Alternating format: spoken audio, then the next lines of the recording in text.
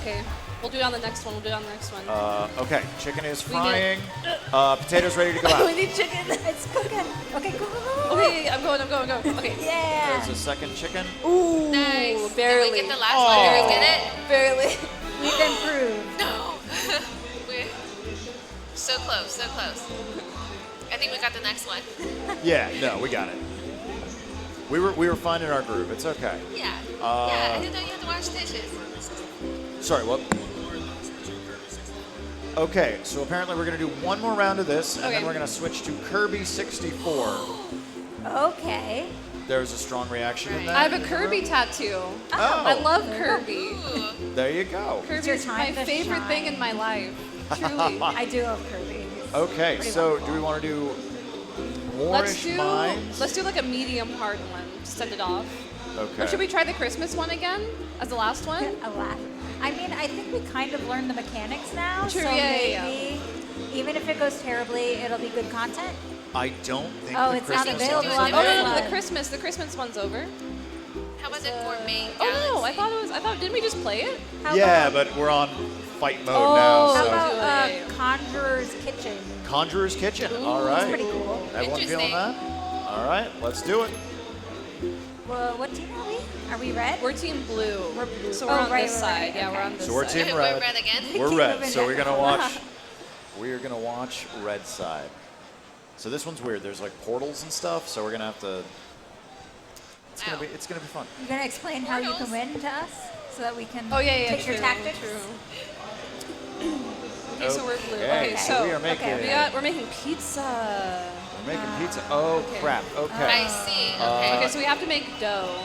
Okay, so that's the fire extinguisher. Wait, okay, so we need. Oh wait, how do we Where's the tomato. dough? Oh, the dough's over here. So Okay, so we have to make it into pizza So the dough's over. with a knife. No! That's Oh. making dough. I see. With a knife. And Yeah, then- definitely makes dough. And then Okay, I just tossed you a dough. Where's the oven? I just right tossed you here? a dough. Oh, I see. I Where's the see. dough? It's right there. It's right next to the tomato. Oh, I And can't then get to what the do I do dough. with it? It's over Okay, there. next gotta I'll pound it I'll out? get the dough ready. I'm gonna get one more, just because they all need dough. Actually, they're all need dough. That's a good Okay. solid point. Oh, No, hold no, up. what did I do? Did I do that wrong? Okay. No, get the pizza, get the pizza. Dough as far as the eye can see, and I'm dead. Where's Okay, plate. Oh, do we not have any plates? Okay. This one is very, okay, so I got the dough. So okay, so then once we got the dough, Got a tomato, I just and need then cheese. we need cheese. I got Okay, get the cheese. I got Don't let them cheese. steal it. Don't let them steal it. Okay, Wait, put it on. oh, no. We got the first dish. It's in the eye. Okay, it's in no. the oven. Oh I'll no. just put it on the ground. Yeah, just put on the ground for now. All right, we got another We dough. got another Remember that's tomato. there. Yeah. We got another dough. Okay, I'm making a tomato. Do you have any cup of cheese? Oh no! Actually, God. I'll get the cheese. I I'll fucked get the up. cheese. Oh, I goofed. Oh, I can put it down here. Yeah, I so goofed I got these three, most and then I think the pizza and then down you there put just it- needs a cheese, and then it's how do you done. bake All it? right, this Okay, needs put to cheese go and out. sausage, yeah, and then I'll get So tomato. I'm gonna get this out. Okay. Oh, Don't wait. push that off. So Okay. Oh, there's a plate. Oh yeah, Okay. put it on, put it What? on. Oh God! I just realized what I did. So that has tomato. okay, so Okay, I so got we need to get that pretty in much the oven. yeah, I got this in the oven, Okay. Dough here. and then Oh my God, I'm looking at the wrong side again. No. Okay. Oh no, it's over there. Oh, they can And, take our Once we get that No, out, they can. Oh, this needs oh, tomato. We need just tomato and cheese on one. No! No, we're I already need a sending that one sausage out. on Oh no, We need just a regular bamboozled cheese. This one doesn't have tomato. oh, I'm looking at the wrong side. Okay, Oh, okay, it's already This one been needs okay. sausage. So Yeah. that So one, I'm gonna just like. yeah, just throw it away. Kind Yeah, of I'm whack. just You gonna- can't just add tomato to pizza. Okay. So, So should we need just just tomato return and this cheese one on either this one. way? Yeah. Just I think tomato we and just cheese. Let me go dump get it. some dough. Oh, this is ours. Oh, it needs a plate. I'm doing great. This is working out really well. And All right, then got where's it, the got it. dough? Where's Okay, the dough? I'm gonna go grab some Hot doughs. pizza. Okay. God damn it! Why do I keep Wait. dashing when I mean to throw? Can I throw it over? Yeah, there you go. can't. Here, Oh, let no. me go grab the dough. Tomato, cheese, Here. and sausage. Why Okay. can I put this cheese on? Boom. It's weird. Okay. Preparing Okay. Boom. I another got pizza. that first. I I'm got just the one throwing- with tomato, cheese, and sausage. Okay. Oh no, don't cook in there. I'm just throwing a shit ton of dough over. Okay. Cooking So another the dough tomato. needs to be Let's go, like let's go. properly mashed. Oh, 30 seconds Got it, left. got it, got it. We got time. There's a plate right next to me, so you're Okay. Cool. Perfect. That needs to be baked. Got it. Then this one Then can after- go out. Can it? No, it needs a plate. Oh. Fuck. But there's a plate right This one here. needs a Sorry, plate. Oh Okay, God, wait, I'm so sorry. I keep saying bad words. Bad words. Boom. Okay. It's out. Oh, it's got a plate. What It's is it? out. Oh, It is out. Oh my God, There's a let's plate go to right. the good. This one's portal. almost done. it won't go on. There's No, still that a one. plate That over one. there. No, that one doesn't. That one's a boo boo. That needs a Yeah. plate. Plate. Oh, it needs a plate. Is there So a we're plate? stuck. Yeah, there's a plate. There's two plates over there. Oh my God. Oh my God.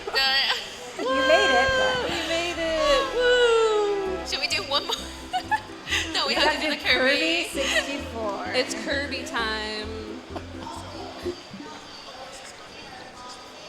Okay. Okay. We can peek at Jeff's, at all of Jeff's things. Sorry.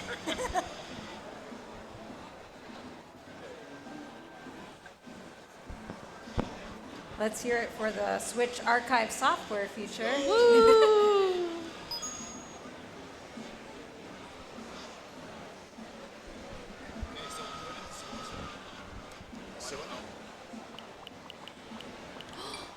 So have you guys played Kirby 64? Very, Kind very of. long time ago. Yeah, really, really long time ago. It's so cute though. So So cute. Wait, Sam, do you remember where to go? no. Mini games, here we go, okay. Okay. It's a race to the finish to win. Give it your best hop. Okay. Is that what we're starting with? I think so, yeah. All Are right, we- let's do it. Okay. Okay, 4. Hop 1 space, hop 2 spaces. So are these the same, like B and A are still the same? Yes. And then, okay. D-pads only work the same. Oh, good. D-pad. D-pad only. Oh, All right. okay. And so if you want to hop 1 space, you press the B. You want to hop 2 spaces, you hit the A. Okay. Space, 2 space. Okay. Okay. Clear as mud. We all ready to go? Yeah, I think so. I think so. This is a warm-up round. Let's do it. Oh, okay. Whoa, okay, well, obviously. Wait, does I Kirby want- have a butt? I thought they gave him some cheeks. I'll be Waddle Dee. I'll be human? Human. Okay. Human character?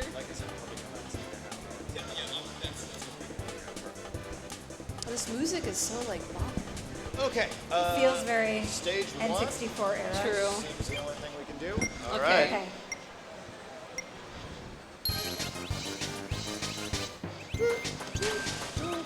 Oh, I see. Oh, I see. Okay. Oh, got it. Okay. Oh. Okay, I got it. Oh, no! What? Oops. Oops. Oh, no! No. Oh, I keep. Oh my God! I keep doing exactly Oh, I the couldn't wrong even thing. see that. Oh, no, no, no, no, no, no. Oops. Oh, sh- We're doing great, guys. I'm no. doing great. Oh, never mind. no, I keep psyching myself out. Oh, Wow, so good. that was close. I'm coming, guys. Doing great. My knees don't work as good as they used to. Hopping's real hard. Poor DDD gets sucked into these puddles even though he's Wow, that was 4 so times the size of fun. them. That was so cute. Should we try that one again? Yeah. Sure. Let's do it. Let's do it. I could beat that. That's a new PR. 43 seconds. All right. Let's go. Oh, he's leaned forward.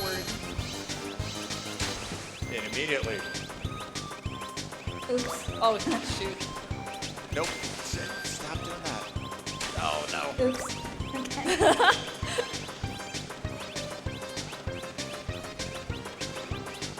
Oops. Oops. Oh no. Oops. Nope. I can't. My brain doesn't handle this. Yeah, I correctly. know. Okay. Nope. So close. Oh, so close. You're doing great, Xander. I'm coming, guys. Woo! That was like 10 seconds Wow. shorter than That last was time. good. Let's Yeah. press That's the true. throw. That's true. That's great. Second again. Play another game. Play the Try same another game. one. Yeah, Another another. one, yeah. Let's do it. Then we've got Catch the Falling. Oh, Crop crop. bump. Yes, crop. I thought they said crap too. Bump your way to a full basket. Bump, A, A, bump. and We're gonna D-pad. A to bump. It looks like just think- left and right on Yeah. the D-pad. I'm liking this. Less controls means Very simple. better Xander I'll be function. child. All right, let's go. Ooh, what are those? Cute little heart. Give me that. Give me Oh, that. you give can. me that. Oh, you like Oh, flick I around. see. Nope. Nobody gets it. Piss off, Kirby. I'm getting Hey, Nothing.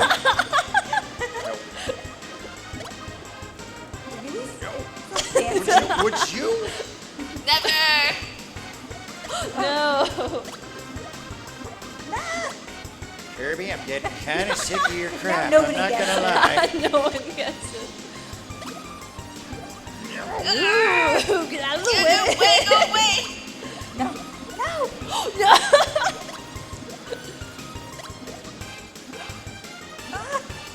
No.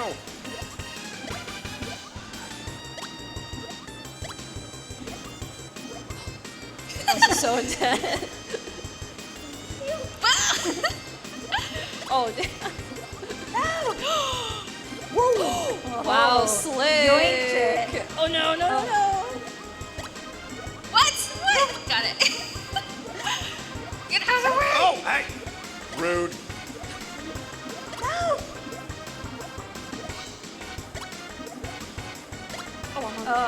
No, no. Oh, no way, no way. Okay, okay, No way. okay. Hyper speed. Oh. No. Oh my god, there's so many falling. I can't even see where they're going. No. Wow, rude. Oh no! Wow. Woo! Yeah, I got Good job. fantastic Close. fruits. It was What's really good? close. Kirby deserved it. It's True. fine. Play That was again. hard. Play Yeah, let's another. try that one more one time. again. Okay. Okay.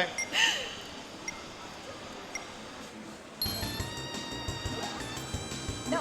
Oh shit, wrong one. Dude, I'm chilling over here. Don't bump into me. I'm chilling. Oh. Oh my god, no. Taking all of the fruits.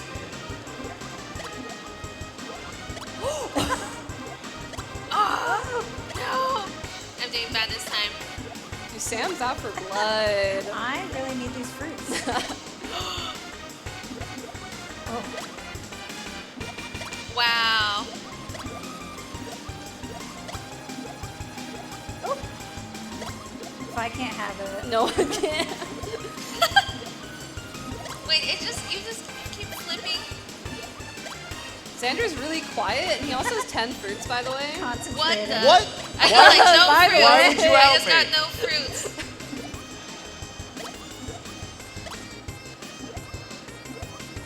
I see you, Kirby. What's happening? Xander has 11 fruits. Get him away from everything. Get him away. I feel like I'm a massive ass penguin. I got to eat.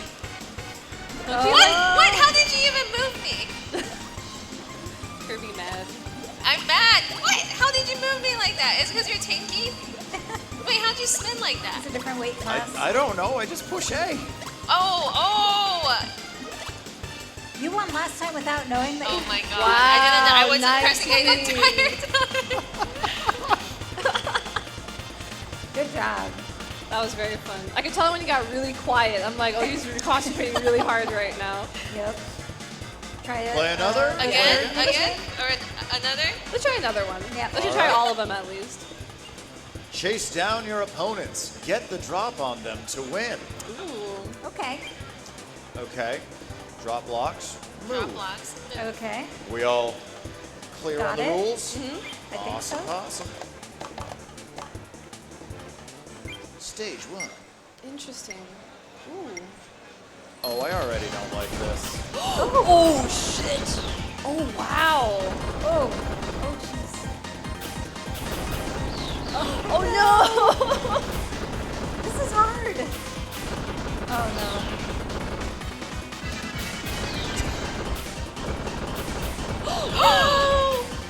My hubris. Yeah, some of these feel very like mutually assured destruction moments. Oh. Oh, no. Oh, no. I'm down to one life. Oh, no. You don't get a lot of time to react. Oh, wow. Wow. Oh. Oh. 1v1 is so scary. Oh, I still have a life left. That was my last one. Oh. Ooh. Oh no! Last stock. I just spawned! This is like that one boss in Final Fantasy 14. I feel comfortable in saying that was easily the most stressful of the minigames. That was really stressful. Yeah. It was. Do we want to do that Yes, again? yes, Oh. absolutely. I like living on the edge. You kind of are here. Literally. Right. Oh, right. No! I forgot you can only move using the D-pad. Oh no.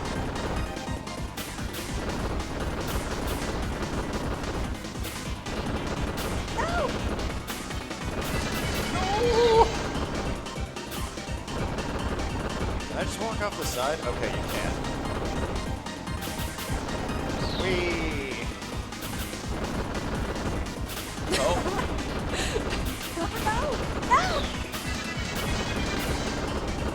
Oh. Oh my god. No.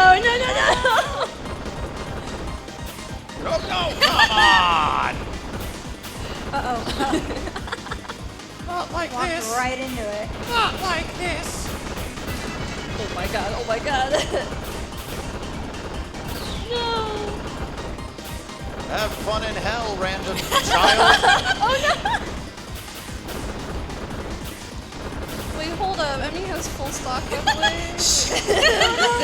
Ooh, what? Oh my god. No. Oh. Ooh. No. Okay, second player is on okay. up. Oh my gosh. It's Kirby. Y'all need to start killing Kirby. Powers. Kill the pink puffball. Ooh, damn. Oh, no. No. Okay, it's all up to you. Oh no. Oh, what? Wow. Oh, Hey, what's good? Wow. Okay. All right, let's play a different one. Yeah. All right, now that we've experienced all three, Oh. what are people feeling? I think Let's try the first one again. Yeah, first one's fun. It's a good like rhythm. Yep. Hop. Sure. I feel like we can break our PRs. I know, we can keep bringing Why records. not? 15 minutes? All right, we're at the 15-minute mark. We are 15 minutes out from me not having to lose at video games anymore. Wait. Oh, I was pressing the wrong button. That's my excuse. Oh shit. Oh no!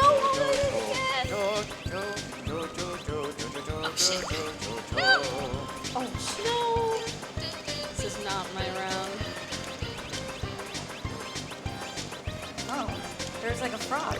Dude, that frog has tripped me out so many times. I didn't even see that before. Monster Really? Hunter frog. Wow, I was nerfed? I guess so. Nope. No.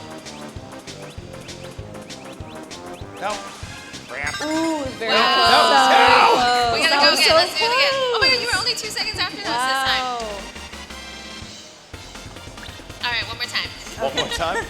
We're getting better. We're getting better. Okay, all right. This time for sure. I'm trying to do a run where I don't fall in a puddle at all. No damage speed run. Yes. Oh, shit.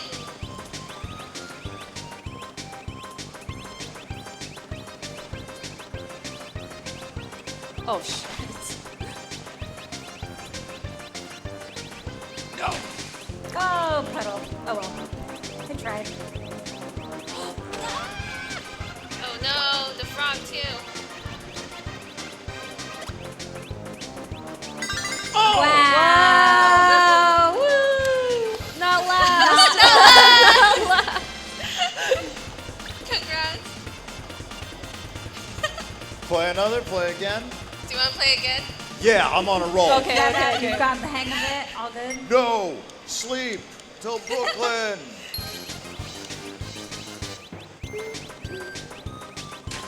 Apparently not.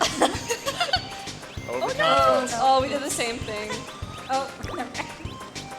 Oh no. Nope. Oh no.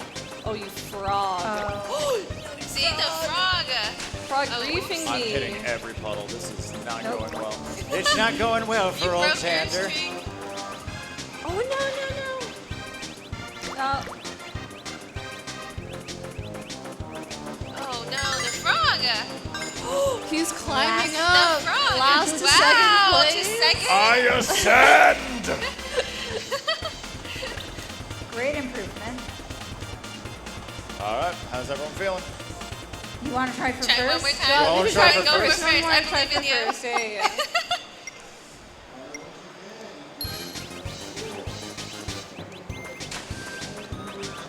Oops.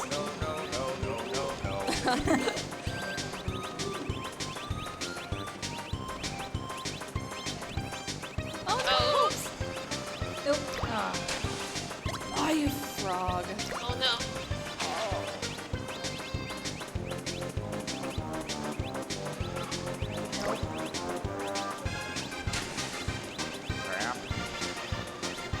Frog, why? Why did I get two frogs? I was at the end. Oh. Oh no. I tried so hard and got so far. In the end, doesn't really matter. I'm making an Rage executive quit, rage decision. quit. Oh. Should we catch fruit again? We You can? do the fruit. Sure.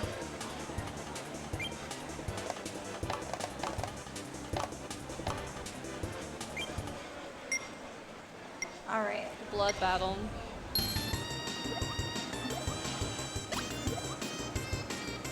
Ooh. I don't think. Oh, that did work for me. I'm surprised. No.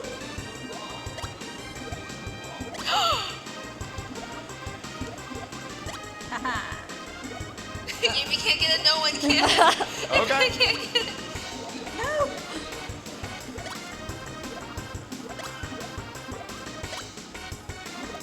Oh. What? No. Oh no. What? I can't catch any. Double spin. Xander's so good at this game. Yeah, what the hell? Oh.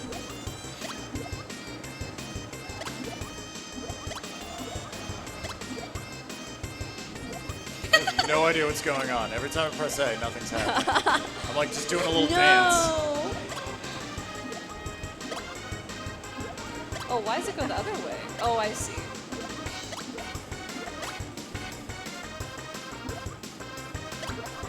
No. This is so hard. No.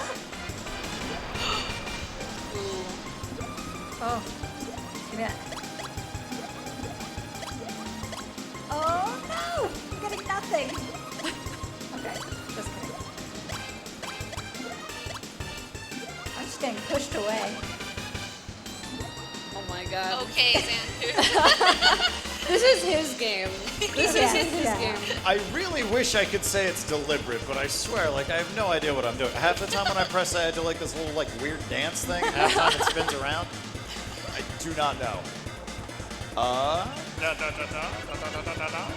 It seems like we have time for more. Maybe another of the falling block. Sure.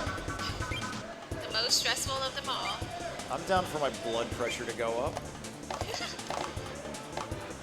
Would it let us all choose the same character, like 4 Kirby's? Ooh, should we try? You want to try? Next round? Oh, will it let us? Oh, hold on, let's see.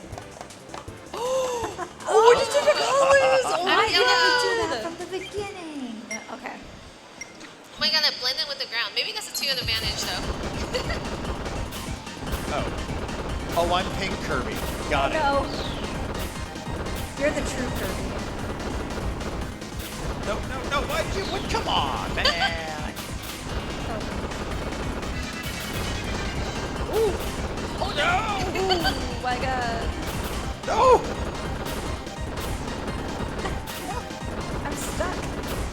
Oh my god.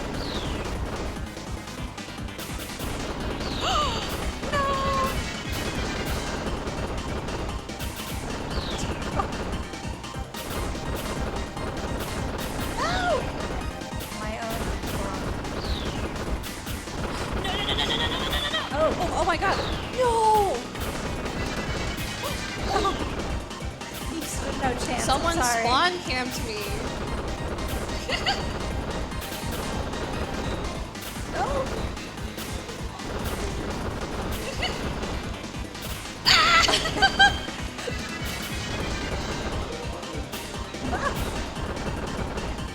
Oh no, oh no, no, no. Wait, how did you lose already? Because I'm really bad at video games. Oh no! No! Let's see. Can we get it to the point where there's Oh, we just all lose. Oh no, I got stuck. I'm trapped, Okay. I was trapped.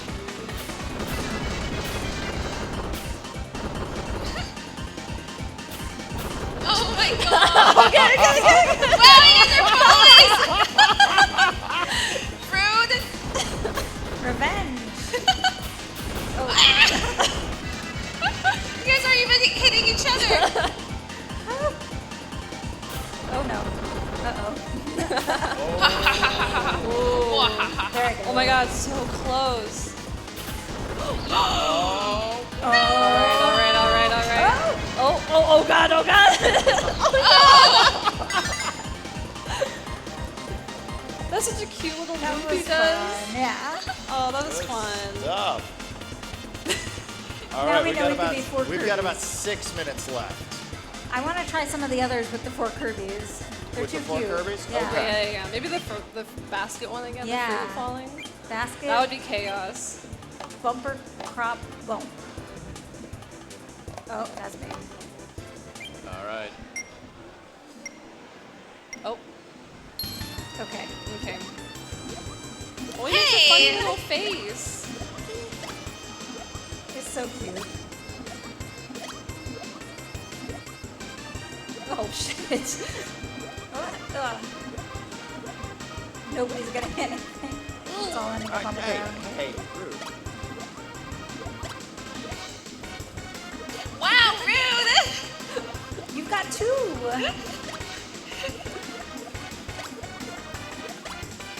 Oh.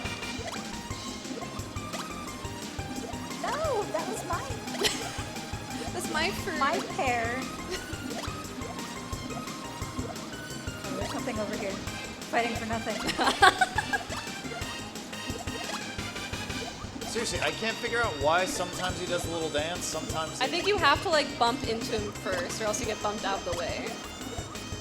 I think if they're actively being bumped by somebody Wow, there's so many fruits on the right side. That was the secret. Oh.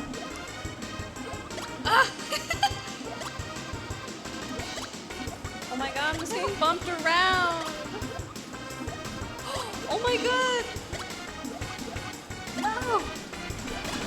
Ooh, okay. This is Here a it goes. close game. Here goes. Oh. No! Oh my god. No. Are you serious? Oh.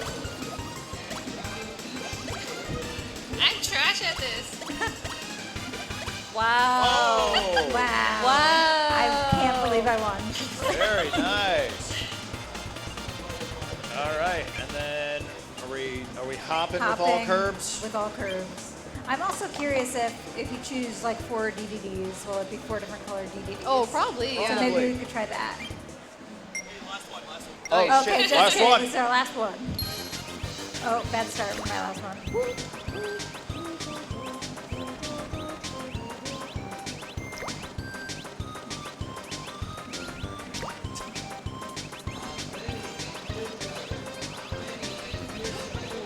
Oh shoot, no!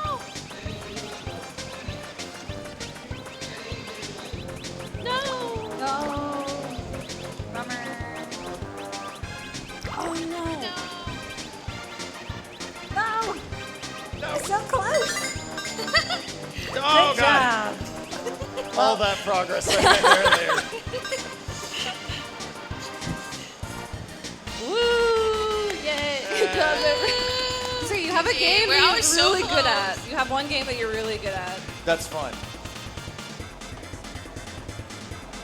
Oh. Wow. I didn't know we were keeping track. Yeah, I did not know we were looking. Okay. But I'll take it. Well, guys, that wraps us up.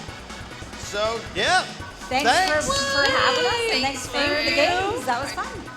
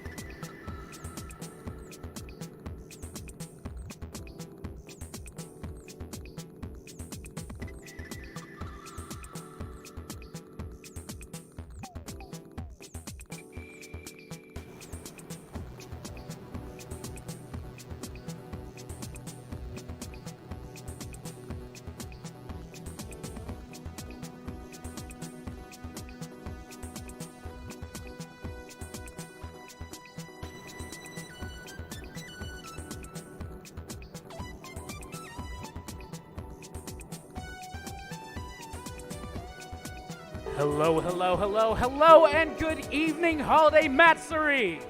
Hoping you're all doing very well. My name is Marlon from Modus Games, here to introduce to all of you God of Rock, our upcoming rhythm-based fighting game. This April, we'll be dropping God of Rock for you, and I'm going to be introducing to you our top 8 of the tournament that we've been running today here at Holiday Matsuri. We've been back there in the game room, enjoying so many games with all of you that are getting to learn the game, having some fun. And we are challenging all of you this April to come out, whatever console you're on, Xbox One, Series X and X, PlayStation 4 and 5, Nintendo Switch, or on PC. Tell us if you have what it takes to battle to the beat and see if you are the God of Rock champion. Before we get started, I'm going to pass the mic over to somebody that's going to show off our first of the top 8. Right over here. Thank you all. All right, thank you very much, Marlon. How we doing, Holiday Matsuri? That's what I like to hear. How are y'all enjoying the game room? Yeah, it's pretty great this year. The team worked so hard on it, and I'm proud of what we did here. But we're going to go ahead and get top 8 of God of Rock kicked off. First up, our winner's semis match, our first winner's semis match. We're going to go ahead and bring on Crimson to the stage. Give him a round of applause.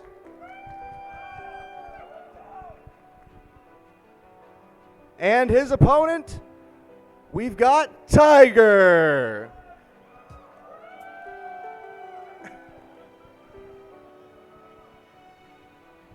All right, and our 2 competitors are going to go ahead and get things kicked off. Dara, Moo, we're going to take it over to y'all, and let's see how this match plays out. Hello, everybody.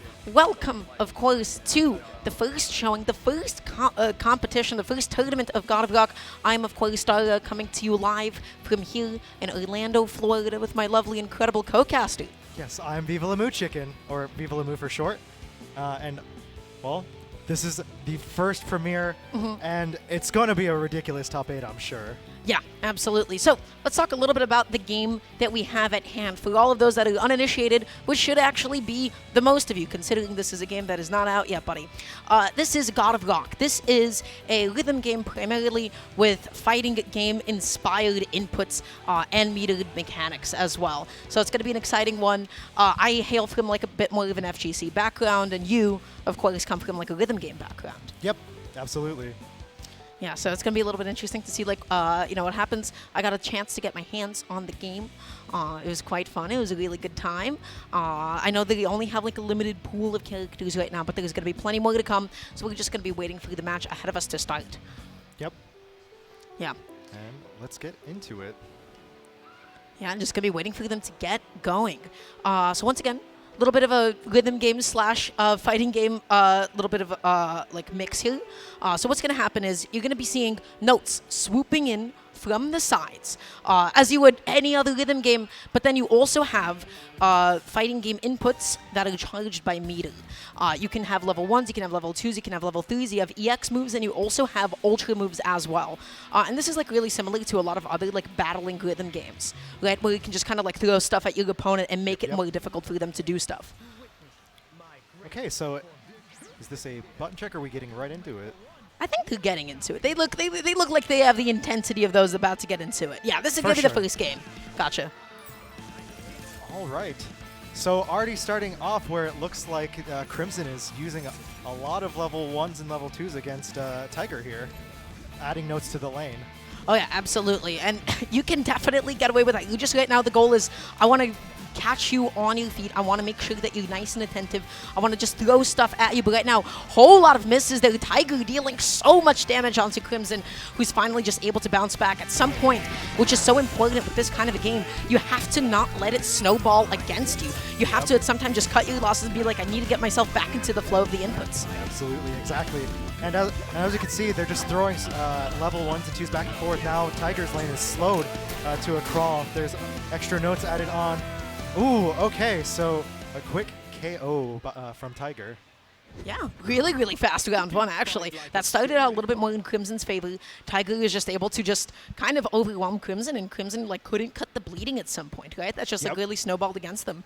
And to give a quick little foray into what you're seeing as the match progresses, as the song progresses and they're taking damage and pressing more notes, the song gets progressively harder. Oh, interesting, yeah. So as you're getting further and further into song, you're expected to start missing notes unless you are that good. Yeah, exactly. You don't have any time to even like catch your breath. The game is making sure to pile on like the intensity right from the get-go. And already we're just seeing a huge use of the meter there. Crimson taking a bit of a slight lead, much in a similar fashion to Game 1. Yep. Oh, the extra notes coming through and the slowdown coming in the right lane for Tyger. And then just a string of flurries of perfects and flawlesses from both players. Oh, now we're starting to get misses from both sides. Yeah, right now they're just going back and forth, a much more even game than before. Right now just a whole lot of flawlesses just as well. A lot of misses on Crimson's end. Tyger is now slowly starting to take advantage of this. Ooh. And ooh. Yeah, we're getting in there close to finishing out this round. It'll all come down to basically the solo coming up at the end here. We have the extra notes that got added to Crimson, and that is what did him in. Wow. Yeah, again, Tyger taking game 2 here. Looking just like pretty solid, pretty tight thus far. I just feel like as soon as like the match like picks up a little bit intensity, like as you mentioned, as the song goes on, like the difficulty starts to progress. Oh, it's all best of 3? That was so Looks like fast. it, yeah. Yeah, that caught me off guard. So I believe as these tournaments pick up more and more in the future, as the players get better and better, these matches could potentially go on for minutes, just like a real rhythm game. Keep in mind, none of these people have played the game before today. Yeah, so the fact that they're already at this skill level of just throwing out, launching out super EX moves, ultras, and then also just being able to time these, which is, from the rhythm game aspect, that would be sight reading. Oh, absolutely. From like, I sat down and I picked up the game and I like played like 7 like rounds by myself to even be able to just execute all of the notes in isolation without even taking into account A, the difficulties that your opponent is throwing at you, B, your own like inputs to start making it more difficult for them. That was in of itself like a bit of a challenge, right? That was like, you have like the first aspect of like rhythm game to actually get past.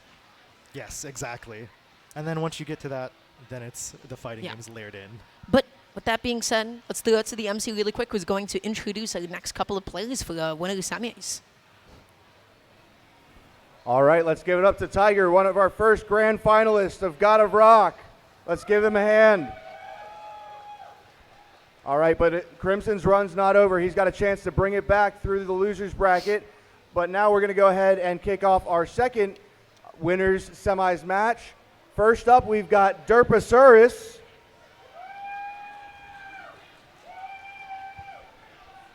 How you feeling today, Derp? Not bad. You ready to take this home? Yeah. All right, well, let's get it started. And his opponent today is going to be Nonentity. All right, so how are you enjoying the game so far? It's really amazing, actually, man. I love rhythm games and fighting games, so this is like the best matchup. All right, yeah, it's a beautiful mix here. We're going to go ahead and get right into it. Dara, Moo, back to you. Thank you for that intro. Thank you for getting the next couple of out of one of the semis players coming onto the stage. Of course, I do believe the entirety of top 8 is going to be best of 3. Correct me if I'm wrong, somebody down the line. So all you have to do is just win 2 out of 3 of the matches, and then you're good to go to proceed to the next round. Yep. And now that they talked about it, I'm curious what the backgrounds of all these players in top 8 are, rhythm game versus fighting game, or whether they're experienced in both. Yeah. That's an excellent question. One that I don't exactly have an answer to. We just kind of like jumped on here and we're like, okay, let's talk about some video games. But yeah, no, I feel like especially like with a lot of the maybe like more guitar inspired ones, maybe some of the other battling rhythm games, those are the ones that will probably give you like the biggest edge. Those that have like the most overlapping set of fundamentals going into something like this. Yep, exactly. So yeah, we're just getting into it. We just gotta wait for them to get started and to be able to pick their respective characters. And yeah, let's just see like where the match takes us. Yeah, and if they choose not to random and you are actually going to the individual stages, each individual stage has a set of songs you can choose from, just to give a little bit more background there while they're setting up. Yeah, that's something as like time goes on. Like as soon as the game is released, we'll start to like figure out like where do we actually want to go on stages. I feel like as like a concept that is so unique to think about, like okay, in a fighting game, I gotta worry about the music. I gotta really worry about the stage to like this kind of an extent. And I'm curious, are there different archetypes of beat maps that like some players are really good at versus others? Yeah, that'll be interesting to see over time. All right, so it looks like we're getting into the second match.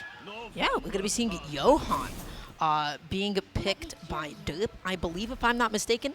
And then Nonentity with the Johann, Derp with the Hilde. Oh, starting off with adding the notes to Nonentity's lane. Who's already like struggling a little bit, took a good amount of damage from that. But I gotta say, I love the fact that Derp is just, dude, I got this meter, it's use it or lose it, and man, they're using it. It looks like you build up meter very fast in this game too, so why not use it as much as you can? Yeah, Nonentity fighting back a little bit, but right now Derp just hitting all of these flawless, all of these perfect notes. Nonentity definitely struggling a little bit, falling behind as the song gets more and more intense. Oh, and we saw the level cancel with the level 2 versus 1. So if you're adding lanes to someone's lane, you do a level higher that'll get rid of all their mods. But that was a very, very quick round 1. Yeah, that was a quick round 1. That was a pretty dominant round 1, right? Very Like right off the get-go, Derp is like, okay, I got places to be. Actually, I do not know who is who because I do believe the names are actually switched. Nonentity should be on the right. Derp is on the left. I think you're right. So, yeah, looks like it's all correct now. Let's get into this next game. Oh my gosh, look at the meter usage right from the beginning. Just another slugfest and a lot of damage taken by Durpasaurus right from the get-go as well. This thing's like, yo, wake up. Get yourself in the game. And that's the struggle with this game. If you are sleeping for a second, you're probably already down to half health. That's good. You have to be attentive, but then it's also like you don't want to always like focus on like the micro game plan of yourself. But right now the issue is Nonentity falling behind quite a bit here, trying to stay afloat, but no. How do you get past that bagage? How do you get past that? My goodness, wow. That was such a quick reversal at the end. Good job. Yeah, and they just like walked in, they walked out. Man, these games are so fast.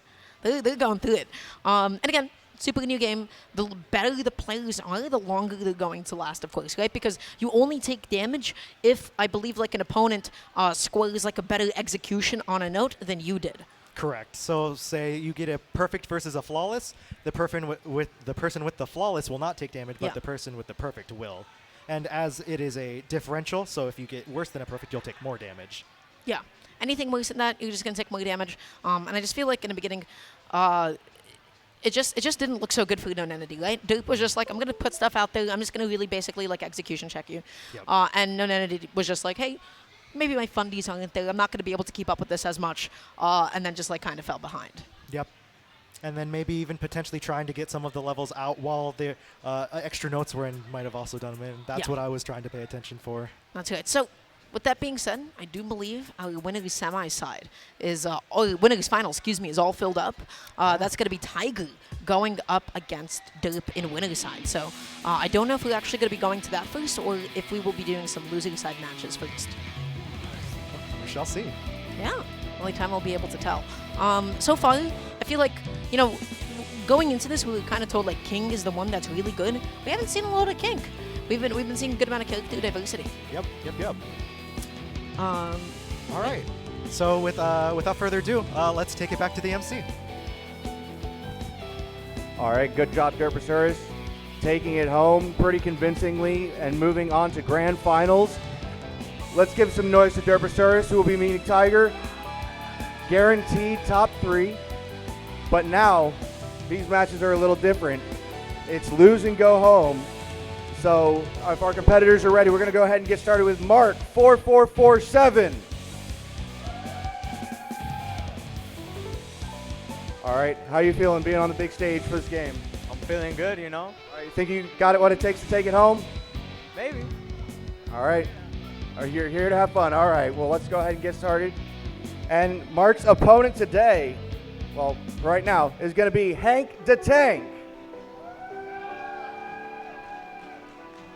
I'm doing well. How are you doing, Hank? Doing great, brother. All right, you think you got what it takes to beat Mark in advance? I don't know, man. Maybe. All right.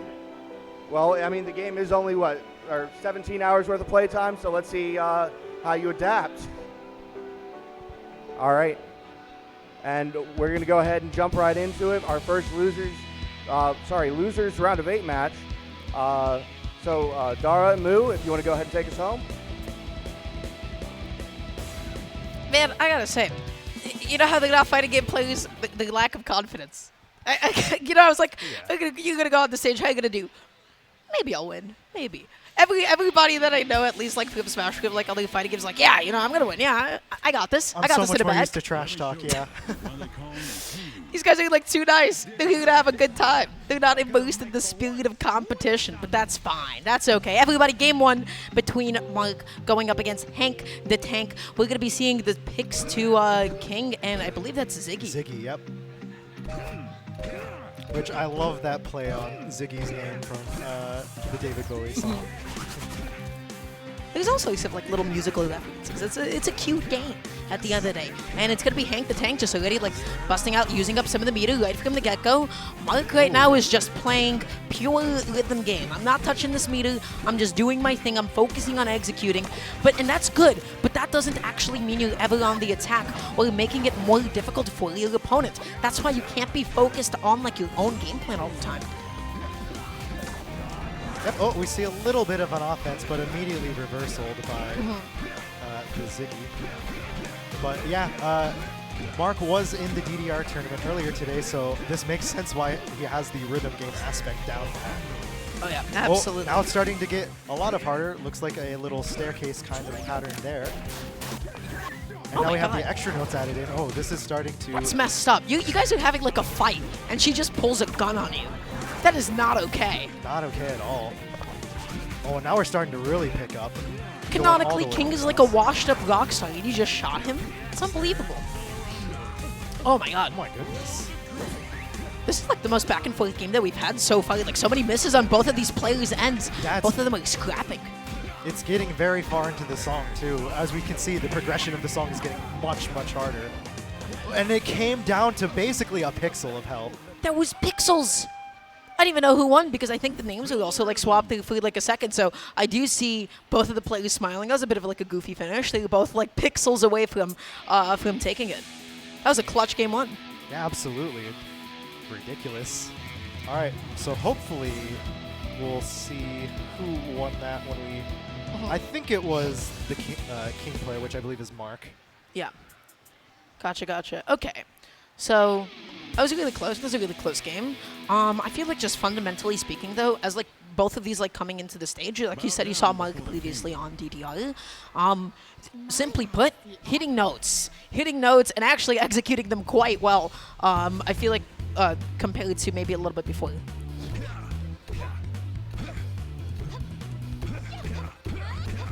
Okay, this one's starting off a lot more even. Oh yeah, nobody's on like the attack quite yet. They're just both focused on their own game plans right now. Nobody gonna bust out anything, and they're just, yeah. But it's actually gonna be Hank who's falling behind a little bit on some of these hits. Wow, yeah. So it was Hank who won the first round. Okay, so this one's looking a lot more even throughout overall, even though Hank is taking a little bit of damage here and there. Yeah, now Hank is just like trying to keep afloat right now, but again, still like the same like issue as in the beginning, right? Which is like the lack of using the specials, but that's actually going to be a level 3 out there, and I do believe Mark actually blocked it quite well. Yes, barely took any damage, if at all. And Mark just throwing a bunch of like level 2s and 3s at Hank right now, which is just causing so much damage over time. Okay, just trying to block, but yeah, Hank falling behind a little bit. Mark just on the assault the entire time that game. That game just snowballed away so fast. The stars have aligned. All right, so we're going to song 3. Yeah, first game 3 that we've had thus far on stream. And each round was very, very different so far for this, so I'm interested to see how the last song goes. Yeah, definitely like the closest one thus far, but I feel like the biggest differential factor at this point is like, hey, you know, you're playing King, you gotta get on with like the assault, especially King's level 1 is so good. You just put stuff on the screen, you just put things there and you give your opponent something to deal with. Yep, you constantly throw it out to force your opponent to either have to react or use their meter. Wow, this chart looks very complicated with the hold notes all around and then having to also tap out individual notes while holding one. Oh yeah, absolutely. This is a really intense map right from the get-go. You're really seeing both of them nearing and approaching half health, but it's actually going to be Hilde, who is just now sinking under. Oh, that was so good. All right, we might be coming to an end here very, very shortly. Both players getting a flurry of misjudgments and non-perfect. Who's it going to be? Okay, it looks like Mark did take that in the last moment. Okay, so it was actually Mark who was on King the whole time. Correct. Okay, I was a little bit confused a little bit before, but yeah, managed to like pull through a little bit. Just kind of like stayed afloat, kept his head above the water, hit his notes, and then was a little bit more like on the offensive this time. That entire game too, though, I feel like we only saw like 1 or 2 specials from King, so like a nice little turnaround game 3. Yep.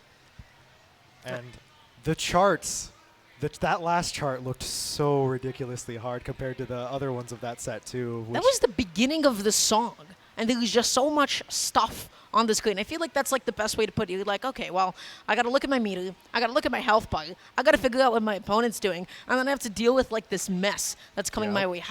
What's your mentality in that moment? How do you just stay in the game?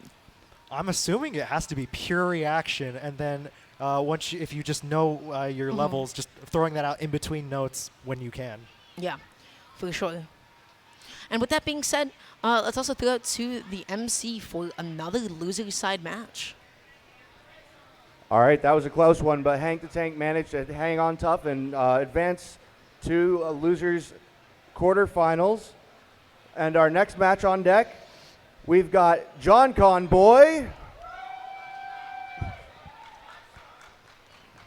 All right, so I know you have more fighting game experience than some of the other competitors, so I want to see if you're confident. Do you think you can take this home? Probably, maybe. Probably, maybe. I want something definite. Come on, man. Yeah, sure, why not? All right, yeah, that's what we like to see. All right, and JonCon's opponent is going to be TheHeartContainerCafe. All right, so John just said he thinks he's got it in the bag. Do you have any words for him? As a Tekken player, as a huge Guitar Hero fan, he's going down. Okay, that's what we like to hear. All right, so we're going to go ahead and get started in the second losers round of 8 match. Dara, back to you. That's what I like to see. You saw that enthusiasm right from a lovely second opponent there. The first one, backtrack a little bit too. Even when prompted, it's like, oh, you're going to win. He was like, maybe, yeah, probably. Like, gotta commit to the bit, buddy. I don't know what to tell you. But yeah, happy about the confidence for the second player there. Yes. I like the commitment. I like the emotional investment. They just went onto the stage and they were like, yeah, no, I'm here to win. We got a little bit of background experience, right, in Tekken and Guitar Hero as well. So it's gonna be exciting to see what they got for us. And I don't want to play bias, but confidence is half the battle here. So just by that, I think I know who might win. And it's a King Ditto. Ooh, okay. I haven't seen a Ditto match yet, basically at all this weekend, so I'm excited to see how the Ditto works, because they can just keep spamming their level 1s back and forth. They can just keep spamming the level 1s back and forth, and it's just going to come down to who has the execution, who can actually hit these notes in time correctly, and you're going to see that JonConboi is just like throwing stuff out there. Yep, so as we see, they are just throwing out the level 1s constantly. Okay, just like a very slow-paced match right now. We're actually getting a bit of a name swap. I do believe that's actually going to be TheHeartContainerCafe who's in the lead. This map isn't so difficult from the beginning, right? You're only getting like a few notes that you have to worry about. And I gotta say, she is responding beautifully to all of the attacks that JonConboi is putting out there. Yeah, and it looks like they're spacing out, throwing out their levels pretty well in between just the quick little note breaks. Oh yeah, absolutely. Yo, JonConboi's got a lot to worry about. That was a little bit rough. You saw that speed up. Look at the health button. This is not going good. No, if he doesn't bring this back, it's going to be a quick victory for HeartContainerCafe probably in the next 20 seconds. Oh yeah, absolutely. Okay, but right now, both of them, it's starting to get a little bit more even here. JonConboi has just been on the offensive. The HeartContainerCafe taking quite a bit of damage, but now finally throwing stuff out there. JonConboi is slowly struggling, starting to fall under the pressure. Ooh, and with that last hit, HeartContainerCafe takes it. Yeah, takes game number 1. Yeah, I feel like I forgot what specific level of the special, if that's I think that's the EX move. The EX move from King is so good because all of a sudden it completely throws your opponent off of their tempo. JonConboi was not able to respond to it super well, and I feel like that just killed a lot of their momentum. Yep, and that speed up is so hard to deal with because, especially since we're so unfamiliar with the charts right now, that's basically having to redouble the speed of what you're just being used to. Yeah, that's right. Public speaking is difficult. Now do it twice as fast, essentially, right? So, a little bit of a challenge, and already HeartContainerCafe now falling behind just a little tiny bit, but again, just using up that EX right from the beginning. All right, This one going a little bit differently from the start. JonConboi up a little bit in the first third. Yeah, right now, just HankdaTank just focusing on the EXs, focusing on like continuously using them over and over actually, and just focusing on her own game plan. In the meantime, JonConboi has just been purely, like, I feel like on the defensive, but he has just been executing a little bit better than HankdaTank has. Yes, especially for this round, and he's been throwing out quite a bit of reversals from what I've been seeing when HankdaTank has been trying to throw out these level 1s and 2s. Oh yeah, and all of a sudden the map's getting significantly more difficult. You saw like those double scrums for a second, I was like, oh my god. Yep. Oh, and that might do it here. Yep. Those extra notes did HankdaTank in on that one. Yeah, really simple compared to game 1 and game 2. The fact that JonConboi had to deal with multiple more of those like EXs from King, responded to them adequately, and didn't actually like fall behind or like lose as much momentum as last time. I feel like JonConboi's just execution was a little bit more tight that game 2. I agree with that, yes. Looks like HankdaTank was getting overwhelmed by the notes at points and wasn't throwing out any of the supers or anything. It was just EXs, which, I mean, to be honest, is a very fair EX as well. It's very, very solid. But in a way, it can also give you like opponents some more opportunities to like hit some flawlesses, especially if you're not like focusing on like your own game plan. So it can be like a bit of a double-edged sword, no? Yeah, you could potentially bait King's level 1 because if you are expecting it, well then you can do that and then immediately throw something out after. But you already see HankdaTank now just being a little bit more, I don't know, liberal with some of these like special usages. Yep, and we'll see if any of the players play more conservatively here and more focus on the notes themselves for a little bit, just to make sure they are good and set up to be able to use any of their meter. Oh yeah. Okay, right now JonConboi, same kind of fate as last game, and now all of a sudden HankdaTank has to deal with the same exact speed up. Both of them are just going back and forth right now. JonConboi just trying to pick up the pieces, but wow, this map is picking up. Yes, this one from 0 to 100 very fast. And now just both players bleeding damage here and there like nothing. Oop, especially as the lane speed up comes out and the additional notes. Both players taking damage pretty consistently now at this point. Yeah, a really big thing is also sometimes you can definitely like take full advantage of when there's just like a lot of already existing notes on the screen. That's why I feel like King's level 1 is so useful. But now HankdaTank gonna be taking that game 3, feeling themselves, absolutely hyping themselves up. A little bit of cheer in the background, some clapping as well as they move on to loser semis. Yeah, and that game 3 was down to the wire again, just pixels of health, and congrats. Of course, yeah. So I'm glad that we're seeing a lot of King gameplay, as predicted. You know, talking to like one of the developers before I got on commentary, I was kind of told, yeah, this guy's kind of busted right now. Especially for new players. You put a lot of stuff on the screen, you just make their lives infinitely more difficult. Yep. That is exactly what I heard too. I also heard Hilde is very, very good. Solid. Easy to pick up. I mean, that's been like the majority of what we've seen thus far. Lots of Kings, lots of Hildes as well. We saw the one Johann, albeit short-lived. And yeah, we're just going to be waiting for the next match to be ready in the meantime. Let's see. I'm very curious to see if we, let's see. Have we seen everyone at this point, or are we set on basically just... I feel like we've seen... I haven't seen Rosetta. We have not seen Rosetta in And top Rosetta 8. is like the most unique one, as far as I know, because the EX actually charges your own meter. So that's like very specific. I feel like a lot of the other specials just sort of revolve around things that you kind of throw at your opponent and have to like make them deal with. This is something that you can use as a tool for yourself. Yep. And with that, let's hand it back over to the MC. All right, thank you. So it looks like that extra confidence from HankdaTank really brought it home. And she ends up sending JonConboi to join Mark out of the tournament. But now we're going to go ahead and welcome back to the stage our first losers quarters match. We've got Crimson.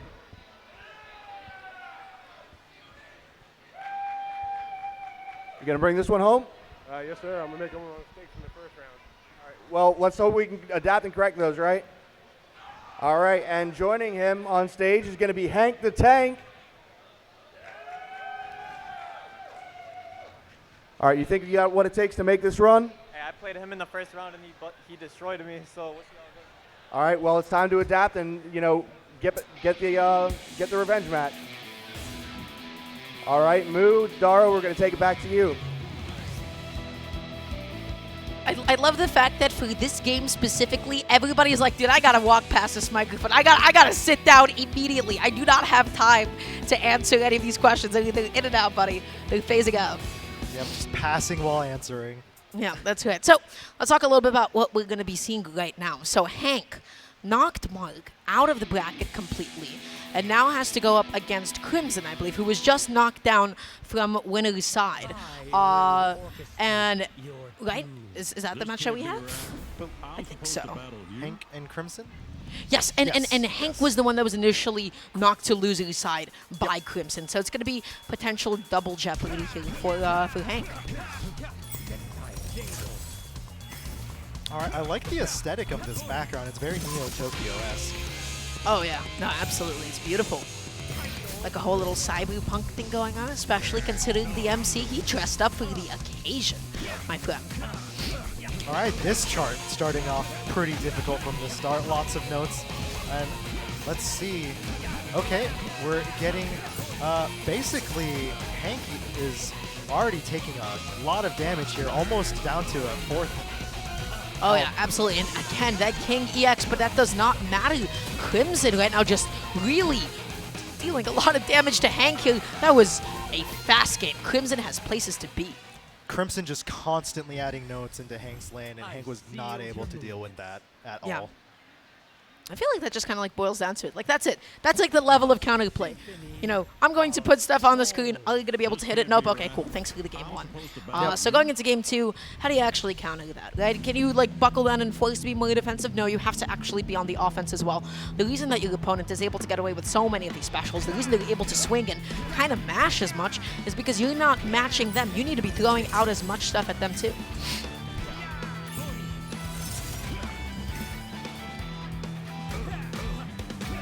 And already Crimson's execution just has been flawless, just consistent. If anything, thus far, Crimson compared to Hank has been a little bit more consistent. Agreed. And then just still constantly spamming the notes onto the screen while comboing that with the freeze notes, which means that Hank can't even hit the buttons for a couple seconds. So that combo alone is free damage. Oh yeah, absolutely. And again, HankdaTank now bleeding super heavily here. Crimson just dealing so much damage over and over again. And now finally starting to fall behind just a little tiny bit on the execution here. HankdaTank able to actually land that. Yep. Good from Hank. Oh, here we come with a flurry of notes. How are they doing? Ooh, Hank took a bit of damage out of that. And now there's a flurry of just more notes again. And with that, Crimson handedly takes it. Round two, game two. Yeah, and that's going to be the double jeopardy for Hank there. A little bit unfortunate to have to get the run back and still lose to the person that knocked you out of winner's side altogether. But that was a fast match. And just as they sat down quickly, they have places to be. They're here to tear through the bracket. They're here to enjoy the convention. So, you know, Crimson was just like, I'm in and out. I'm in and out. Yep, and I'm excited to see the matches with Crimson again because if other players can't deal with that flurry of notes, it could be one-sided again from here on out. But considering Crimson is in losers, someone had to have dealt with that. Yes. But in the meantime, let's go ahead and check out our second side of losers semis. Let's throw it to the MC. All right, that match was really fast. I blinked and missed half the whole thing. All right, so now the last match before we go into our top four, we're going to go ahead and get started with Nonentity.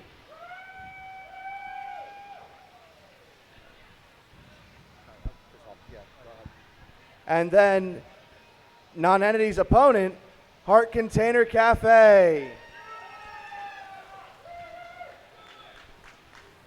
So this match is actually friendly fire because Nonentity is my partner for the HeartContainerCafe. So this is going to be a fun one. Also, that last match with JonCon, I strategically counterpicked stage at the end, and that's what won it. The strats, guys, the strats. All right, well, let's see if those strats pan out for this match. Again, our last match before we get into top four. Dara, Moo, back to you. A tragedy. Truly, this is a solemn moment. I hate to have to enthusiastically talk about the friendly fire that's about to ensue, the THC Civil War here, but yeah, it's gonna be the Heart Container going up against Nonentity. Yeah, and what Heart Container Cafe said at the end there also caught me by surprise. Already coming up with counter picks. Day one of game. That felt like a bluff. I'm not gonna lie. The game's been out for less than a day for us here at the convention, right? So Yeah. was that a bit of a bluff? Perhaps. Do you know the stages extensively? I doubt it. But you know what? At the end of the day, above all else, what I have appreciated from the Heart Container Cafe thus far has been the confidence, and she exudes that into game one of this loser semis match. All right, we got the Johann back. Yeah. Again, Nonentity, the sole representative. Everybody else, they're sticking to their top twos, they're sticking to the king. And Nonentity struggling a little bit, but dealing some serious damage. Oh my goodness. Yes, they both also thrown out supers straight from the gate. All right. Okay, have to deal with that speed up here, but okay, Nonentity just able to fight back the best that they possibly can in that moment. This has been a very back and forth game thus far. Yes, slugging it right back and forth, throwing out everything they possibly can at each other constantly. Oh yeah. And it looks like Nonentity is having a little bit of a difficulty keeping up with just the series of different lane changes coming out from Heart Container Cafe. And with that, even though they were just trading back and forth at the end, Heart Container Cafe able to take game one. Yeah, again, I feel like just aggressive play in the beginning of any game, especially something like a rhythm battling game. It seems to really be like the name of the game, right? Because if you can just assert that stage, if you can assert that sort of momentum before they can, momentum is everything in a rhythm game, honestly. Yep. All right, quickly into round two. Yeah, let's see how this one goes. Okay, they're both just starting off with a couple of perfects, and I gotta say, when it comes to just raw execution, Nonentity is coming out on top, ever so slightly. Yep, it really is just coming out to the strategic use of super that is causing Heart Container Cafe to edge out here. Oh, what a reversal. That was so cool. I believe that was actually Johann's EX, which can cancel other moves and it consumes some of your H stack. So that is a little bit interesting in how it functions. It is effectively a counter. Ooh, a nice 4-hit combo to Heart Container Cafe from Nonentity there, but as soon as I say that, they just start slugging back and forth. The notes added to the other lane just caused Heart Container Cafe to take a lot of damage there. Oh yeah. Ooh, and if this keeps up, you gotta stream. You gotta make sure that you have it. Yeah, beautiful stuff. Okay, both of them staying alive. Who's actually gonna be the first one to go here? It's gonna be the Heart Container Cafe. That was so close at the end. Yeah, and you can just see the sigh of relief right there from Nonentity. Ooh, barely clutched that one out. Yeah, definitely feeling a little bit good about themselves. But I gotta say, so I don't fully know how Rage stacks in this game, but I'm pretty sure the reversal that we did see from Johann from Nonentity was actually pretty impressive, especially if somebody's putting a lot of stuff out there like King, just to be able to nullify that immediately is huge. Let me show you why they call me King. All right, yeah, game number 3, the final game between the two for the Friendly Fire, and they're heading back to the whole Neo Tokyo theme. Oh, and we just get a level 1 straight out the gate from Nonentity, adding the notes, and then a response back with another level 1 from King. Oh, yeah. Just a really slow-paced match. Nobody's dealt serious damage quite yet. And again, there it is. Those reversals just constantly canceling out whatever the Heart Container Cafe is putting out there.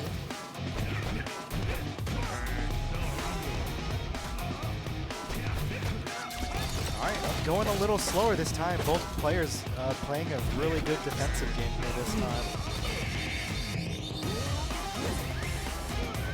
And now the chart's starting to pick up more. We see a little more damage being taken by Nonentity here and Heart Container Cafe. Yeah, this is the most even game we've had thus far. I also feel like the song has been gentle. Compared to some of the other maps previously, this one has been a little bit lighter on competitiveness here. But now it's starting to pick up, so let's see who's just in the presence of mind to keep it going. Ooh, that could have been so huge, but yeah, no, Heart Container Cafe just made sure to execute, didn't take too much damage there. slow Chipp coming in. Ooh, okay. The super there, caught Nonentity. Dude, that EX. What do you do about that? That EX is just so powerful. Nonentity was just like not ready for it. It was already like struggling, stumbling just like a little tiny bit, and then all of a sudden you have to speed up all these notes, and you're like, whoa, buddy, what just happened to me? What's going on? I have all this stuff on the screen that I have to deal with, and it's just, man, King's kind of busted. Yeah, seems like the clear top tier right now.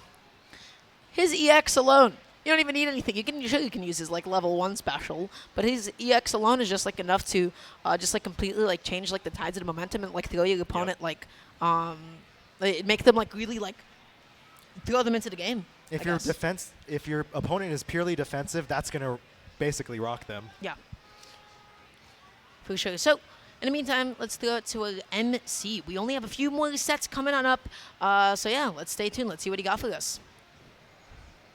All right, unfortunately for Nonentity, he was, in fact, the victim of that friendly fire from HeartContainerCafe as she moves on to top 4. But first, we've got our winners finals match. This one is going to be best 3 out of 5. Welcoming first to the stage, we've got Tyger.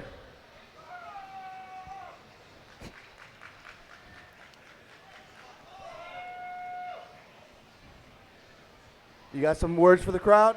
Yeah, I don't know how to play this game. I'm just hitting buttons, and it's like, it's wild. I don't know how I got up here. Hadouken.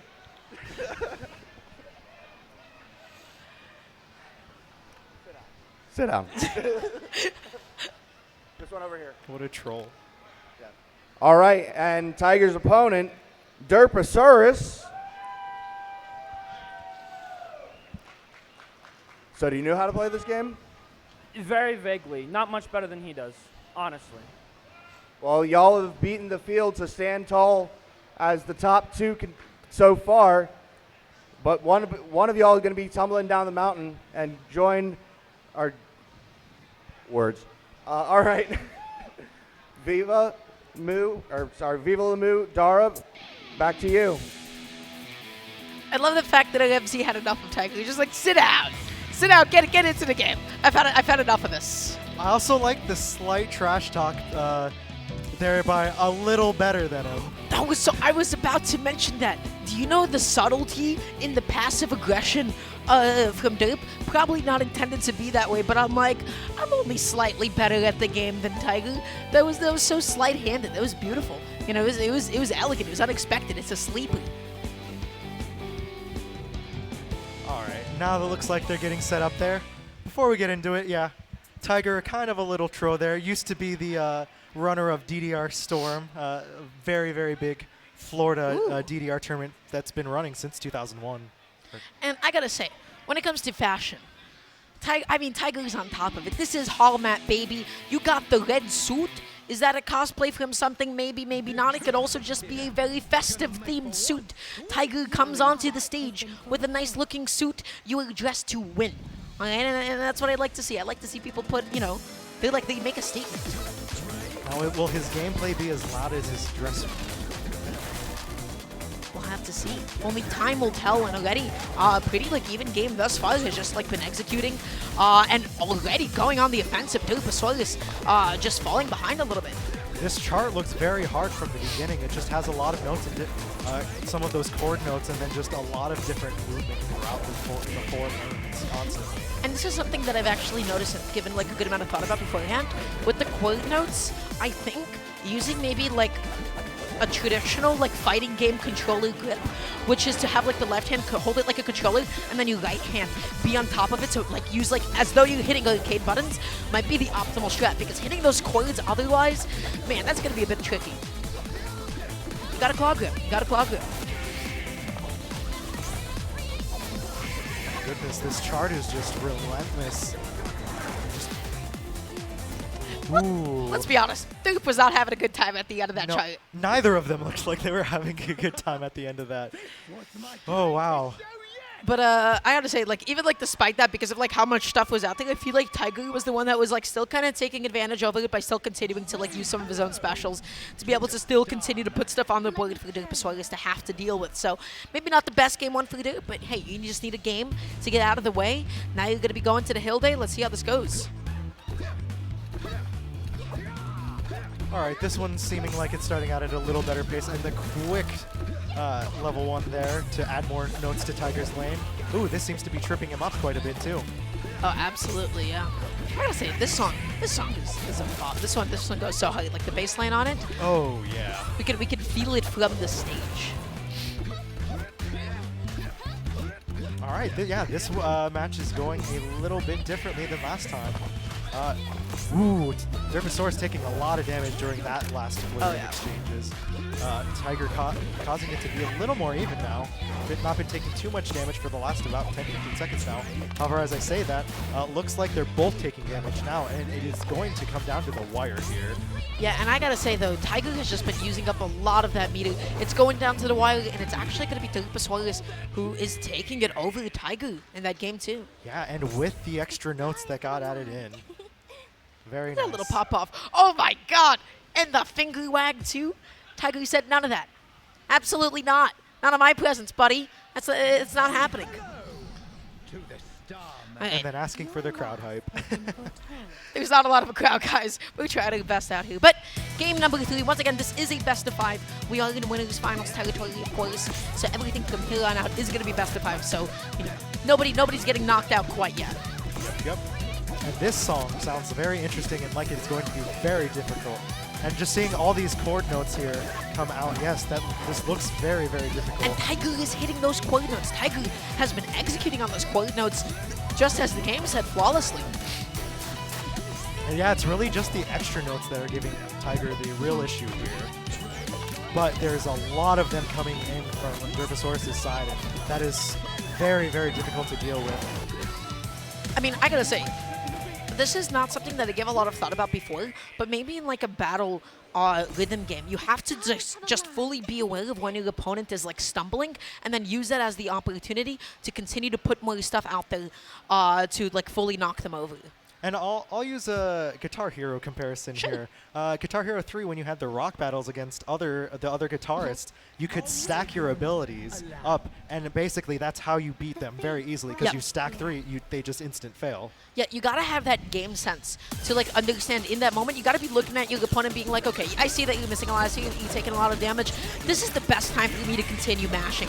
I'm in advantage state. I'm gonna be the one to continue to push buttons here, and already. Game number 4, it's going to be, I don't know how it's going to go quite yet. Already lots of damage taken by both players. Wow. Yeah, having the sense of peripheral vision here to see both what you're getting and your opponent's getting is very key. Oh wow, just a flurry of misses that caused Tyger to drop like a third health all at once. Oh, for sure. And Tyger is really, really struggling at this point. Just barely staying alive, but a couple of more hits is all that it's going to take. Who's it going to be? Who was it? What? Tyger took that. 0 pixels. The smallest sliver of health. How did he stay alive? He stayed alive. I have no idea how he stayed alive through that. Yeah, both of them like laughing that situation off. I didn't even know who it was until like the game had to like think about it for a second. You saw like the game like pause like we don't know who to go like the death animation for. All right, game 5. Yeah, this was not the game 5 I was expecting. Oh yeah, especially with how like confidently Tyger started. But you know what? He's keeping his head in the game. Let's just see how this one goes. Already right off the bat, he's going to be the first one to take a significant, hefty amount of damage. Already down 3rd health, and sitting pretty... Durpasaurus is sitting pretty nicely with bars, meter, just up in everything right now. Okay, but right now Durpasaurus is just slowing down the game just a little tiny bit here, making it, you know, really difficult for Tyger to really do anything about this. But again, the lead is very slight. We saw in the last game how Tyger was just able to bounce back. So if I'm Derp, I can't be too confident. I can't waste everything because that gives Tyger the room for a comeback. But again, sliver of health. Sliver of health. Is that going to be it? Yes, it will be. It. Wow. Tyger going to be sent down to the losing side. Yep, and as clearly demonstrated earlier, Durpasaurus is just that little bit better than Tyger. Yeah, that was poetic. That was truly a foreshadowed finish there. Durpasaurus is going to be moving on to grand finals. Tyger knocked down to losers finals. So yeah, going to be fighting the winner of the losers semis match. Yep, strong showing from both players, regardless. Yeah. I'm just trying to think. This is like a super new game to like the both of us. So please like excuse us as we're also like trying to pick up the pieces. But I'm trying to figure out like what is like really distinguishing somebody, like what really distinguishes and makes a play style. I feel like aggression and when you're choosing the timing and the intentionality of like how you're using each of your specials is like one of the first things that like immediately comes to mind. Yeah, and honestly, that's what I'm seeing too. Because any of the defensive players, while they are defensive and they're good for the first part of the song, it's not really making a difference when it gets to the harder portions. That's right. But with that being said, let's throw it on over to a lovely, incredible MC to introduce our next players. All right, thank you for that, Dara. Durpasaurus squeezes that one by, manages to advance to grand finals. But now we've got our loser semis match to make it into top 3. First up, we got HeartContainerCafe. All right, give it up. And her opponent in this round will be Crimson.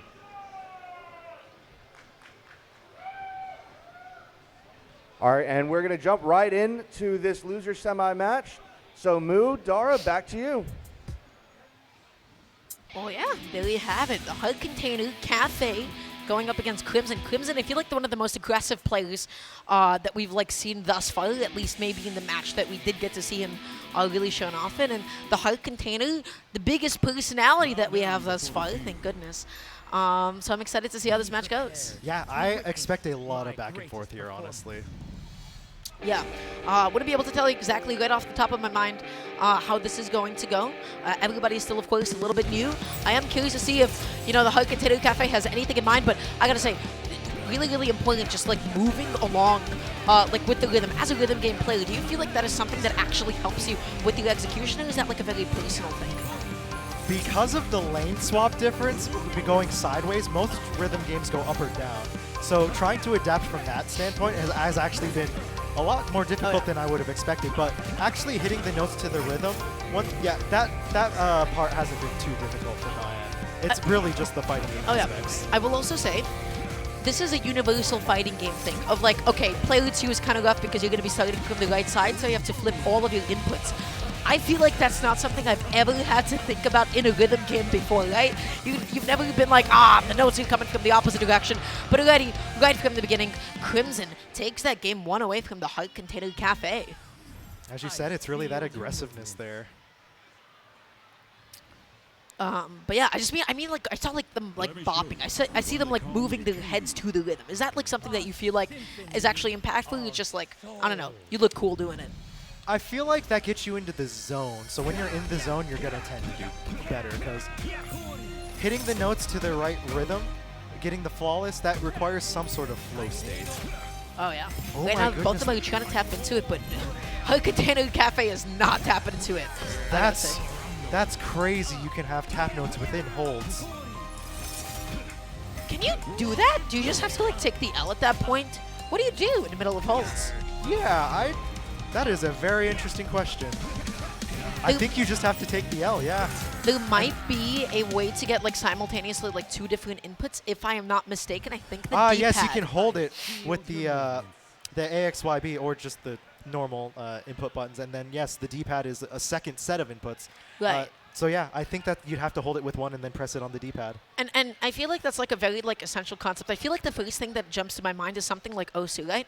Where you have 2 buttons. I feel like a lot of players when they started out like from the beginning, they just kind of like just single like tap instead of like using both of their fingers simultaneously. And the point is, if your finger is already in like in a position where you're pressing, you need to make sure that second finger is available. So already, that's a huge vibe check. To have like a hold and then you have like another input there. Do you have like the execution, the presence of mind? One of the best ways to, I feel like, get into that is to just kind of like already get into the habit, having one hand on the D-pad, having another on the buttons, making sure that you never like double tapping unless you'll be like totally fine in doing so. I'm interested to see the evolution of the hand on the controllers in the future. Whether people use fight sticks or whether they end up using double claw even. Yeah, for sure. It might be nice to like think about it like you have like a offhand that you will primarily focus to do like a lot of the fighting game inputs to do like your specials and stuff. That will then also function as like that secondary to hit like those notes in the middle of holds. All right, so getting into Tyger versus Crimson now. Yeah, we're just breezing through this bracket. We're getting into it. Yeah, so this is Losers finals. So this will be a best 3 out of 5. Yeah, we're just speedrunning this, so getting into it. And already Tyger right off the bat, just like using up some of that EX. The button freezing is coming in super clutch for Crimson. Oh yeah. Okay, right now just trying to really trip up Crimson here, but I feel like Crimson, again, just like that aggressiveness, that's the thing that we saw really like define them before. It's coming into play now, definitely with a pretty solid lead, but nobody is like faltering yet. These are like 2 of the strongest players that we've seen thus far. Yep, and I really have to hand it to Crimson. On top of the super aggressiveness, also just a very solid defense and just getting high judgments all around. Ooh, oh, as I say that. As soon as you say that. Damn, that was a little bit rough. They missed all of those notes. My goodness, yeah, that completely changed the tide into Tyger's favor to take that W on that one. Wow. All it took was that one mistake. We were talking about the defensive play. What happened? Again, I think I said this earlier, you stop paying attention for maybe even just 1 second, over half your health is gone. Sometimes, like, okay, if you miss like a single note, that's fine. But if you miss like all that many consistently, that's like super, super rough, especially when you have like those kinds of streams. That's the kind of a thing that you have to be like primed for and so difficult to pick up halfway. And honestly, that might be more punishing than like a normal traditional hit confirm even, taking that much damage. But okay. Crimson just putting out a lot of stuff out there through Tyger, who's going to be taking some damage, but nobody just falling behind massively quite yet. Yeah, Tyger handled that pretty well overall. Oh, yeah. I will say, it's very satisfying to have a fighting game that is like based on rhythm, especially like as this meta like develops, as this game comes out. This is a game that you can like bop to, right? Yeah, and it's really funny too because a lot of fighting game music has also gotten like very, like they've been bops over the years recently too. Oh, yeah. But okay, Tyger gonna be taking out that game too. Very nice. Yeah, so Tyger should be up 2-0 right now. Yeah, I do believe that was Tyger through those first 2 games. So yeah, Crimson. I feel like, I don't know, I'm trying to like really put this guy in a box. I'm trying to like figure out like what exactly is going on. Crimson's defensive play is like slowly faltering as this goes on. Tyger's just putting a lot of stuff out there and just sort of taking the jump before Crimson is able to do much of the same. And this might be the rhythm game mental fortitude aspect that comes into it. Constantly having to read and react to the rhythms constantly. And because it requires that mental fortitude at such basically being peak level the entire time, I think we're starting to see Crimson just have that like seconds of lapsed judgment and input. So I believe we're going to be seeing the character switch? Or no, maybe not. I feel like that's who they played before, King and Ziggy. They did do a character switch over to King. Okay, gotcha. All right. Game 3. Let's get it. Let's see if this works out in Crimson's favor. Oh, I mean, already, just look at the difference. Tyger, look at his face. Look at him. He's immersed fully within the game at this point. He's moving his head along. He's looking extremely confident, which is honestly everything when it comes to defensive play, and then also having the boldness to start executing some attacks of your own as well. Tossed out one of those level 1 specials. Crimson not having done the same quite yet. For level 3. I feel like nobody's been going through like ultras at all. I've seen, I think, 1 ultra during this entire Tabe net. Just once. You know, I think we actually just saw one from Tyger just now, and that Crimson ended up taking like a third of HP damage. Wow, that was huge. Yeah, Tyger right now is super aggressive. Crimson has lost a lot of that momentum. Now just like missing so many of these notes, finally getting back into it. But the question is it a little bit too late? You have that HP to consider. You have Tyger's massive advantage, and ooh, with all of those notes, there are so many more chances to get knocked out. I think this came down to the rhythm game skill on Tyger's part to keep his cool, constantly hit the notes, and just constantly throw stuff out to Crimson not able to adapt quite easily to that. Yeah, played aggressive, made sure just to make the most out of his own like character's tools, always just put stuff out there for Crimson to worry about, and took that set in a pretty confident 3-0. Yeah, very quick 3-0 too. So yeah, I don't know. This is like exciting. So I'm glad that I get like a chance to be able to like see this game a little bit. I hope to become like a little bit more knowledgeable about it as like time goes on and like really figure out like what exactly am I looking for. But ultimately, it just like comes down to really basic fundamentals. This is not the hardest rhythm game, not by a long shot, right? It's not like you have infinite notes to like worry about in like super tight sequences. But the point is, I feel like above all else, this isn't just an execution test. This is also like the recognition of your opponent to be like, I am fighting against you. We're not just racing each other. Yep, which is a very stark contrast from rhythm games themselves, because even if you're playing against other people in rhythm games and tournaments, ultimately you are getting the score you are getting. Yeah, exactly. So you have that other human element to consider. So you defensive play all of the time means one thing and one thing only. You'll get damage in if you're lucky. Okay, if your opponent like misses something, and other than that, you're just always going to be on the back foot at all times. So you have to know that passive aggression. You need to know how much to actually extend, and when to like really focus on like what's happening on your side of the field. That's what really defines any good fighting game player. That's what defines a good rhythm battle player. And now we have grand finals of the first God of Rock event. Yeah, and this should be a very, very hype grand finals indeed. All right, so we have Ziggy and Hilde. And I gotta say, especially like with how strong like Tyger starts off, the fighting game fundies are showing. I feel like above all else, Tyger is the one that exudes them the most. I agree with that. And Tyger does come from a very, very heavy background in both genres of gaming as well. So I think that is definitely showing in his play all around, not just in one aspect. Absolutely. Right now, Durpasaurus took the lead. Lots of use of the EX there, and now all of a sudden, not able to actually land any of those. Tyger getting so many hits and capitalizing off of Durpasaurus' dropped execution. Yep, and now they're just throwing back level 1s and level 2s, just constantly adding notes to each other's lanes, and it's just becoming a flurry. Enough so that Durpasaurus takes game 1 over Tyger. And that's interesting, because I feel like Tyger wasn't even like doing poorly or anything either. We saw like a lot of flawlesses, we saw like a lot of execution, but then of course some notes just, not all notes are created equal. Some just do more damage than others. Yep. All right, and then the quick round 2 instantly. Just gonna be getting back into it. Durpasaurus is gonna be feeling himself a little bit here, and yeah, let's see how this one goes. Quick level 1 from Tyger's side, but then a quick level 1 again back from as a reversal. Okay, so it looks like we're getting a little back and forth here, but this is going a lot slower pace than the last match. Oh yeah. Okay. This is, again, Durpasaurus is very, very gentle lead here. Tyger is not even like faltering behind a little bit too much, but just not able to match Durpasaurus' aggression, who's making the most out of his meter, uses that level 3, and it actually ends up doing quite a bit of damage. Yeah, he's really taking advantage of those extra notes, causing Tyger not even necessarily to miss, but just get lower judgments. Oh yeah. So just lots of chip damage over time.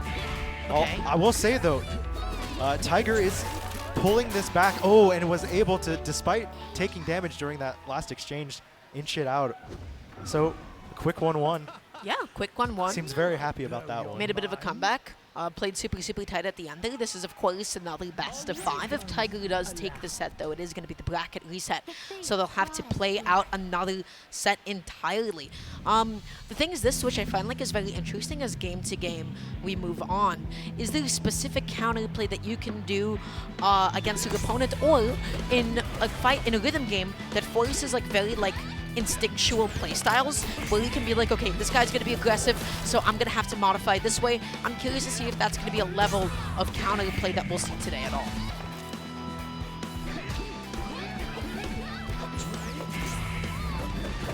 I feel like that might be something that is going to come up once the meta evolves ever so slightly. Yeah. A little too new at this point, but I think I've seen a couple level 1s reversed by level 2s, but those might have actually been accidental. Okay, Tyger right now just has to deal with everything that Durpasaurus is doing to him at this point, which is slowly becoming increasingly difficult. This lead is growing. Durpasaurus maybe not nearly as focused on the defensive, who's just like always pressing these specials. Yep, that appears to be the case here. Oh, a string of all flawlesses from Tyger's side, able to give a little damage to Durpasaurus there, and then just taking it back again. Wow. Tyger constantly coming back in these situations for the last 2 games here. Durpasaurus is the one that's like building up a lead, and then all of a sudden, Tyger is just like able to like really hold it down, really make sure that, hey, he's not going like out anytime soon. He's still like putting up a fight. I'm trying to figure out like why exactly that's the case, other than his execution's good, his fundies are solid. I was gonna say maybe it's as the song progresses and it gets harder, it is truly his rhythm game fundamentals carrying him. Yeah, so only time will tell. Game number 4 between the two. Tyger on the verge of a bracket reset here.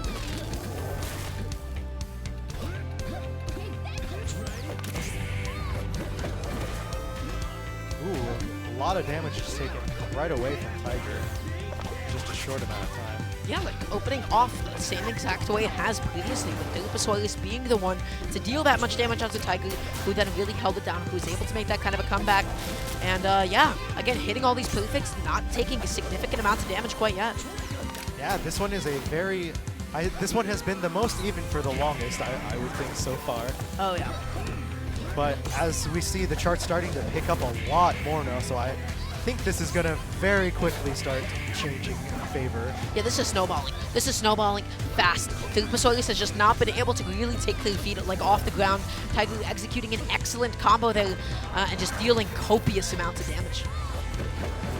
Yeah, and as we as we go into these alternating chord parts, just stacking up that damage even further. That was a little bit rough. Durpasaurus was like stumbling there at the end. He had so many notes to worry about at that moment. Tyger played super aggressively, and that's actually going to be the bracket reset. So you're not done quite yet. You have another set to play, buddy. You're coming in from the loser side. So you have one more to go before you can take this event as your own. Yeah, and we'll see. Will Tyger be able to keep it up into this and also be able to keep this momentum? He looks like he's having a good time. That's what I'd like to see. He looks like he's smiling, he's dancing, he's moving a little tiny bit here. So, and look at that. The high five with the crowd in the background, too. So sweet. Win or lose, he doesn't care. He doesn't care. He's got a suit on. Look at that suit. He looks nice. He looks crisp. He looks fresh. And he's playing Ziggy. So game number 1 of the bracket reset. This is the final set of the evening for God of Rock. Let's get it. Oh, the glasses adjust, it's over. You saw the glasses adjust, it's you're done. If you dupe, there's nothing else that you can do. Shake his hand.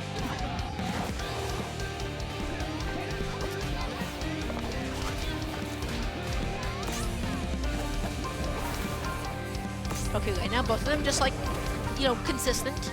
Nobody's like flawless quite yet, but they're just like hitting the ones that matter. Feels like they're both just kind of vibing out to the song. Oh yeah. Ooh, Hilde getting a little bit of HP back from that. I did not realize that was one of her moves. Okay, just able to block all those effectively. Durpasaurus is really using up the speed, and the question is, will that actually come back to bite him? Ooh, this exchange going pretty even. Tyger taking a little bit of damage out of that, but still overall ahead. Okay, you have to deal with those stacked chords. That was a little bit difficult for a second, absolutely. Ooh, the notes during that hole really tripping Derp up. And enough to maybe be calling it here in a couple seconds. Just on pixel health. Almost. Durpasaurus was slowly starting to make a bit of a comeback. That was like a copious amount of damage output, but then Tyger was just able to hold it out there at the end. Going to be taking game 1 of Grand Finals. And Tyger there finding his zen moment for a second. Please high five the person in the back. It's over. It's too late. They got to get to the next. She wants it so bad. She wants that high five so bad.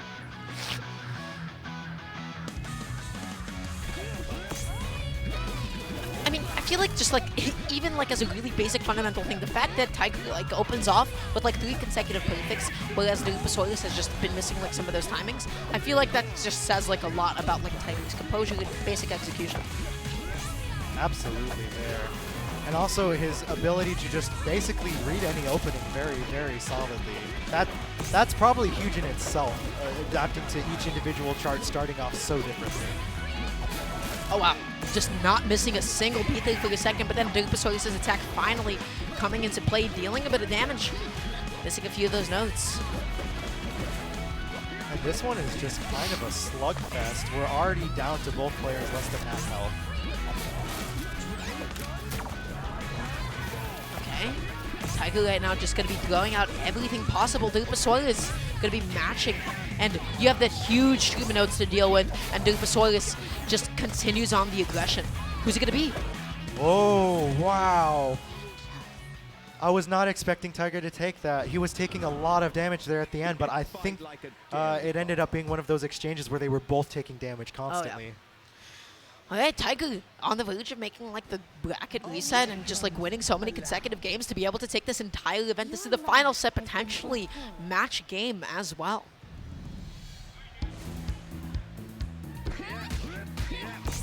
Oh, I think they're getting into it. Yeah, there you go.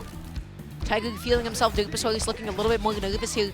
And already very, very slight damage lead, but at this point, very volatile. Anything can change at a moment's notice. Yep. Something I've been impressed with that I do want to make a comment about. Even though this is primarily all rock music, just the different variety of genres within the rock genre we've gotten. Very, very impressive for the assortment of music across the board. Oh, absolutely. What a soundtrack this game has, huh?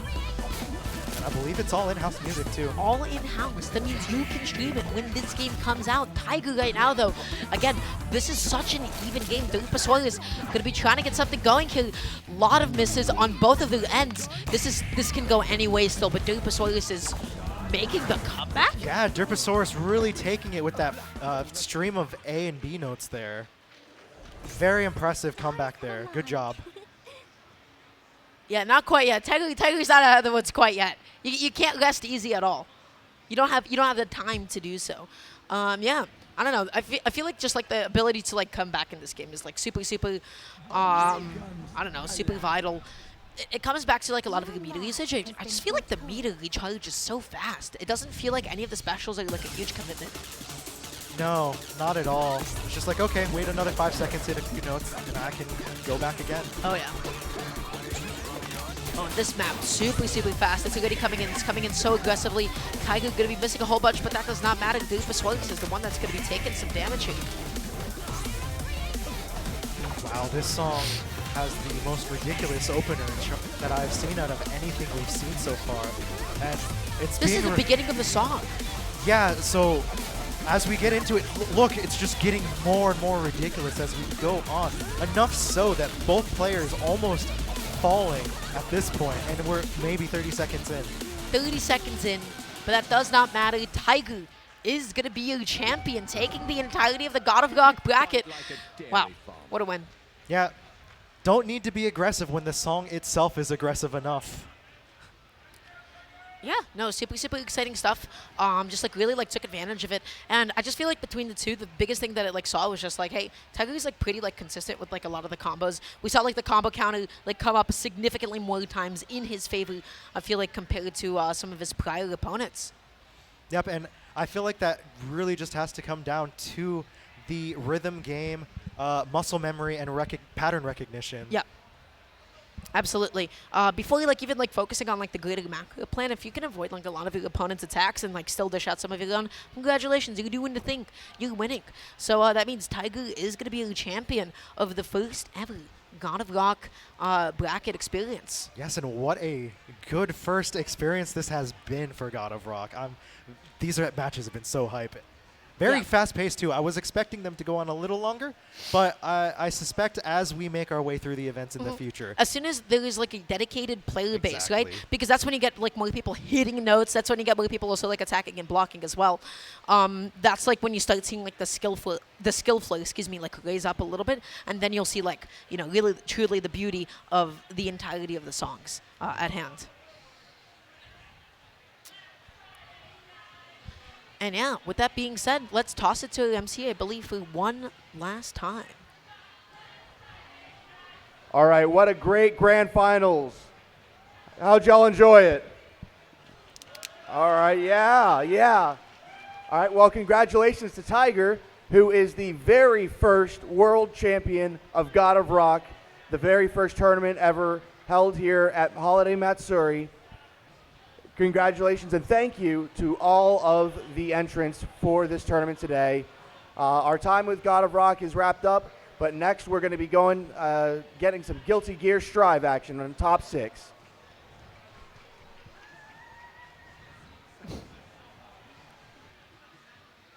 Yeah, thank you to lovely MC. With that being said, everybody, before we do sign off, first and foremost, thank you for having us. Thank you for listening to us talk about this video game that we never got a chance to talk about before. If you would like to do so, follow my lovely, incredible co-caster, Viva Lamu, at Viva Lamu Chicken without the E in chicken for Twitter, and Viva Lamu Chicken, the full name, on Twitch. Yeah. And then? If you would also like, you can find me at Durpasaurus on Twitter and on Twitch as well. I'll be on a little bit later today with some Super Smash Bros. Coming your way. But in the meantime, just as the MC said, we will be getting some incredible Guilty Gear Strive action, a classic, a staple of anime cons. We've had so many Guilty Gear cosplays, and I'm so thankful. Everybody, we'll see you guys in just a couple of minutes with some Strive.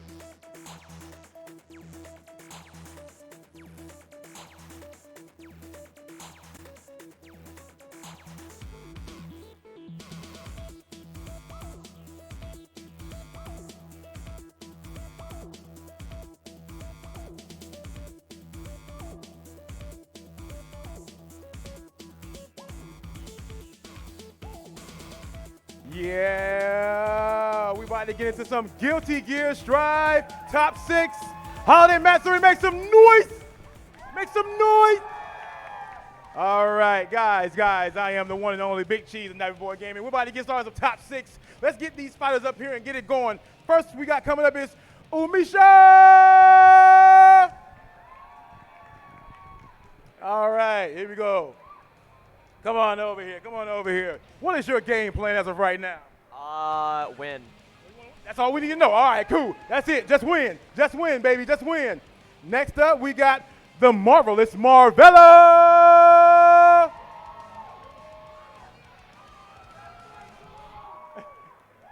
All right, Marvelo, what is your game plan? I'm gonna rush Happy Chaos down, bro. He gonna rush you down. You know what? Let's go ahead and get into it. Let's go ahead and introduce our lovely commentators. Let's go ahead straight to them. Go, guys. Hello, everyone, to Holiday Matsuri. My name is Saki Sakura, joined here by Level. How's it going?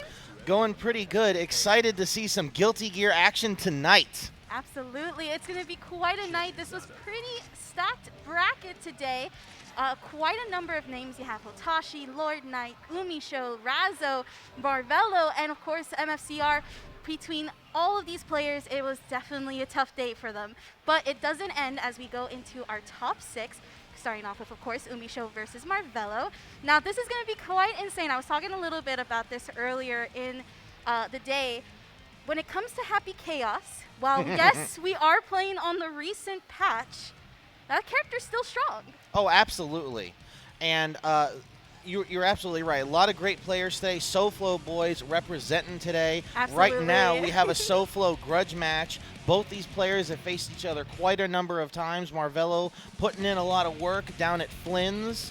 Yes, shout outs to Flynn's Gaming as well, and all of the players who actually traveled up here. It's actually quite insane how many Florida players came up here for Holiday Matsuri and played their hearts out. And of course, I always feel like Marvelo's the lead when it comes to the Florida players themselves. I can totally see that. Yeah, he's kind of at the head of the charge, so to speak. Yeah, they recently just came off of a team match as well, and I think that was like either the captain, if I'm not mistaken. And then of course, Evil Champion Umisho. She's a legend in the making as well, a very strong player, and of course, again, with a strong character as well. Absolutely. Great performance at EVO earlier this year. Yes. Speaking, by the way, the winner of this tournament here at Holiday Matsuri is actually going to have flight covered as well as EVO merch sent with them. It turns out that they're going to be winning the prize of the flight for EVO as well as entry to EVO. And here we go. We're going to get started right away. Both players ready to go. Again, just like we mentioned, Happy Chaos versus Chipp. Yes, Marvelo's been putting a lot of work in with Chipp for a very long time. Yeah, I would say that like Chipp is probably the only character that Marvelo has been really playing. Umisho, of course, I believe has Soul and Happy Chaos, and we're just gonna let those intros rock. We in South Florida, we respect character loyalty. I think that's probably one of the weaknesses of South Florida or Florida in general is the character loyalty. Versus Chipp. All right, and here we go. We're gonna start it off now. Tried to go for the 2S on Umisho's part, and already Marvelo pushing Umisho into the corner. Was not kidding. Immediately rushing down Umisho. There goes the teleport in, opening up. Umisho goes for the red RC, tries to force a bait on the burst, but not going to be able to. All right, Umisho starting to set up his offense now, trying to get in. Nice backdash from Umisho. Okay, a nice 2K2D from her, but able to actually go ahead and get a counter hit going. And this is going to go into Do X Machina. This is a big damage here, and as we all know, Chipp is very squishy. Yes. Marvelo's got to be real careful. A glass cannon for sure. And of course with Happy Chaos, you gotta definitely be careful. One thing I really like from Umisho though is using the burst to gain the full screen meter. And here we go, trying once again to keep Umisho in the corner. Marvelo going for the overhead and opening her up. Didn't have the meter for the red burst extension that time, but still going relentless in the corner. Yeah, this is some great pressure right there. But there goes the 2S from Umisho to get the side switch and nice. the hit confirmed. Gorgeous. Breaks the wall, gets the positive bonus. Tries to go for a poke off of the 2K, but then gets opened up into the command grab. Ooh. And a Big counter hit. hit. Is this going to be enough to kill? Yes. Well, actually, no. This is going to be wall break with the scaling. Now, it all depends on Marvelo. Tries to bring out the close from Umisho's part. Marvelo doesn't have to overextend too much here, but does have to put some form of pressure. You don't want to get too much space. There goes the row. Has the nice burst here. Had to do it. The blue RC, nice patience there to not go forward with the teleport. Oh, but gets opened up by Umisho. Yep. And that'll do it. Umisho taking the first game against Marvelo. You can actually see that she's very much playing a very patient and almost composed game plan from against Marvelo, which is actually really important, especially against a character like Chipp that just goes all over the screen super fast. Yes, you definitely have to respect how fast Chipp is and how much he can reset you once he gets in there. Absolutely nice wall slump there from Marvelo to keep the pressure. Tries to go for a grab there, but Umisho not going to be able to. Has to hold this block. Okay. Oh, doesn't get the full connection. Nice tech there from both players. And there we go. This Tried to rush in and get shot for his troubles. Not going to be able to burst and then go straight into Do X Machina. That's not only going to be a wall break, but that is going to lead to full bullets for That Umisho. is a lot of damage. Quite, especially for a character like Happy Chaos. Marvelo having to go for the burst. Again, that is a pixel of health that Umisho has, but that is not going to be able to do it as Curse is on Marvelo. Both rounds, Umisho was down to a pixel, but was still able to take it out. Just goes to show you cannot count Happy Chaos out. Absolutely not. And again, with a player like Umisho, it's the composed part, right? Usually players in those type situations are going to struggle, but there goes a counter hit there from Marvelo. And again, the pressure, nice blocks from Umisho, does get grabbed though. Stays Marvelo able to keep the corner, but nice neutral jump from Umisho. And the classic 2K2D combo and gets the safe jump going and brings out the bullets. Has Run about up 4 throw. bullets left too. Blue RC, very nice pressure, opening it up with the jump K. Nice wall slump, gets the clone out. Marvelo trying to have to get out of there using Zensen. It's tagged again by the gunshot. Ooh! Ooh, burst right into the super. That's so interesting. The burst actually saving Marvelo from the super. Unfortunately, the super was put in too late, but tries to go for a grab, and Umisho taking the second game. I was legitimately not sure what was going to happen there. It's interesting because usually the goal for a player, right, to use a super in that situation is to cancel out the burst. But there are some instances where if you're delaying too much, you do end up with that sequence. And Chipp has such crazy air mobility, he can end up in those weird spots where you're not quite sure what to do. Absolutely. A very nice purple RC. Beautiful backdash. But again, this is something that we've seen Umisho do very well, holding on to her burst and then going for the pressure that we know and love from Happy Chaos, right? Beautiful dash cancel, gets the dust, forcing Marvelo to burst, but you know, throwing out Curse when those bursts happen is crucial. And there goes the heavy bullets. Marvelo being a lot more careful with his 4 dashes, but still gets tagged. And there goes Do X Machina once more, pretty close to the wall for the, not at all actually. Okay, trying to poke again with the 2K, gets the 2S, rolls forward. Goes for the red RC fast cancel, not gonna be able to get the OTG because ran out of focus and had to reload. Now it's just a poke. Oh, solid hit from Marvelo. Let's see what he can make from it. Very nice. Does reset the neutral here from that wall break. I like the purple RC, but Oh. no! The jump P from Umisho. That was, oh man, both players going so aggressive there, but Umisho able to get it with that last-minute purple RC. Yeah, that's the one thing about clone is that you have to hit multiple times if you want to avoid getting caught by those trades. And I don't even think with Chipp that you can do so. It's actually very tough, but a nice catch on the backdash with the 5K. And there goes Alpha Blade once again. Beyblades himself out of the corner, but gets tagged on the air dash. Ooh, and there goes 2X Bakia, and this is for sure a wall break. Absolutely. Big number. Yes, I think that's like practically 30% if I'm not mistaken. There goes If not, the it's got to be close to it. Yeah. Goes for the grab, tries to go for the pressure again. I like these staggers from Marvelo, but again, the patience on Umisho is quite telling. Does get opened up by the overhead, still has burst. Saving it until they absolutely need it. Ooh, using the blue nice poke. RC. Okay, YRC once again. Goes for the roll and gets the cross-up going. This is... That'll do it. Yep. There you go. And Umisho taking it over Marvelo 3-0. What a wonderful performance from her. And of course, a good job there too from Marvelo. It's one of those things with Happy Chaos. Listen, I know people are talking about Season 2 and like saying, oh, Happy Chaos got nerfed.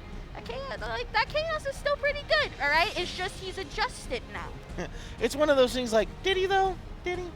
I think it's a significant, quite a significant, especially considering the system changes, right?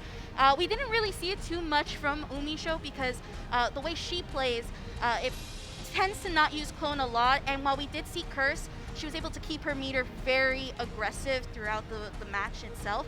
But it is one of those system changes that do account for, especially depending on the style of Happy Chaos players that you're playing. With Marvelo, of course, though, Chipp, there was those moments where it was great pressure, but the compose of Umisho allowing to go ahead and burst at those right moments to get the full screen control, that's the game plan that you don't want to give Happy Chaos players. Really showcasing the steel nerves of a tournament champion right there. Absolutely, both of them, but it is not the end of the story for Marvelo. I believe he'll be heading over to the loser side where he will still be alive. So we'll be going ahead and throwing it back to Big Cheese. Yeah, that was a crazy fight, guys. Make some noise. Make some noise for Umisho and for Marvelo, guys. Make some noise. And next up, we have these two contenders here. First coming up is Razzo. Oh, yeah. He looks determined. Looks ready. What is your game plan? 2D. 2D? You know what? 2D it is. Let's get it. 2D. All right, next up we got Hotashi. He coming up here straight face, just ready to kill something. What's your game plan? I want to take a nap. I feel you on that 1,000%. Good luck to you, man.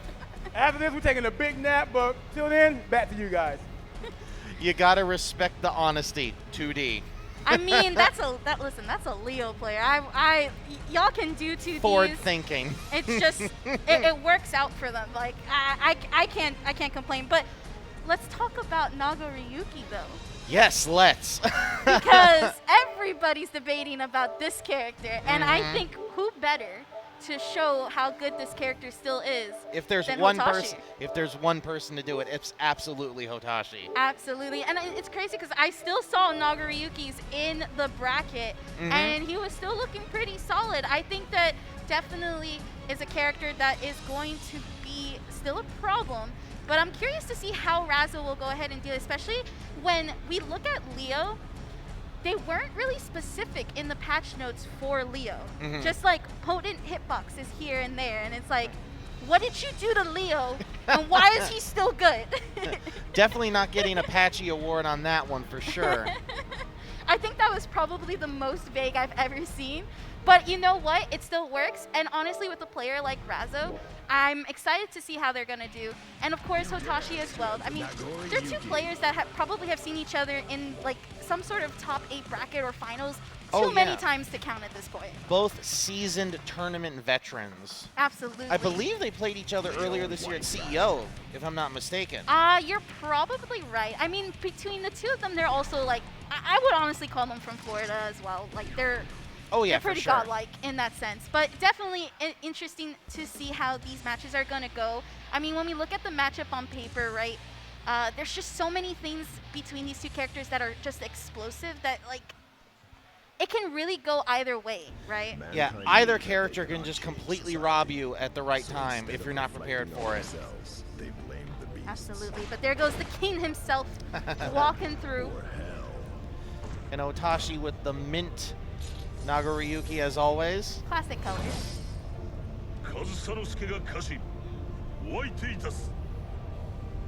Character's so cool. I think he's one of the coolest characters to ever be brought into an anime absolutely. game. Just if it's not alone for the fact that like he's a samurai, it's the fact that like he's a vampire samurai, right? So And vampires in Guilty Gear are always cool. absolutely. And there goes Razzo starting off with the DP right there. Hotashi using burst here. Tries to go for the DP, but not going to be able to. Beautiful 5P. And this is a really nice bounce. Oh, caught it, catching Hotashi's backdash right there and actually being able to break the wall. The nice patience there from Razzo and a beautiful 2S to go ahead and seal it off with that overhead. Razzo's looking to send Hotashi to that nap soon.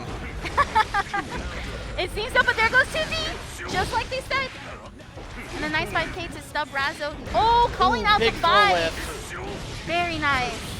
And into the super. And since that super just pushes back, a great wall break, this is going to be a hard knockdown. Beautiful just block, though, from Hotashi. Going to be able to grab yet Bloodsucking nice Universe. bite. Oh, that was sick. Fast RC, and then into the counter hit. Ooh, big counter. Okay, Hotashi gonna make something happen here. Again, stuffed with the 5P. Yes, and a good YRC there from Hotashi. Nice pokes right now between 5P and 5K. It's looking really nice. Oh, but catching the clone right there. Again, great defense from Razzo and just able to pick those moments to jump and apply that pressure right in those gaps of Nago strings. Oh, 100%. But there's one thing that I've noticed about how Hotashi plays is that he definitely tries to adjust, especially towards the later end of the set. So a lot of these games, he does feel like he has enough to work with. It is first to 3. And that's the cool thing. And there goes that backdash going for the throw right now. Tries to go for Shizuriyuki, but gonna get the bite. Instead, blue RC from Razzo. Razzo with the corner now, applying some big damage. Oh, doesn't get it. Missing the OTG off of the overhead. Gonna keep this pressure going. Gets another grab and goes for the fast RC. That'll Stop do it. the burst. Very nice. All right, Hotashi showing signs of life, not out of it yet. Still awake, still awake. Absolutely. Like I said, Hotashi, the way he plays is very much analytical, very much keeping in time with how his opponent's playing and then making the adjustments he needs. Oh, for sure. And Nago being a character with such high health, it allows him to take a few extra hits than other characters and kind of gather more data during that time. A nice wall break there from Razzo, going for the just block, but instead of getting caught by a throw, Razzo actually going for the jump D to actually seal that round. Absolutely relentless offense from Razzo. I really like that some of these scrambles that I saw in the last round, Razzo's been able to actually take over and do really well. Yes, very good at turning the momentum to their favor. Absolutely. A nice just block there from Hotashi. Those just blocks have been pretty handy, especially trying to deal with some of the follow-ups that Razzo has been doing. Again, there goes the just block, going into the throw, and then going ahead and actually continuing this pressure. Is on level 3 blood meter right now. Beautiful blocks, but still getting opened up by that overhead, and that is into the super, and I believe that kills. Yes, it does. Yep, now with that extra damage from the wall break, that will absolutely kill. Yeah, Razzo is playing really, really well. Even shaking their head, they're just like, yeah, we're not dealing with Nagos today. I didn't get to press 2D enough that time. Definitely looking really good. Hotashi probably sitting in thought a little bit before heading into this next round. That blood meter going a little bit closer. Getting mixed nice up side again. switch. Yep. Okay, there goes the blood-sucking universe once more. Going for the 2S. That 2S was adjusted a little bit, but beautiful. Great call out with the blue gosh. RC on the uppercut. Yes, that was perfect. And a great catch there. Tries to go for the 2K, but then gets caught by the DP. Has to be careful that you don't want to give this momentum to Razzo. Absolutely not, especially with only a pixel of life left. This is the Leo Vortex. There goes the there it is! Beautiful. Oh, that's exactly what you were talking about earlier with that analytical mind of Hotashi, able to make those snap decisions just in time. Also, just the fact, too, that if any more and you would have been stuck in that Leo Vortex, and that's where Razzo wants you. But luckily, Hotashi having the meter to go for the reversal super. Beautiful 2K, and then going into the jump D after the red RC. Ooh, that's a lot of damage. Leo still almost at full health. Not anymore. Oh, tried to go for the flash, but not going to be able to. That's going to do it. This is a set point for Razzo. Hotashi having to take this round if he wants to stay alive and keep these games going. Beautiful pickup, though. That's a great round start and not one that you don't want to receive. Nice, for sure. juicy 50% combo right at round start, as Nago is known to do. I like some of these stubs here from Hotashi. Tries to poke a little bit with those 2Ks. Beautiful blue RC tries to catch Razzo in the air. Another blue RC opening up Razzo. This is beautiful. Oh, it still gets the throw. Okay, Both here we players go. feeling each other out. Nago rocking a whole health bar right now. Oh, beautiful tech. Hotashi just walking in a little bit. Again, having to be careful. Does do the just blocks, but still getting opened up by Razzo. Does have burst in effect. Razzo still about, I want to say 40%. There goes the reversal Oh, is this going to work again? Did he catch him? Oh, gold burst! Oh, another gold burst! Oh my gosh. Blue RC? Blue RC, oh my god! That was so hype. That is Guilty Gear Strive right there. You want an example? Gear, baby. Yes. Love to see it. Listen, you want an example of what Guilty Gear is like? That is a perfect example on the creativity of two players that are literally on not layer 1, not layer 2, but in already deep of sets of layers. Oh, they are playing 5D chess right now, but Hotashi getting a big punish off that whipped uppercut. Beautiful defense right there from Hotashi. Like I mentioned again, Hotashi showing that those later sets are going to be coming into play right now and having to adjust. Again, another beautiful blue RC to backdash away and create the spacing that Hotashi needs right now. Razzo trying to establish some space with the projectiles, gets a clean hit into the purple RC. I like the 5P jump P pickup rather, going ahead and trying to open up Hotashi, breaking the guard, and using the as a wall slump. Very smart, gets the grab going, and then the OTG off of the overhead. It's very smart keeping the wall with that. And this is potential round point for Razzo. There goes the 2S once again. It is still a move that we're still trying to figure out how to punish and properly understand, so it makes sense to still kind of respect it. That is 50% though there from Razzo. Oh, there goes the overdrive. Straight to super, wants to kind of even up that life lead. Interesting though, as while Razzo's getting tension, Hotashi has 2 bars worth, does have burst available, has to be careful. Okay, backdashes, having to use the burst there. Beautiful blue RC, tries to catch again. Oh, once again with the purple almost RC catch. catches him with that 5P. Using the far slash is level 3, so that is going to reach right there. Absolutely, Hotashi being very careful, blood meter almost full. Ooh, Razzo catching the backdash. There goes the slash. Great counterplay from Hotashi right there, able to stop Razzo's advance. Ooh, big whip punish. Using the DP does get the counter hit and the stagger on Hotashi. Catching Hotashi's backdash. Once again, those just blocks just coming in clutch, but using the burst to push Hotashi into the corner.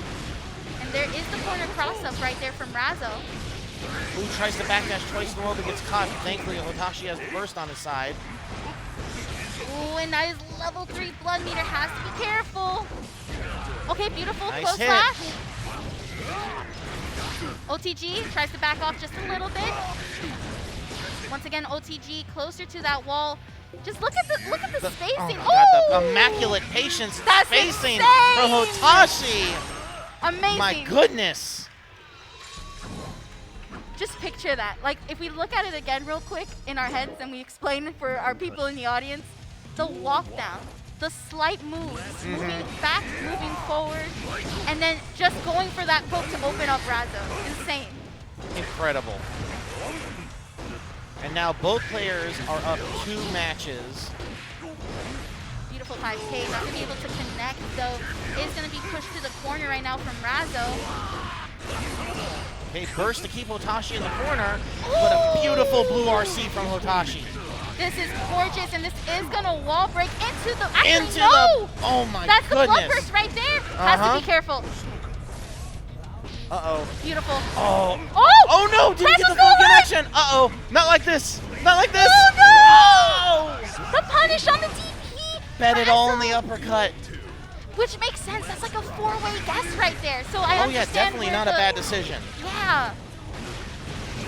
Great offense there from Hotashi. Now has to hold some of this vortex though. Razzo's still potentially there as well. This is potential point for Hotashi. But it's crucial for Razzo to get this next round. It's going to be very close on meter, especially now with the tension being on positive. Both players, again, feeling each other out. Full screen game right now. Blood burst, Here comes breaking the the blood. guard. Oh, that was unfortunate. Final game, final round between Hotashi versus Razzo. Who will take it in our winners? Not surprised that both these players come down to the absolute wire. Beautiful defense and patience there from Hotashi, but Razzo using the burst to keep Hotashi in the corner. Great Oh, fireball there goes the pressure there. TD. Oh, doesn't get the full connection though. Nice 5K goes into the overdrive for the wall break and getting the positive tension. This is also putting Nagoriyuki at such a close health. Nice just blocks, patience on the stance. Razzo one solid hit away from heading to winners finals. Purple RC to keep it safe.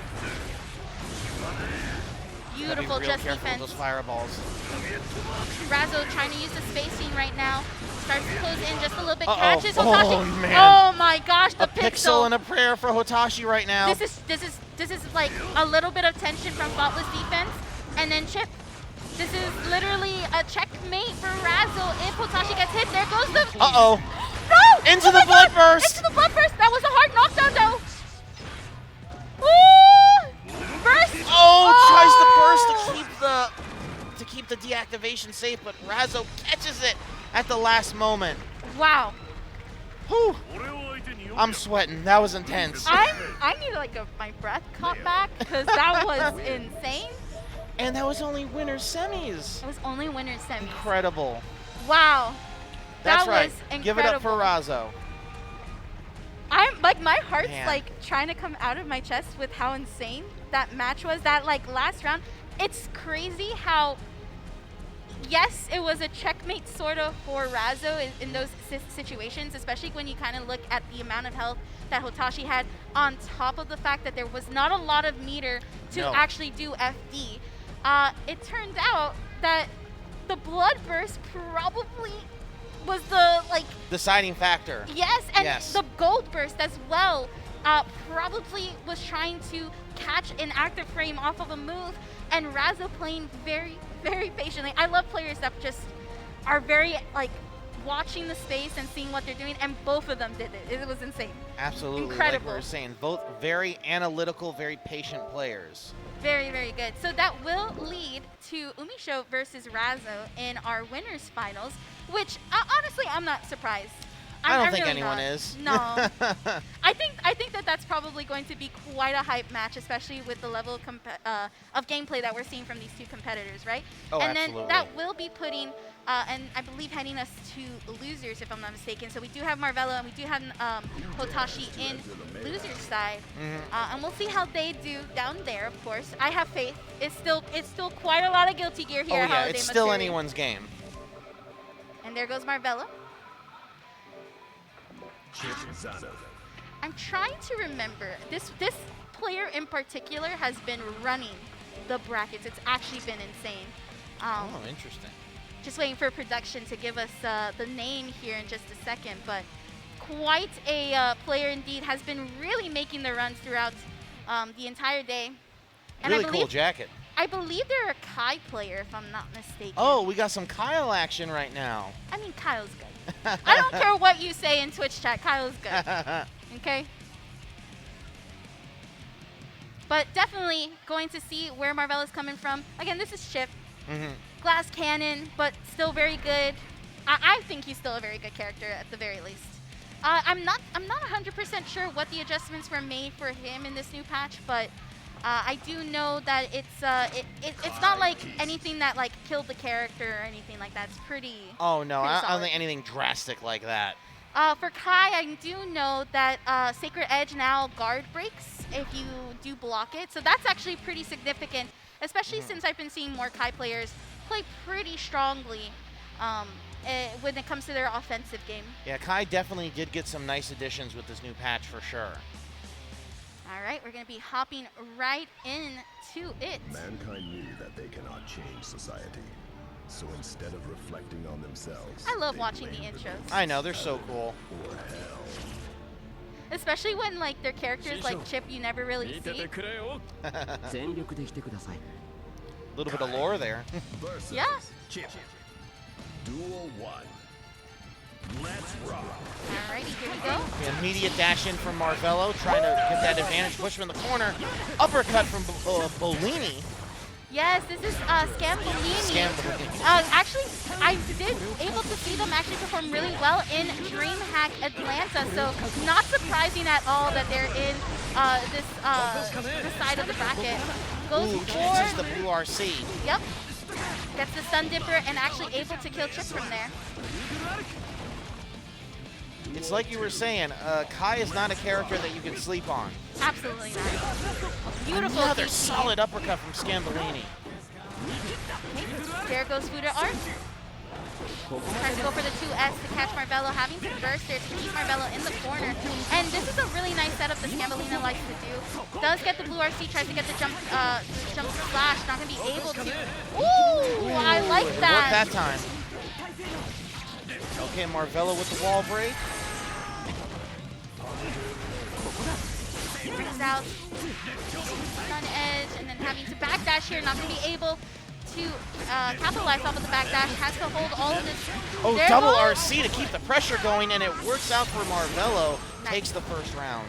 Very, very nice there from Marvelo. That is actually the second round. Oh, and there goes the punish on the DP. Having to be careful. I've seen a lot of Kais try to be a little DP hungry when it comes to these types of matches, but I mean, it's still such a good one. Okay, there goes the overdrive. Gonna be able to get the wall break into a hard knockdown. All right, Marvelo's starting to feel himself now, get some of that offensive advantage. Oh, Fuda nice Art. dash under. Not going to be able to punish that, though. It is able to open up Scambolini, and that is going to be the first game to Marvelo. And Marvelo able to rush down Scambolini really effectively there. Yeah, that was very nice pickups there from Marvelo. Scambolini had good moments too, but there are some times where like those DPs probably not the best, even though trying to make those hard reads. Like this right here is a perfect example. Oh. Nice DP though from Marvelo, having to get caught by the burst though, and then getting thrown. Back into the corner. I think Kai is like one of the few characters that are like, you can get an OTG and still fully combo. You don't ever want to get hit by that, honestly. Oh, yeah, definitely not. Nice salt. Oh, and there's okay, it happened to work out for him that time. There he goes again. Nice, and this is the mind game between the DPs on Kaiki state and then going into the stagger for the strike throw. Beautiful Fuda Art. Nice. This is definitely, yep. That'll do lightning. it. Yep. Yep. Wall break plus dash. Yeah, this is Chipp. Maybe if it was Anji's guts, maybe, but this is Chipp. Would have easy, like, that's all that damage. Tying it up to, one apiece right now between these two players. This is another matchup I can easily see going down to the wire, just like our last one. Oh, 100%. 100%. Two players that are super good at both of their characters. Beautiful flash there. Ooh, nice cross up, able to force Scambolini in the corner. I like that backdash, tries to continue pressure. Throws out projectiles to get the stun. Nice. Actually punishing Marvelo there. This could be chip damage if Scambolini plays smart. Able to Beyblade to the other side and keep Scambolini in the corner. That's going to be another wall break. Does have meter though on deck, so can use it to the advantage to avoid. Yep, there goes the blue RC to avoid the safe jumps. Very nice. That's the scary part, especially when you like do a super off of your opponent and you actually get a hard knockdown after the wall break. It's like if they have meter, they can avoid some of those safe jumps by doing the blue RC backwards. Oh, nice bait on the uppercut from Marvelo. Nice juicy combo into the overdrive. That's insane. That's a lot of damage right there from Marvelo. Yeah.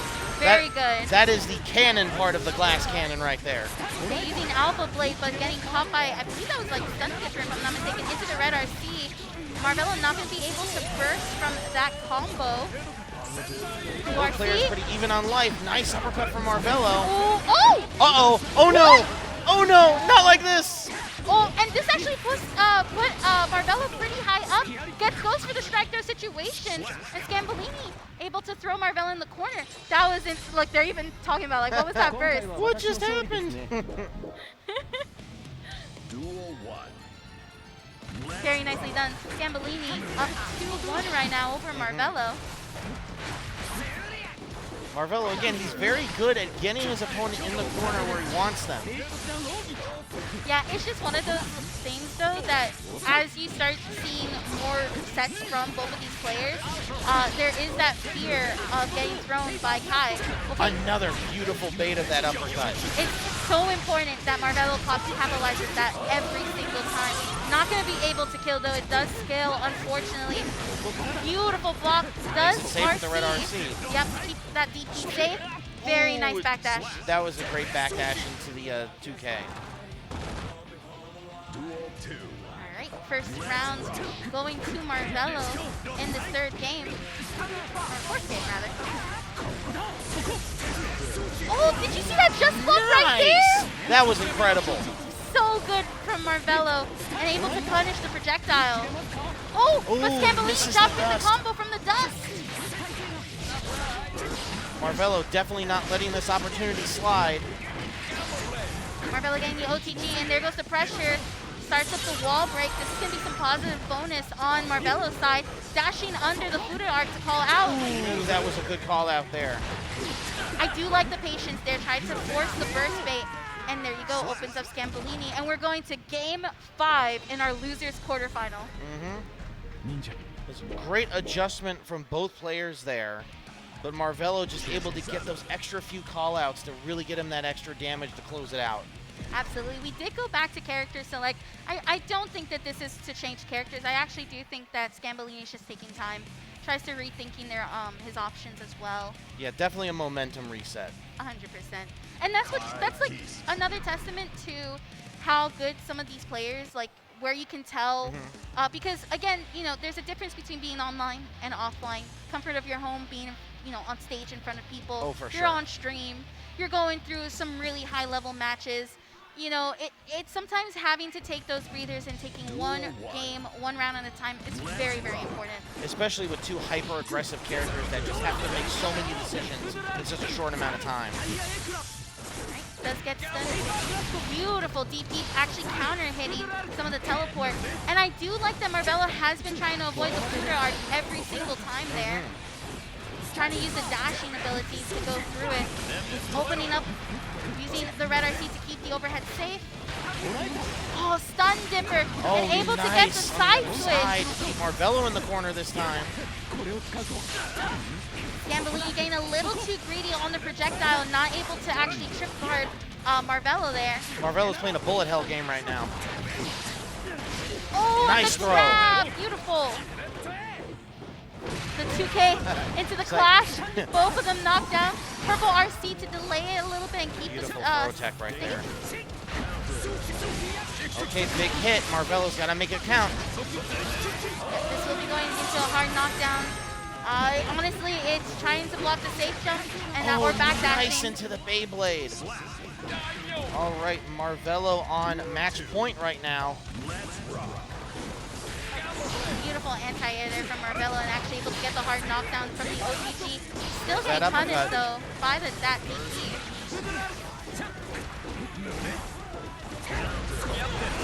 Okay, burst flies Scambolini further back in the corner, but immediately gains that ground back. Yeah, both players, actually Marvelo using burst a little bit earlier than Scambolini. And there goes some of the stagger pressure. Tries to dash in a little bit, but Marvelo challenging Scambolini. Stays in front, able to block the Beyblade. Nice, catching back the backdash for Scambolini, but still getting opened up by the 2K. Oh no! Now it's Scambolini's turn to bait out the uppercut. Oh, this is going back and forth right now. Scambolini trying to use the projectile instead of trying to go for the hit confirm, and actually letting Nice, gets on the other side. Yeah, this is it. Very nicely done by Marvelo, taking it. I believe that was 3-2. Yes, it was. Yep. Like I said, no surprise there that it went all the way down to the last round. No surprise at all, honestly.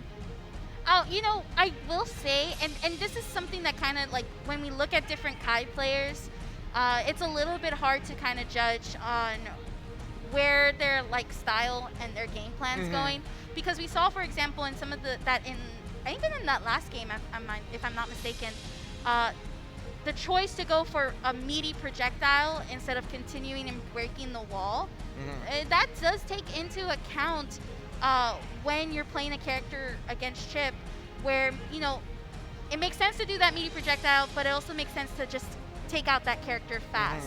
And then, of course, leaving too much room for the actually jumping out of the corner or actually trying to do Alpha Blade in Chipp's case. Like, those things do come into mind, but when you have a game plan that you're pretty much set in stone, you know, you have to make some adjustments. And we did see Scambolini do make those slight adjustments, but it happens. Yeah, I think Marvelo was just able to make those adjustments a little bit faster and a little bit sooner than Scambolini. Yeah, that's very true, right? We saw that it was final game pretty much between the two, and Marvelo just doing an excellent job. I do want to also call out, too, just the dedication into punishing a lot of those DPs from Scambolini was so important, where it also we did see Scambolini make the adjustment of not being too hard on the read, but still ended up very aggressive early on, was able to kind of lean off that towards the end. Yeah, absolutely, absolutely. But regardless, we're going on to our next match. Oh, another Florida Prince Gaming. Florida boys represent. Yes, indeed. This is going to be Kreator versus Hotashi. This is Giovanna Loyalist versus Nagoriyuki Loyalist. I love seeing my girl Giovanna on stream, especially in a top match. And Giovanna is one of those characters, especially with the patch, where she really slides under the radar. Like, this is a character that can really catch people off guard. Absolutely. Okay, really good defense right now. Both players being very patient, waiting for their opportunity. Right there, Hotashi's able to take it off the throw whip and able to burst, bait the burst, excuse me. Oh, good grab there from Hotashi. Okay, using 2S to try to catch an opening, but not going to be able to. Is in level 2. Beautiful purple RC gets the counter hit going from Kreator's side. And nice catching Hotashi's backdash. Oh, and again, it doesn't get the full combo off the throw whip, but Hotashi's still in the corner for now. Oh, never mind. The blue RC into the grab.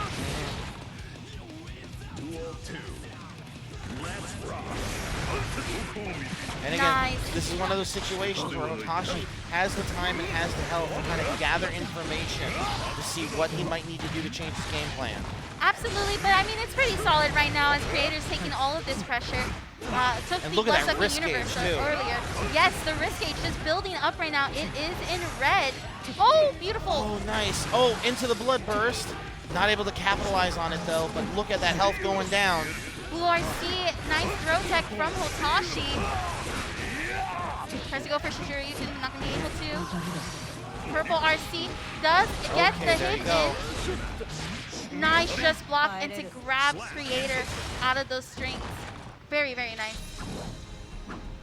That's the one thing about a character like Giovanna. She can hit you very hard, but sometimes she just needs more opportunities than a character like Nago, who can kind of just capitalize on one hit so strongly. Absolutely. And a nice way to get out of that corner from Hotashi, but good grab from Kreator. Getting the 2K and able to actually break the wall. Yep, into the wall break. Nago 50% though. This pressure in the air from those kicks is so nice, but does punish Kreator. Not going to be able to catch the backdash. Again, another nice throw from Hotashi. 3. Oh my wow. goodness. Okay, using the purple RC to call out the burst from Kreator, but Kreator not biting on that burst bait. Ooh, nice anti-air from Hotashi to close out the round. Beautiful start to the round with that 5K. Again, those just blocks coming in handy. That's the key to Giovanna, right? Is spotless defense, just blocking, and then going ahead and challenging on some of her frames there. The staggers right now from the close sash. Amazing defense from Kreator, but still gets hit in the corner there. Oh.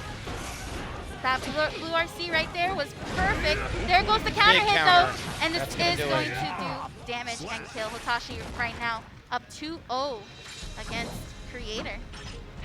Playing really solid right now. It's very hard to adjust. I mean, those just blocks are definitely stopping the game plan that Kreator's trying to do. I'm sure not many people do that against Giovanna, just blocking, faultless defense, and really trying to avoid some of that. Beautiful backdash. That's another thing too, is that Kreator's not been able to catch Hotashi from backdashing at all. Yeah, really hasn't been able to get the engine going. But that's a nice hit right there to force Hotashi in the corner. Red RC for extra damage. That should be the kill. There it is. I think that's actually the new change, if I'm not mistaken. I think before this patch, you could not be able to wall bounce or get the wall break, and there you go. I think you're correct on that. All right. Good burst there from Kreator. Still going to get grabbed though from Immediately Hotashi. back in there again. Oh, Hotashi actually playing patient and getting hit counter hit there. Uh-oh.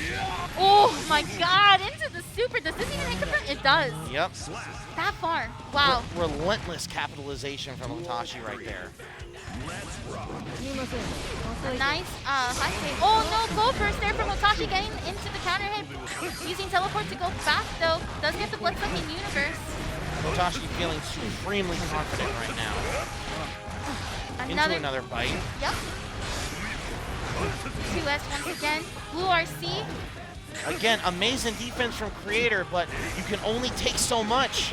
Also, right now, Hotashi in level 2 blood rage at the moment. Purple RC right there. But again, amazing patience from Hotashi. Hotashi trying to find some way to get that counter hit going. A nice cancel from Kreator, gets the counter hit. Nice backdash into the kick. Beautiful overdrive as well, breaking the wall too for the hard knockdown. Oh, back blue RC from Hotashi to gain a little space. I love that Kreator called out the meter though. Kreator was watching that meter, understood that that's what Hotashi was probably going to go for, because that's the game plan for Giovanna. It's that strike throw mix, right? So trying to dash in, get the throw. Very nice call out there from Kreator. Definitely. So now Kreator is up 1. Good defense right now from Kreator. Oh, but backdashing just at like that last possible second. It's almost as if like Hotashi's trying on purpose to actually delay those moments. And Kreator is trying to call him out. Has the right read, but just too early or too late. Okay, there goes 2D. Going for the wall break into the dust. Again, 50% meter on Hotashi right now. Able to catch him though. And Red RC into the last damage needed to take the round. The dog, the 2D dog. We love a good upper. Hotashi using a little bit of the teleport to go back. Nice backdash. Nice call out on the backdash to catch the throw whiff and deal some big damage to Giovanna. That is and insane damage. Okay, but Kreator calling out the blood-sucking universe. Oh, almost got the full, putting Hotashi back in the corner, but still able to take it out there. Potential set point for Hotashi. Kreator has to take this round to stay in the game right now. Beautiful 2D anti-air. That hitbox is still so godlike. It's incredible. Definitely forced the burst out of Hotashi right there. The pressure right now is on for Kreator. Had amazing offense, but unfortunately Hotashi's getting out of the corner. Does get the jump in though. Backdashes just a little bit, catches Hotashi, goes into the red RC, and Kreator is still in the game, going into game 5. That was some amazing patience and respect from Kreator right there. Not fully going up on the wake up, able to take his time to see what Hotashi's reaction was going to be and capitalize on it right there. Absolutely. Kreator looking very calm and composed right now. Hotashi changing, I think, the music, if I'm not mistaken, before hopping back in. Listen, music counts.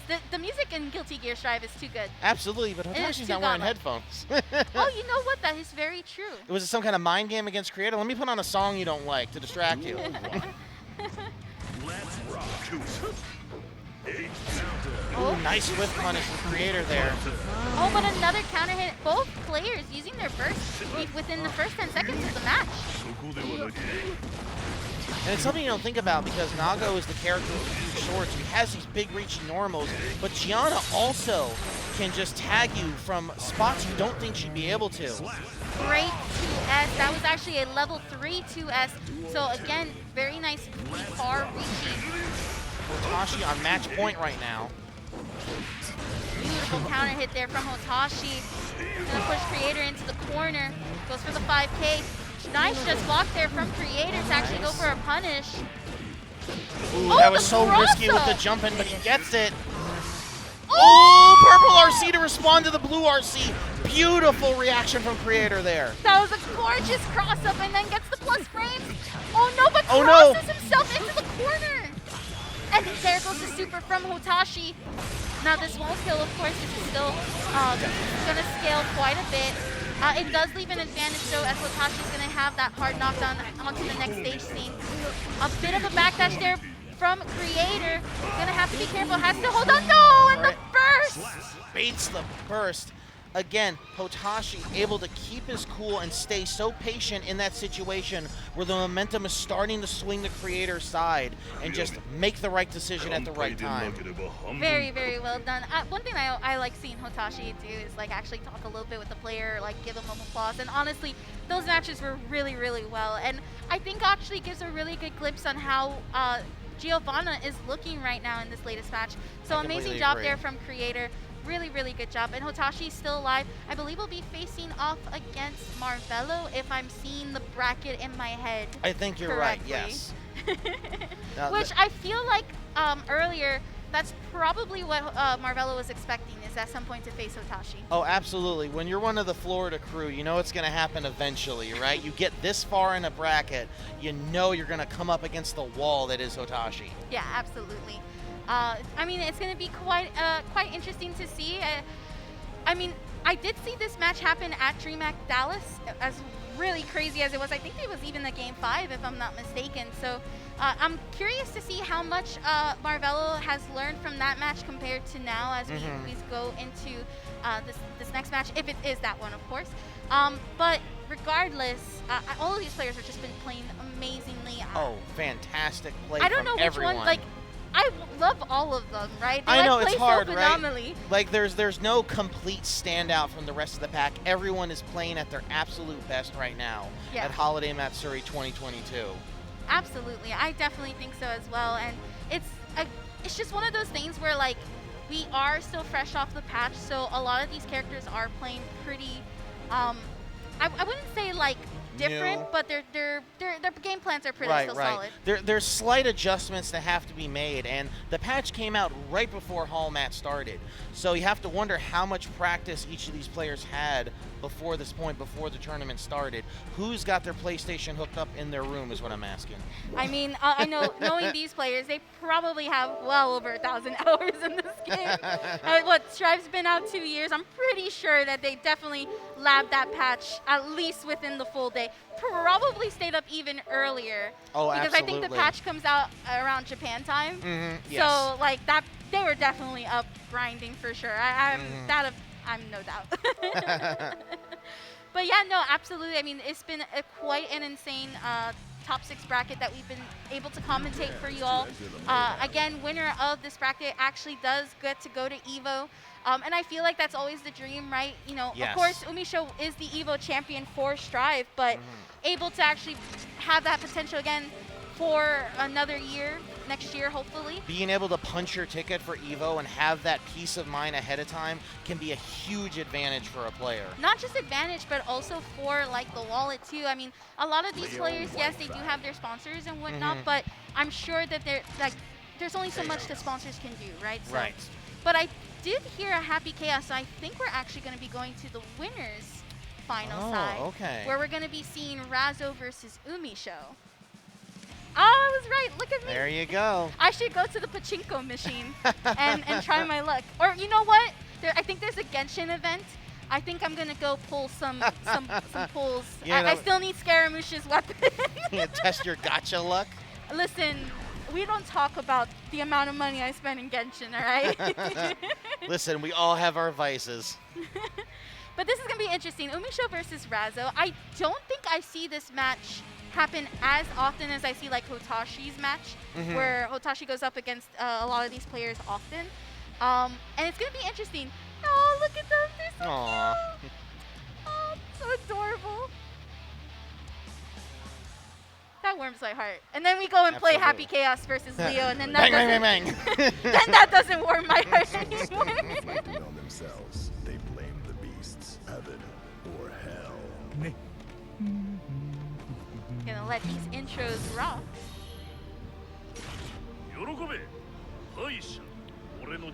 Damn, Leo. Leo has no chill. That's why we love him. Chaos versus Leo. Duel 1. Let's rock. Oh, wow, immediate counter from Umisho. Brings out the curse, but there goes 2D. That is one of the Right best back at forward ya. advancing 2Ds in this game, so why not? Good spacing right now. Both players already off to an explosive start. Nice red RC from Razzo getting that extra damage in. Yes, I did see that Razzo was trying to burst fade there from Umisho. Does get the curse out. There goes the bullets. Another curse is also out to reset the timer. Good blocks on that 2D. Nice just blocks there from Umisho. Oh, wow, Just the other side. Oh, throw into the PRC. That was so good of Umisho to do the just block. The DP though from Razzo, pretty godlike right there.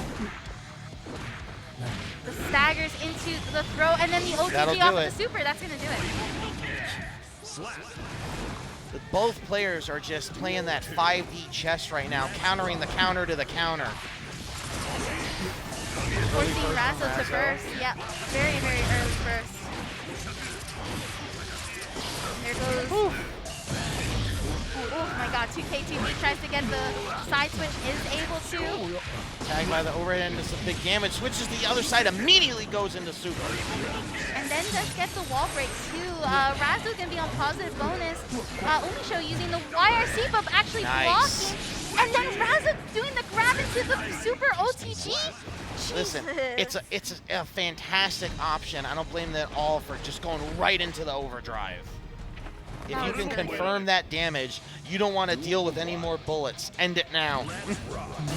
Absolutely, but also too calling out the fact that like that is such a good thing about Leo's supers is that he can OTG off of them, especially off of moments like grab too, right? And we're also seeing Razzo not getting stopped by the zoning pressure that is Happy Chaos. It's actually really handling this matchup extremely well. Oh yeah, grabbing for the sure. side switch too. Nice back throw from Razzo, Oh my again, right into gosh. the overdrive. I have a feeling we're going to be seeing that animation a lot.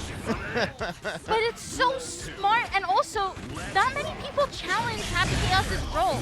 That's great knowledge there from Razzo to do so, and then actually finish off that round like that. Very smart. Definitely has a lot of Happy Chaos matchup experience. 100%. Umisho able to break the wall now with 2x Machina and get the hard knockdown plus bullets reloaded. Does have to get a little bit of focus, able to do so. There goes the Nice roll. roll to the other side. That's going to do it. There you have have it, another 2x Machina to finish out. And that was a perfect. That's the first perfect. That's true in this entire top 6 since we started. Absolutely. Very nicely done there from Umisho. The adjustments were made in that round. Beautiful Nice backdash. backdash out of the overhead. And a great burst save combo to boot as well. Clean call out on the uppercut from Razzo. Gorgeous throw tag. There goes the Drift RC up. And there goes the wall break as well. Razzo just knows the timing so well for that combo.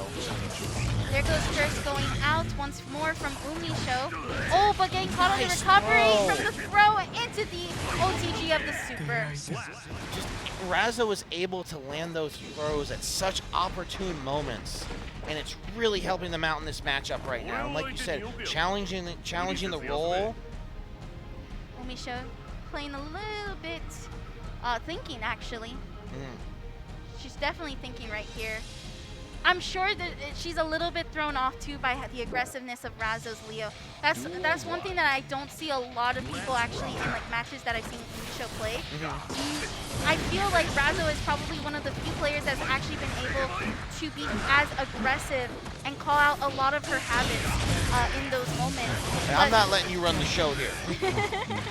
Exactly. But there goes Razzo. Yep, there goes the Razzo movement. Able to keep Umisho in the corner and deal some big damage into the wall break. So simple hit confirms, able to get that wall break like you mentioned. Goes for the safe jump, not going to be able to block the wire seat, but grabs again the roll. Beautiful. Absolutely incredible. Perfect Counterplay matchup. on the roll from Razzo.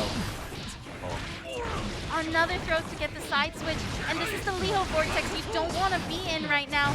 Exactly like that. Welcome to the zoo. A gorgeous throw tech, able to actually throw Razzo this time. Umisho trying to keep Razzo in the corner right now. There goes the 2S. It's Umisho really trying to press the advantage to their side now, not letting Razzo take complete control of the match. But again, Razzo out of the corner. Oh my goodness, the side to side. Very nicely done here from Umisho. Gonna keep Razzo in the corner. There goes the DP though, but using the burst. And actually trying to use Clone to back off, but Umisho not gonna be able to take this as Razzo will be heading to Grand Finals with a 3-0. That was just such a great example of someone with, like you were saying, pristine matchup knowledge. Knows exactly when to pressure, exactly what to challenge. I really saw that the matchup knowledge, like you mentioned, was something that was so important for Razzo. Like, not many people are punishing Happy Chaos's role. Not many people are actually challenging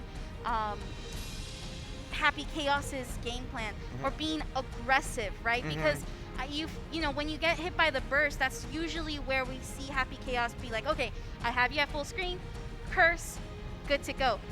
One thing too is that Umisho, while Razzo was able to play really solid and actually have those matchup knowledge, Umisho was just getting caught in the Leo vortex over and over and over again, especially in instances where, yes, Razzo wasn't doing an exquisite or like extravagant combo, but was able to really solidify a lot of the hit confirms that made the damage count. Right, just not letting Umisho be able to start up their game plan at all, just cut off right at the knees. And that's one of the things too, right? That when you're playing against a character like Leo or a player like Razzo as well, Happy Chaos doesn't really have that damage factor unless you're actually hitting with counter hits and you know you're doing wall slumps and then you're just trying to open up your opponent at that time. Have to be consistently making those right calls. We even saw a wall slump from Umisho in that entire set. I don't think we did. Razzo didn't give him a chance. Yes, she was definitely really, really well done with all of that as in usual past matches as well. But she wasn't just able to do it against Razzo, and that was quite a bit of a difference.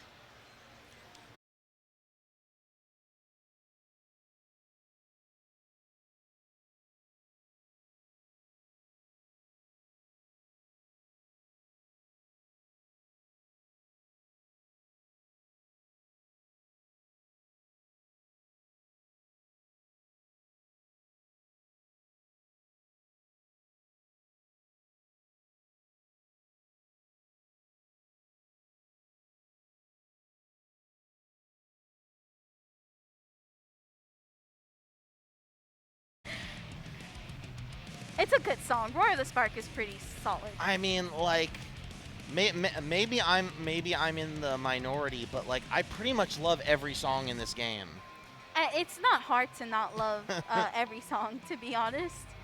They're all pretty good, right? Like they're Japanese rock songs. Oh yeah. You can really. I think it's the only game that actually like I can put on a playlist and be like, yeah, I can jam out to this during like a workout or something. I was just gonna say, Guilty Gear is the perfect workout mix series.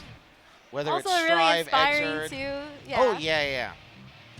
You feel like an anime protagonist listening to these songs.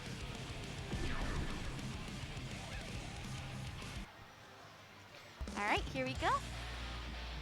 All right, so like you were saying, very interested to see what adjustments both players have made. Mankind knew that they cannot change society. So instead of reflecting on themselves, they blamed the beasts, heaven, or hell. Oh, not letting the intros rock this time, going right into the bloodshed. Great start from Marvelo, forcing Hotashi in the corner. It's a clean combo right there, but Hotashi immediately bursts out.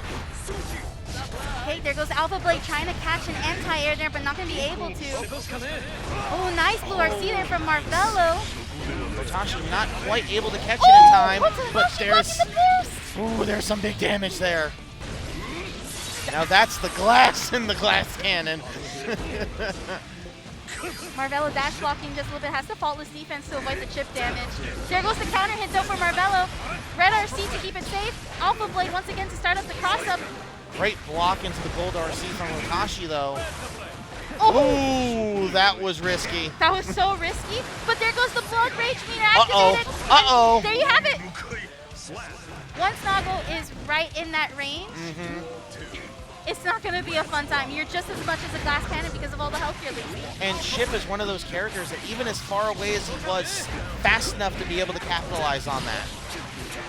Okay, crossing up Hotashi right there, gets the overdrive going.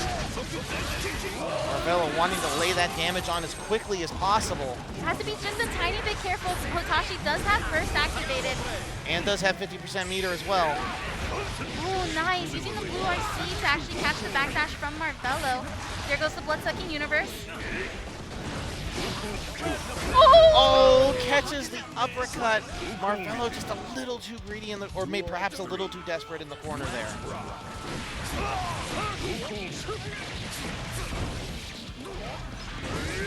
That's quite that's 50% level. That is 50%. The classic Nago round start. Using the blue RC to drift upwards and actually try to catch with the jump.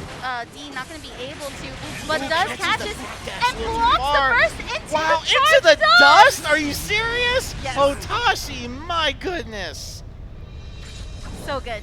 That was quite. We don't really see a lot of charge dust, and that's we like don't. he's just shaking his head. He's like, yeah, I know. I got this. I did it. I was there. We were all there. Thinking about that nap. Okay, doesn't quite get the full 50%, but still a lot of damage from the round start there. I think that was on purpose, right? Like Marvelo has burst. Doesn't want to extend too much. Exactly. Better to just keep Marvelo in the corner and then continue this game plan of Blood-Sucking Universe, full screen, especially once you have the full meter of Blood Rage. But Marvelo showing a lot of respect to Hotashi right now, but still gets tagged. There goes the burst from Marvelo. That is a little bit of a hero burst, but I see it, I sense it. Especially look at that Blood Rage meter go. There you go. Oh, and then and a burst right back from Hotashi. Also using the burst too, yeah. Both there goes the counter hit. I was just about to say, both characters very low on life. One hit would have done it from either side, and it went to Marvelo that time. You know, it's interesting too as we see like players like Marvelo, and you actually, when you talk to him, right, he mentions about the confidence in your decision making, the composure, and that right there is where most people will say, well, why did you use the hero burst there? I mean, it worked, right? It turned out. And then on top of that, Hotashi doesn't have a burst either. So they're both building it back up. But this is going to be quite a bit of damage, though. Has to be Very careful. Oh, and the But yeah, like you were saying, especially when you're playing a character like Chipp, you have to have that confidence in your decisions. You can't second guess yourself. Very nice blocks there from Marvelo. Good 5 feet to actually counter poke. And the mix-ups are happening. Actually got to climb on the wall and open up Hotashi, forcing Hotashi to use the burst. Oh, there's that back throw. A nice neutral jump into the air dash to get out of the corner for Marvelo. And there goes the 2K, and beautiful stuff there from Marvelo, tying it up 1-1 right now. Hotashi been doing a great job blocking those Beyblades on the other side. It's a bit tough to be trying to avoid those cross-ups from Marvelo. He's playing really solid too. Definitely not trying to get caught. Beautiful block on the goal burst. Actually able to punish it too. Very rare are you able to do that, so that was really good. Just close enough to make it happen. Good grab here from... Ooh, interesting blue RC there to keep the pressure up. Good just blocks right now from Hotashi as well. Ooh, this beautiful defense from Hotashi. And you know what's interesting too? We're just seeing in action the system change where it's actually rewarding defense with some of those tension gains. And this is gorgeous, capitalizing off of Marvelo's mistake in the DP. Yeah, any kind of change that favors defense is going to help a player like Hotashi, who is so patient and able to stick it out until that right moment. Oh, there goes the counter hit off of the anti-air. And Right this into is the definitely super. going to hit. I think because this is Chipp, this might kill. You might not even need the wall. No, it's Not scaled. quite, not it's quite. scaled. There it is. That, you know, that sounds about right. Second perfect 2 of the night as well. Very solid gameplay from Hotashi. Marvelo probably going to have to make some adjustments here. Absolutely, gonna have to see what changes to his game because he's playing so solid. Like it's not that, but there's just these little decisions that Hotashi is able to capitalize on.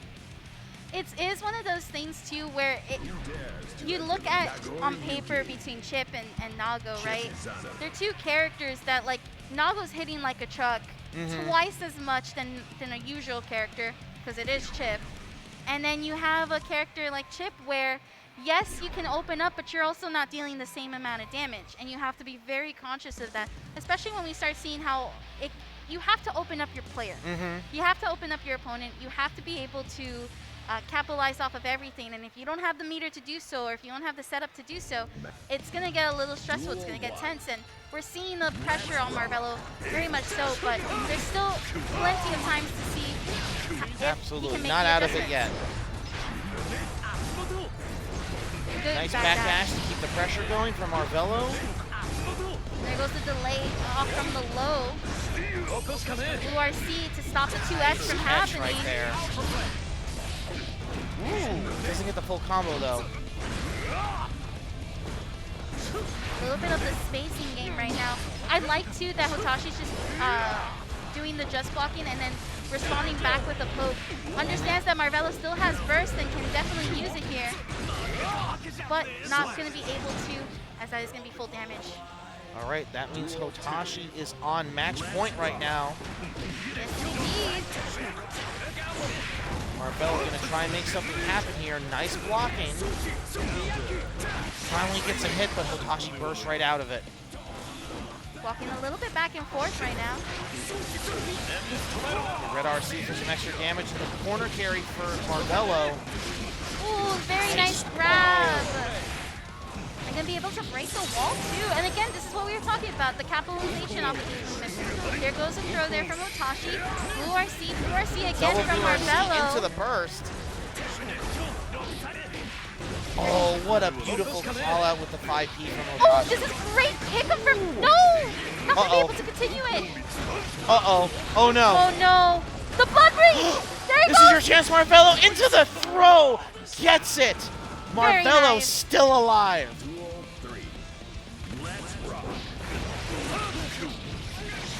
Hotashi going to be able to break the wall here. This doesn't do 50% at least. Well, it kind of does. It's very close to 50. Hashtag just Nago things. But at least it's not as like that bad compared to some of the other stuff that I've seen today. Oh, man. Okay, Blue RC and actually poking a little bit to stop Marvelo from pressing the button.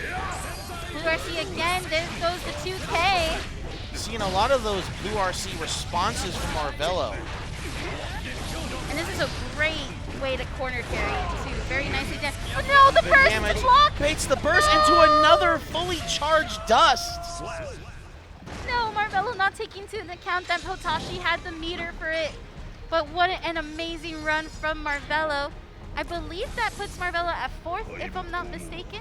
I think you're correct on that. Where Hotashi will be going ahead and facing off against Umisho. Wow.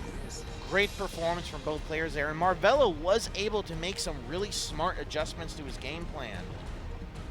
No, I definitely agree with you there. It's just, you know. It's just so hard. It's just very, very difficult. And that matchup is there's only so many things you can do, right? Absolutely. We're not talking about like a character with high guts or a character with big damage. You know, those are the two things that, quite honestly, when you're fighting against a character that is in the meta, like Nago is, it's very hard. It's not easy. It's not something that to be taken lightly. And honestly, Marvelo did an amazing job with all of his runs today. You know, and it's one of those things too that those slight mistakes, those slight happenings do, like it's just gonna happen. They really add up, especially like you were saying with a character like Nago who hits so hard and then hits extra hard on Chipp. Yeah, absolutely. But you know, with that being said, though, we just get closer and closer to crowning the winner here at Holiday Matsuri for Guilty Gear Strive, and we're going to be going into our next match, which is going to be Hotashi versus Umisho. And there goes the happy chaos. I already hear it in the background. Already. Already hear it there. Getting ready. It's all there. It's all good.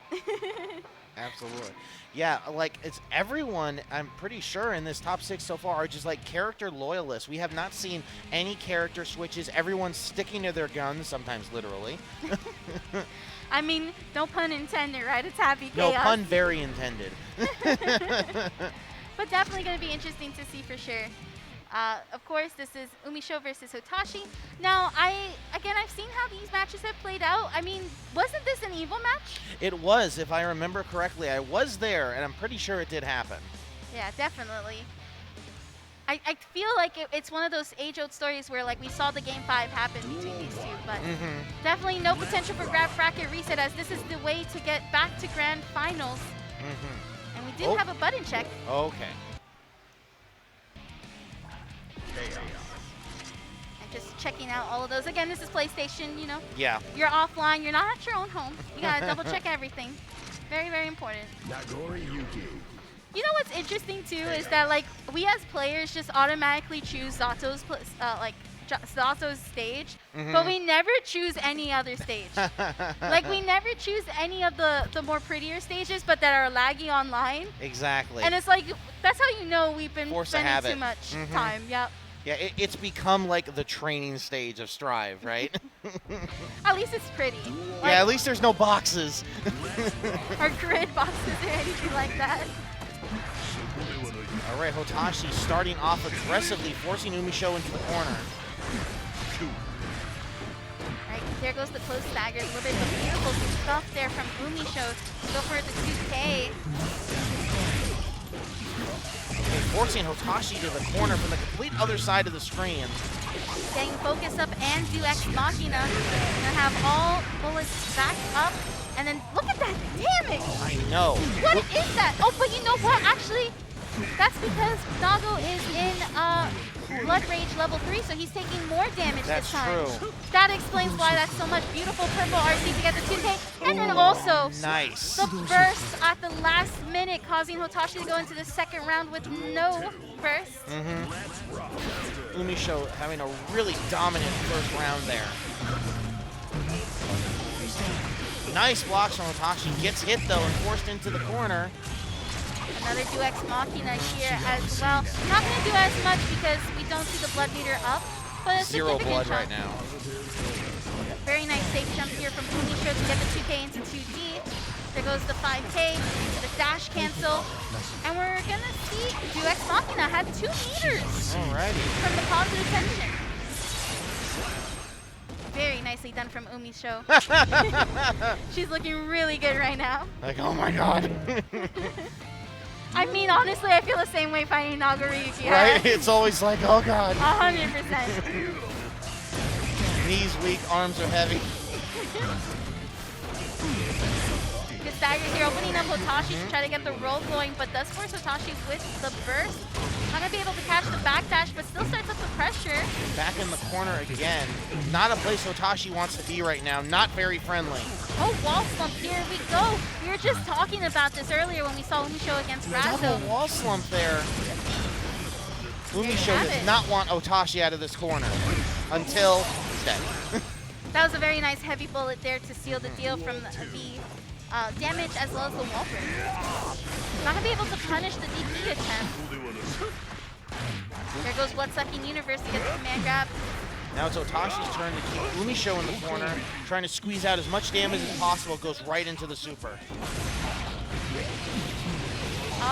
This is with wall. No, it's scaled. Just short enough.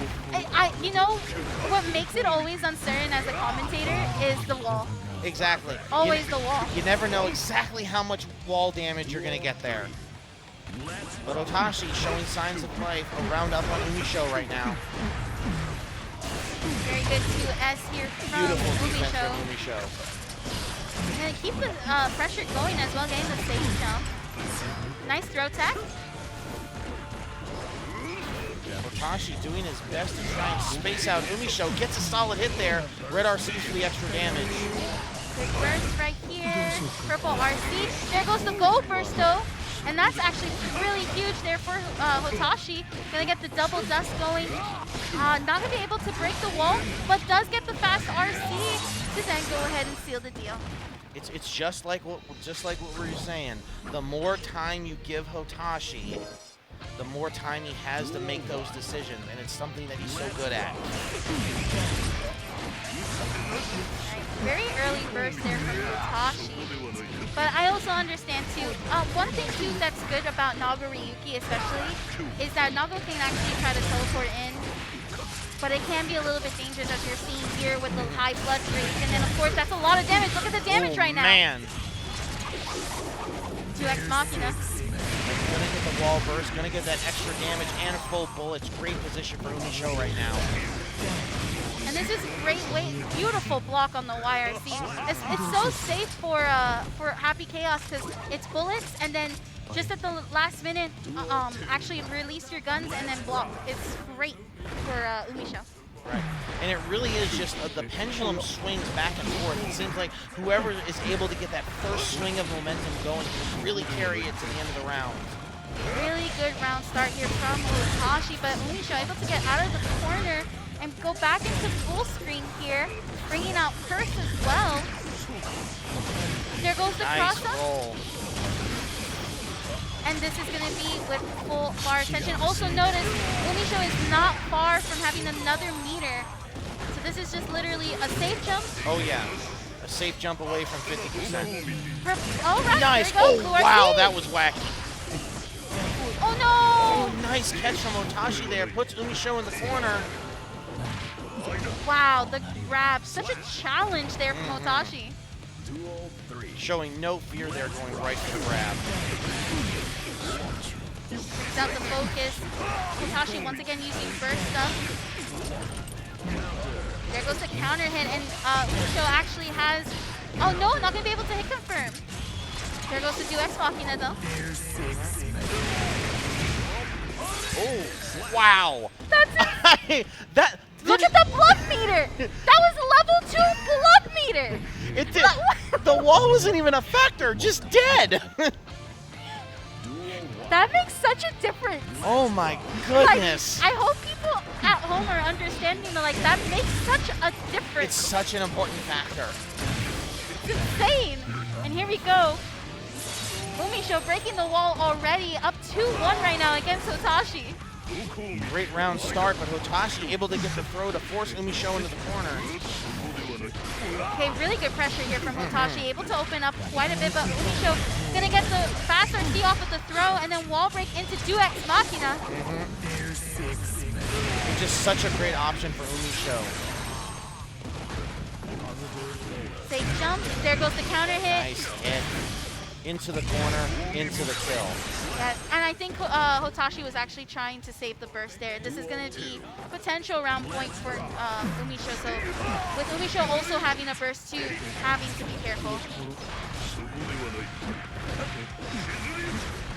Right, once again, the pressure is on level 2 blood meter at the moment. Good grab here from Umisho. Able to put Hotashi in the corner, and Hotashi responds, putting, oh my god, they keep switching corners so frequently. Oh, wow, using the dust and keeping the bullets going. Brings out Curse, has enough focus as well. Gonna be able to break the wall here. Go straight for the burst. I'm sorry, the wall break, excuse me. Nice, 2K2D. This might be it for Hotashi. Goes into the 2X Machina. I think that's gonna do it for sure. Yep. Yep.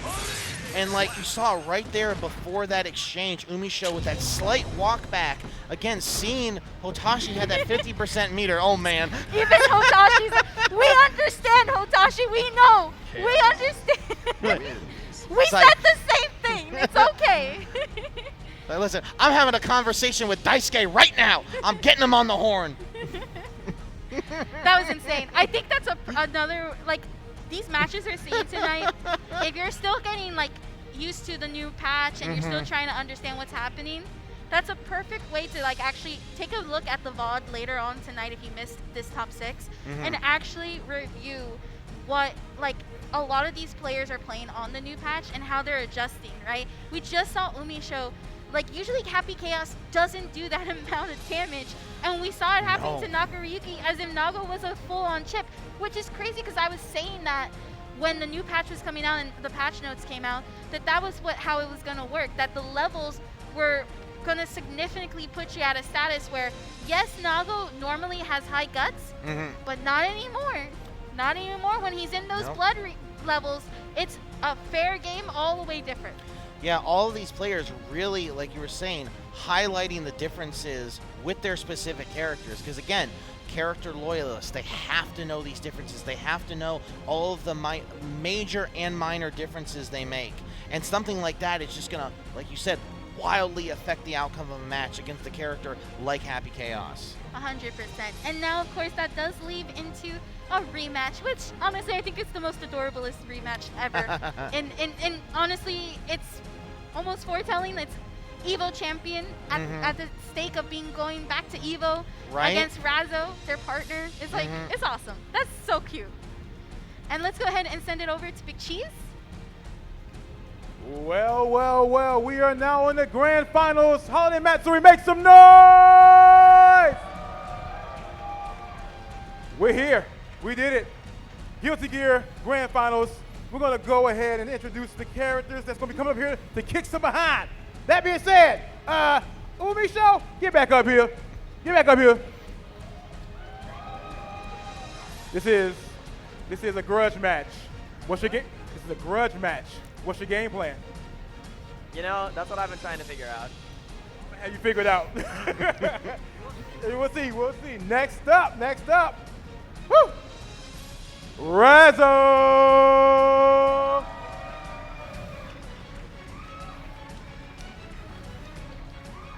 You already got a game plan. I don't got to ask you no questions. You in grand finals. You in the winning side. All you got to do is win. But are you going to win? Of course.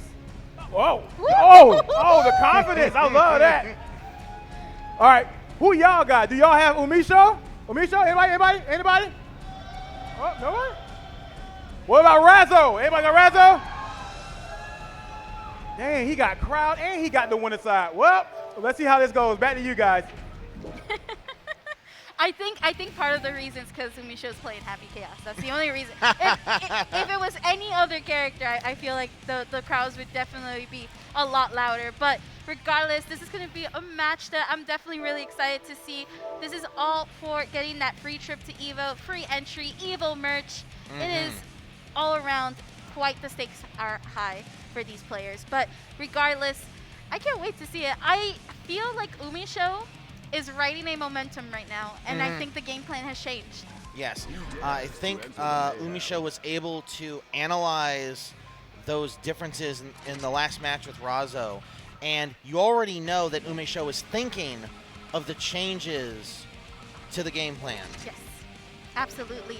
Also, Razzo was playing aggressive in the last time we saw. Very aggressive. Against Umisho. As Leo is wont to do, but in a very specific way. Correct. I agree, yeah. But we're going to see. We're going to see where the adjustments are. These two are looking really excited. I'm also excited for them. Oh, yeah, this is going to be a great match. I don't think, I'm going to be real here, though. I may go for the Happy Chaos. Really? Yeah, listen, Leo has all the buffs that Anji ever wanted, so I'm not I'm not gonna go for the better Anji in this case. It's a better character. It's the carryover grudge from Anji, isn't it? It is a little bit, but then again, it's also Happy Chaos, so it's like, come on, Saki, are you sure you want to go for the Happy Chaos? Regardless, these two are going to be amazing players regardless. I don't care who wins. I just want Happy Chaos to lose.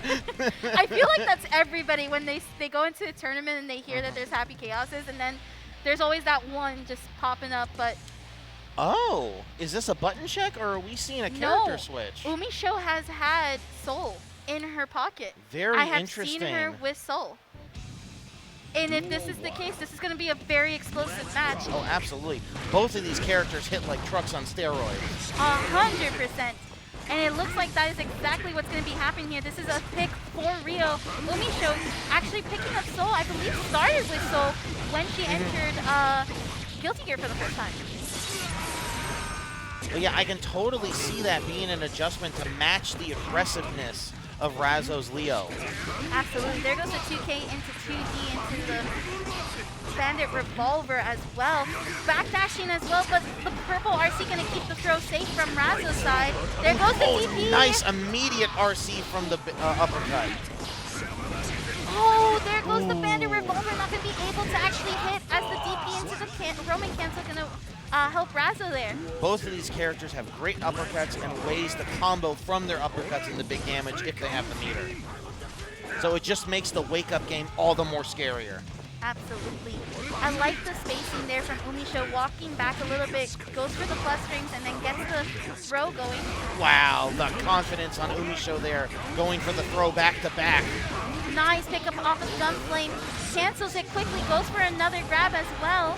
There goes the safe jump, and then gets speed force. Beautiful, perfect. That was actually really nice. Absolutely, some big damage there. Both players up around.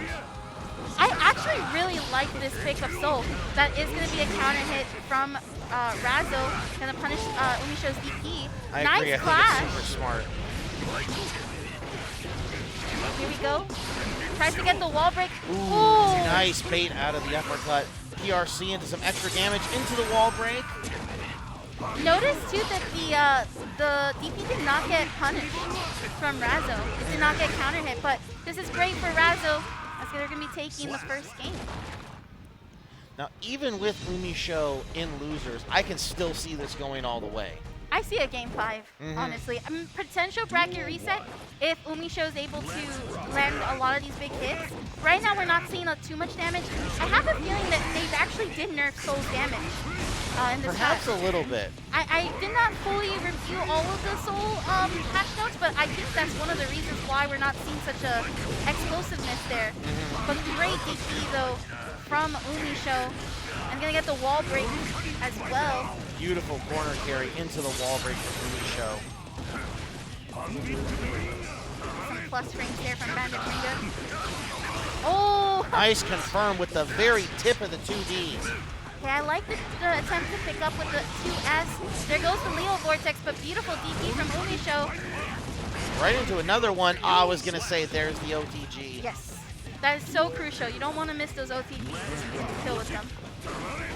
Especially if you're in a position where you're not doing as much damage as you might have been before. You've got to squeeze every last drop out.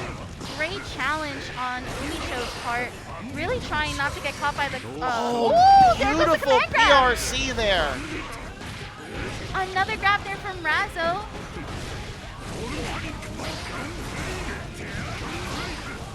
jump flame all the way. This is some pressure right now.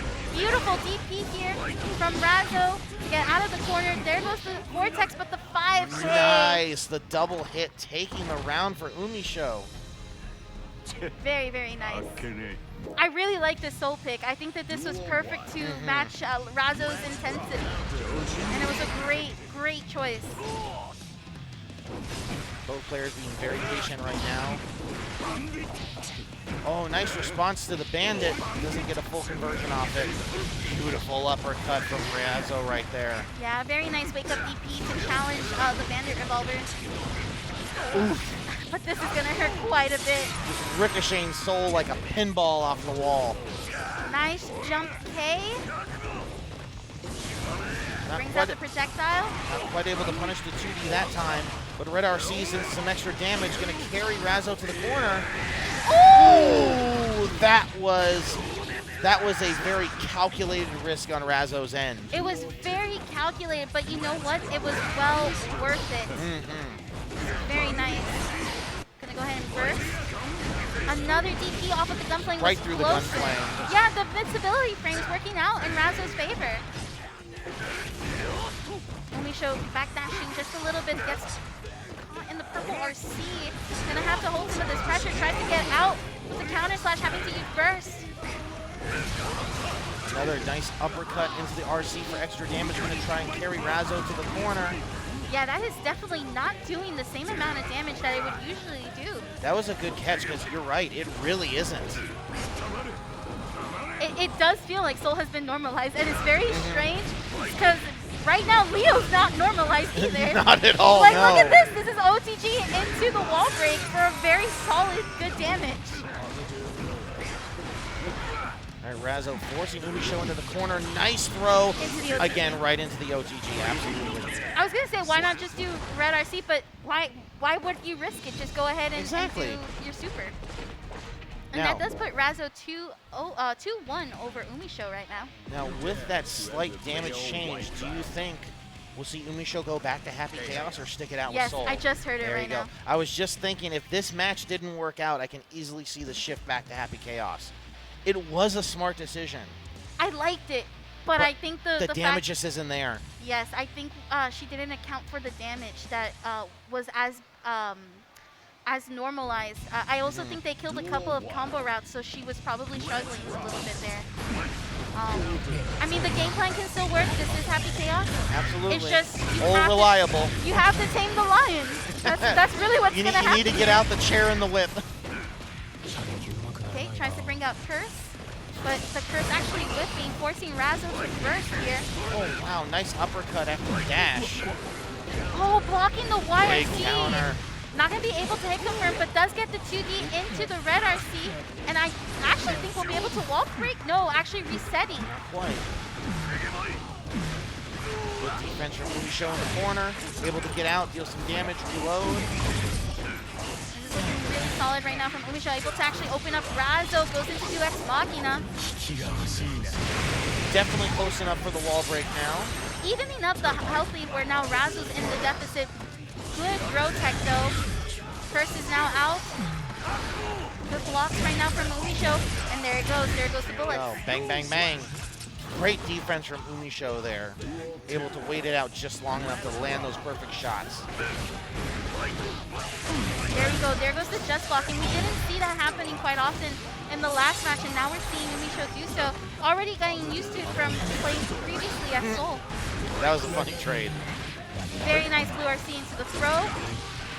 You're right. Definitely seeing much more aggression from Umisho right now. And it's just something you have to do against Leo.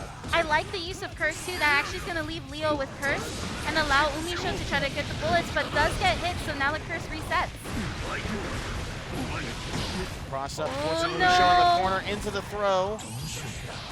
Okay, good blue RC to go for a 5P to stop the pressure in the vortex. Oh, and there goes the 2P. That was a very tight exchange there, back and forth. Could have gone either way, but... Game 5 right now, tied up 2-piece. Game 5, surprise to nobody, or it shouldn't be a surprise to anyone. I was not.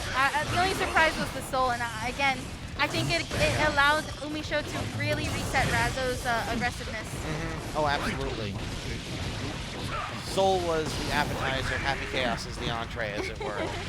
Very nice grab there from Razzo. Getting the 2K, actually not going into the overhead and going for a full throw. Oh my god. Ooh, straight into the super from the overhead. Big damage, wall break. Razzo takes that round. Yeah, that super was pretty much full damage because of the 2K. And this is actually a potential point for Razzo, so Umisho has to win this if she wants to go for the bracket reset. It's been such an involved back and forth. Both players being very patient, trying to use their spacing wisely. Okay, good focus and actually eradicating Leo's projectile. Umisho really taking advantage of the backdash. He's trying to stay out of that 2D range. Nice, breaking the wall. Does have meter now, was able to get it after hitting the wall for the wall break. Good patience, Nice just jump. straight up. And this is Umisho at her finest, just trying to play patient, walking back. The confidence. Oh, but gets hit by the cross up into the overhead. Oh, Umisho back in the corner. Gets a nice solid hit though. Oh, there goes the burst from Razzo's end. I was just gonna say, Razzo having to burst in that very moment. Umisho might have to burst here as well too pretty soon. She doesn't want to stay in this corner and get caught in the vortex. It's not gonna be a fun time. And I see Razzo even trying to poke a little bit to burst bait it. Tries to go for the 2K, goes for 2D right after, but Cone going and stopping that. Good blocks right now from Umisho, but gets the grab! Nice! Umisho still in there with the clutch throw. And we go into the final game, final round. Potential bracket reset, potential win for Razzo. Regardless, this is going to be an amazing match to date. 100%. Umisho has Razzo in the corner now, but not for long. There goes 2D, a jump D! Oh, that was sick. And this is full corner carry. And the wall break to boot This as is well. gonna hurt. Positive tension right now for Razzo. Blue RC gonna be able to block the heavy, but then gets caught by the bullets. 2D Oh, to nice clone. with the clone. Purple RC off of the projectile. Tries to Oh, open this up is so Umisho. dangerous right now. Curse is right now on Razzo. Still quite a bit of health to work with. Projectile. Oh! Able to actually shoot the bullet! Not gonna have enough meter to carry on. Umisho in danger right now. Health right now. In more ways than one. Oh! Oh my goodness! Oh my, it's, opens up. gets There's the the burst though! This is down to the wire. Oh. Red RC baits the burst! Oh, that was so smart from Razzo! Wow! Woo! Even Razzo's like, listen, that was really... Aw, you love to see it. But, oh man, that was such an intense last round there. Both players trying not to make that last fatal mistake. That was such a good match. I mean, like, just look at them. I could tell that they play each other so many times, and then when you see it here at the tournament, even Razzo was like, I have to make it count here. This unless we do it, and then we go back into the new game. But beautiful stuff from these two. Amazing job. And Razzo has won the Evo Flight, the Evo entry, and of course some Evo merch sponsored by Evo as well. And congratulations, what an amazing match. And what an insane top 6 bracket. That was awesome. Absolutely, just great performances from all the players, hype matches, super fun to watch. Absolutely, and honestly, what a fun time here at Holiday Matsuri. If you didn't come, I suggest you start thinking about coming next year. You're missing out. You're definitely missing out. What a way to end the night for Strive. There's plenty of more to come, so make sure to stay tuned. And my name is Saki. I'm Level 3 X Factor. And we'll be seeing you in the next one. Okay. Yo. Hey, guys, what y'all think about that? Guilty Gear, right? Some good stuff. Congratulations to Razzo, and once again, thank you everybody for coming through. But before we go, we have ourselves a special guest. Don't y'all go anywhere. Y'all have a seat. while I bring this wonderful individual up here. Come on up here. Give a round of applause. Give a round of applause, y'all. All right. So tell the world who you are. I'm Shark Party. Y'all heard that? A little louder. State your name. Hi, I'm Shark Party. Where are you? I'm at Holiday Matsuri. All right, give it up for her, y'all. Give it up, give it up, give it up, give it up. And where can they find you? Twitter. I heard that you have a booth here. I don't have a booth, but I'll be hanging out over here. If anyone wants to come talk to me about Guilty Gear, we can talk for 7 hours because I love Guilty Gear. Thank you. So yeah, over here, take pictures with her, have a conversation with her. I want some good pictures too. All the cosplay, I want to see some good stunt on them. But thank you guys very much for watching. Guilty Gear is done, and now we're on to the next one. See you guys later. I might take a picture with that Bridget cosplayer. Oh, absolutely. Actually. I love Bridget. I'm so happy that she's now in the game too. So that Me was too. insane. I'm happy. There's been a lot of Bridget cosplayers over the weekend. It's like Biscuit, Brisket, Bucket. Absolutely. But once again, thank you so much for joining us for this top 6 in Stripe. Congrats to all the players as well. And honestly, again, congrats to Razzo, to Umisho, to Marvelo, again, all of them. And we'll see you again in the next one.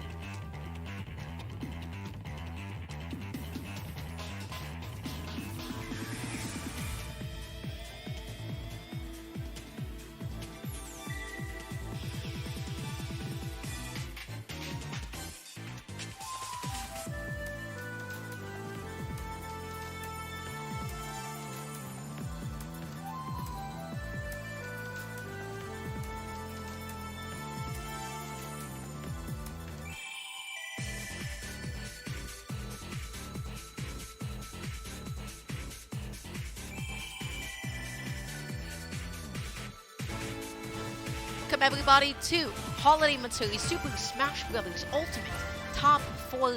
I'm, of course, Durpasaurus, joined by my lovely, incredible co-commentator, JonConboi. How you doing today? I'm doing well. I mean, we have a stacked top 4.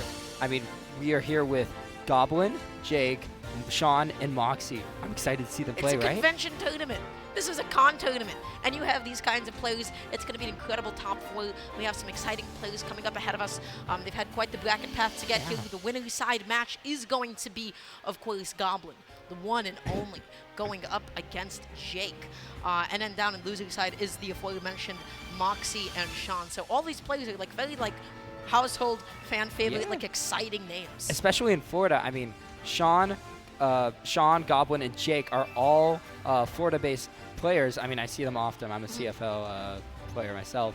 So, I mean, I see Jake and Goblin there at Boardwalk all the time. Yep.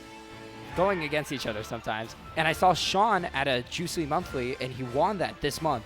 So I'm excited to see how he performs this convention. Sean is so cool. That's one of the guys that I'm most excited to see today. But before then, let's throw it to somebody even cooler. Kagged, our stand-in MC. Take it away, buddy. What do you got? What is up, everybody? Welcome to Top 4 of Smash Ultimate here at Holiday Matsuri 2022. My name is Kagged, and I'll be your MC for tonight, and I'm also the head tournament organizer for this event. First of all, thank you, everybody, for attending this event and supporting Holiday Matsuri. It's been a wonderful time running this event for everyone, and I hope you're all having a great, great time.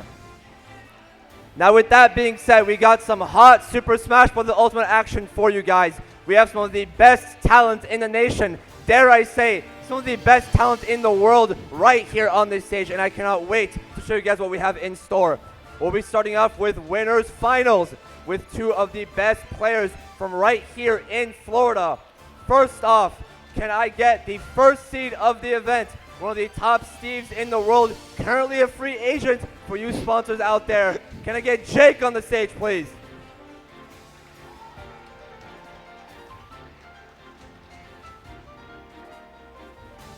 And his opponent, coming one of the best Roys in the business, sponsored by Moist Esports. Can I get Goblin?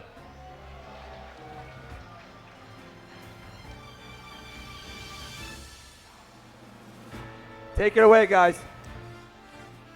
Thank you, Silas. You did an incredible job. That's my favorite Frenchman. But enough about him. We have, of course, Goblin going up against Jake, a Florida staple. 2 of the best that the entirety of the state has to offer. Going against Steve. How you feeling about it? I mean, to be fair, it's not just the state of Florida. They're the best, in the country, maybe even the world itself. I mean, I'm excited to see how this goes. I mean, Steve can build, rush down, but then camp as well. And then Goblin knows how to get in with Roy's amazing pressure abilities. It's insane what both of these players can do with their characters. Yeah, if anything, I am anticipating an extremely volatile match, right? Because you have Steve, you have, he's a funny little up tilt, it's a funny little jab, and specifically on a fast follow, right? So something like wooden and stone tools in this matchup going up against Roy, man, that's a bit of a tough time. But then similarly, you have to take into account somebody like Goblin. That man holds forward. He was born to hold left and right on his analog stick, because when they get that advantage, when they actually get that pressure started up, the damage is unspeakable. I know. I mean, obviously both characters can apply extreme damage. I mean, Jake, Steve, if Steve gets diamond, you're playing a different game at that point, right? It's 60%. 60% and that's going to be the stock. Man, I'm just going to have to hold that. But also specifically, fast followers, low percent. Roy up against Steve can be a bit of a tough time. You get hit with jab, really, really close to the sort of it, and that's going to be jab, jab, jab into forward as well. So you have to take into account the exact kind of space where Steve can get something like that off. You don't want to get grabbed. You don't want to get down thrown either. So it's a bit of a tough time. That 0% is where it is most volatile. That's the part that is going to be the initial challenge for Goblin. Yeah, and I mean, especially with the hilt method, the hilt thing with Roy, I've seen Goblin at Juicy Monthly. I've seen him combo three sour spot forward airs in a row off stage and gain 30%, and put the opponent at a disadvantage while being able to recover and applying pressure from that. It's crazy what Goblin can do with the air combos, and I'm excited to see what Goblin is able to do against Jake today. Yeah, absolutely. You can just get like a lot of like classic like 0 to 480 B&Bs, but then specifically I feel like Goblin and Goy does such a good job of calling out like specifically Steve's minecart, because back air is just like a strong enough move to break it in a lot of situations. So Jake is going to have to be a little bit careful with some of his high recoveries. He can't necessarily get away with it too much. He just has to make sure that he is mixing it up. Another challenge specific to Goblin and specific to the character that he plays, how do you actually escape the ledge when you have the constant threat, the constant fear of that side B, which is capable of cheating, much like Steve's. But game 1 starting off on Pokemon Stadium 2. Let's see what we got. Okay, starting off with that side B right there, putting Jake into a different part of pressure, and starting with the up tilts as well. Look at this, look at the percent, 41 already.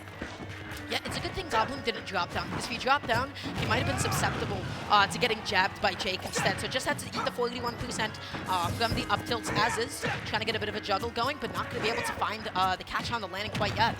And also having stone already and being, look at this, mining this material. And look at Roy, the Goblin, destroying the crafting table right there. Having to force Jake to use materials and waste what he already has. But nice quick little up B out of shield from Goblin, just saying, hey, you know what, I'm going to reset the situation. Jake backing off a little bit, up B's back on, but that's going to be the up B into the up smash. A little bit too little percent, but good, yeah, just good damage and good DI from Goblin. Ooh, and look at that back air. Look at, did you see, what's it called? Goblin's shield after that down air? The amount of shield damage that Anvil does is insane. And look at the building that Jake's doing.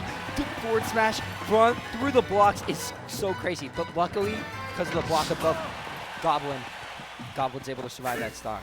Yeah, Jake's own block kind of ended up blocking out that stock, and now Goblin 168%, but Goy is a huge rage demon, and looking for some sort of an air dodge lead, doesn't actually find it though, but still in a really good position to get that soft hit of up air, just dashing, shielding, and Jake, such an excellent jump call out. If Goblin wants to do anything, it is jump in. It is in Goy's lifeblood to do so. Exactly. Look at this. 2-3 already. Jake already has another diamond while having diamond tools right now. Jake can apply so much damage, but doesn't matter if Goblin can get that first stock right there. 2-2 here. That was clean, yeah. Yeah, I know. Neutral air one into jab into the forward air as well. He didn't even need the back air. Now all of a sudden 51%, but Goblin with one neutral air or even a falling up air can easily make that back, plus a bit of stage control. Got a little bit greedy. Instead of like the forward air, we saw like a fall off up air. Had Goblin connected it, bit of a tighter spacing, that would have been like a huge punish. Exactly. Look at this. Goblin going off stage and chasing Jake with those forward airs. While, oh my god, look at that. Dude, I was about to say something about Goblin trying to combo with a forward air, but doesn't matter if Jake can get that up tilt into back air with Diamond, because Diamond applies the same damage and knockback. Oh, but Goblin that time around really committed off stage. Jake just used that as full opportunity to get back on, start mining again. It's Minecraft time, baby. Oh, and the DI, look at that. He fell out of that jab. That's so well done from Goblin right there. Yeah, oh my god. And I do believe that was because Jake might have had diamond tools on, but oh my god! A counter? What a counter. It's like one of those moves that you never see happen, so you never really expect it, especially in this game. And when it happens, you're like, why did I fall for that? You know? You got your F smash counter. That's just tough, buddy. You got to hold that. But now, really good up B out of shield, as Jake just, it keeps on pressuring. But think about the risk versus reward in that situation. Jake could have actually gotten a stock off of an up tilt.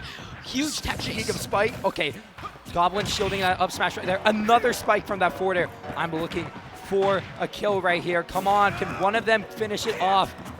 That's like the third time that Goblin went for that, and it still has yet to connect. And unfortunately, that's a soft spot of the up air. Doesn't actually get that sweet spot that he was looking for.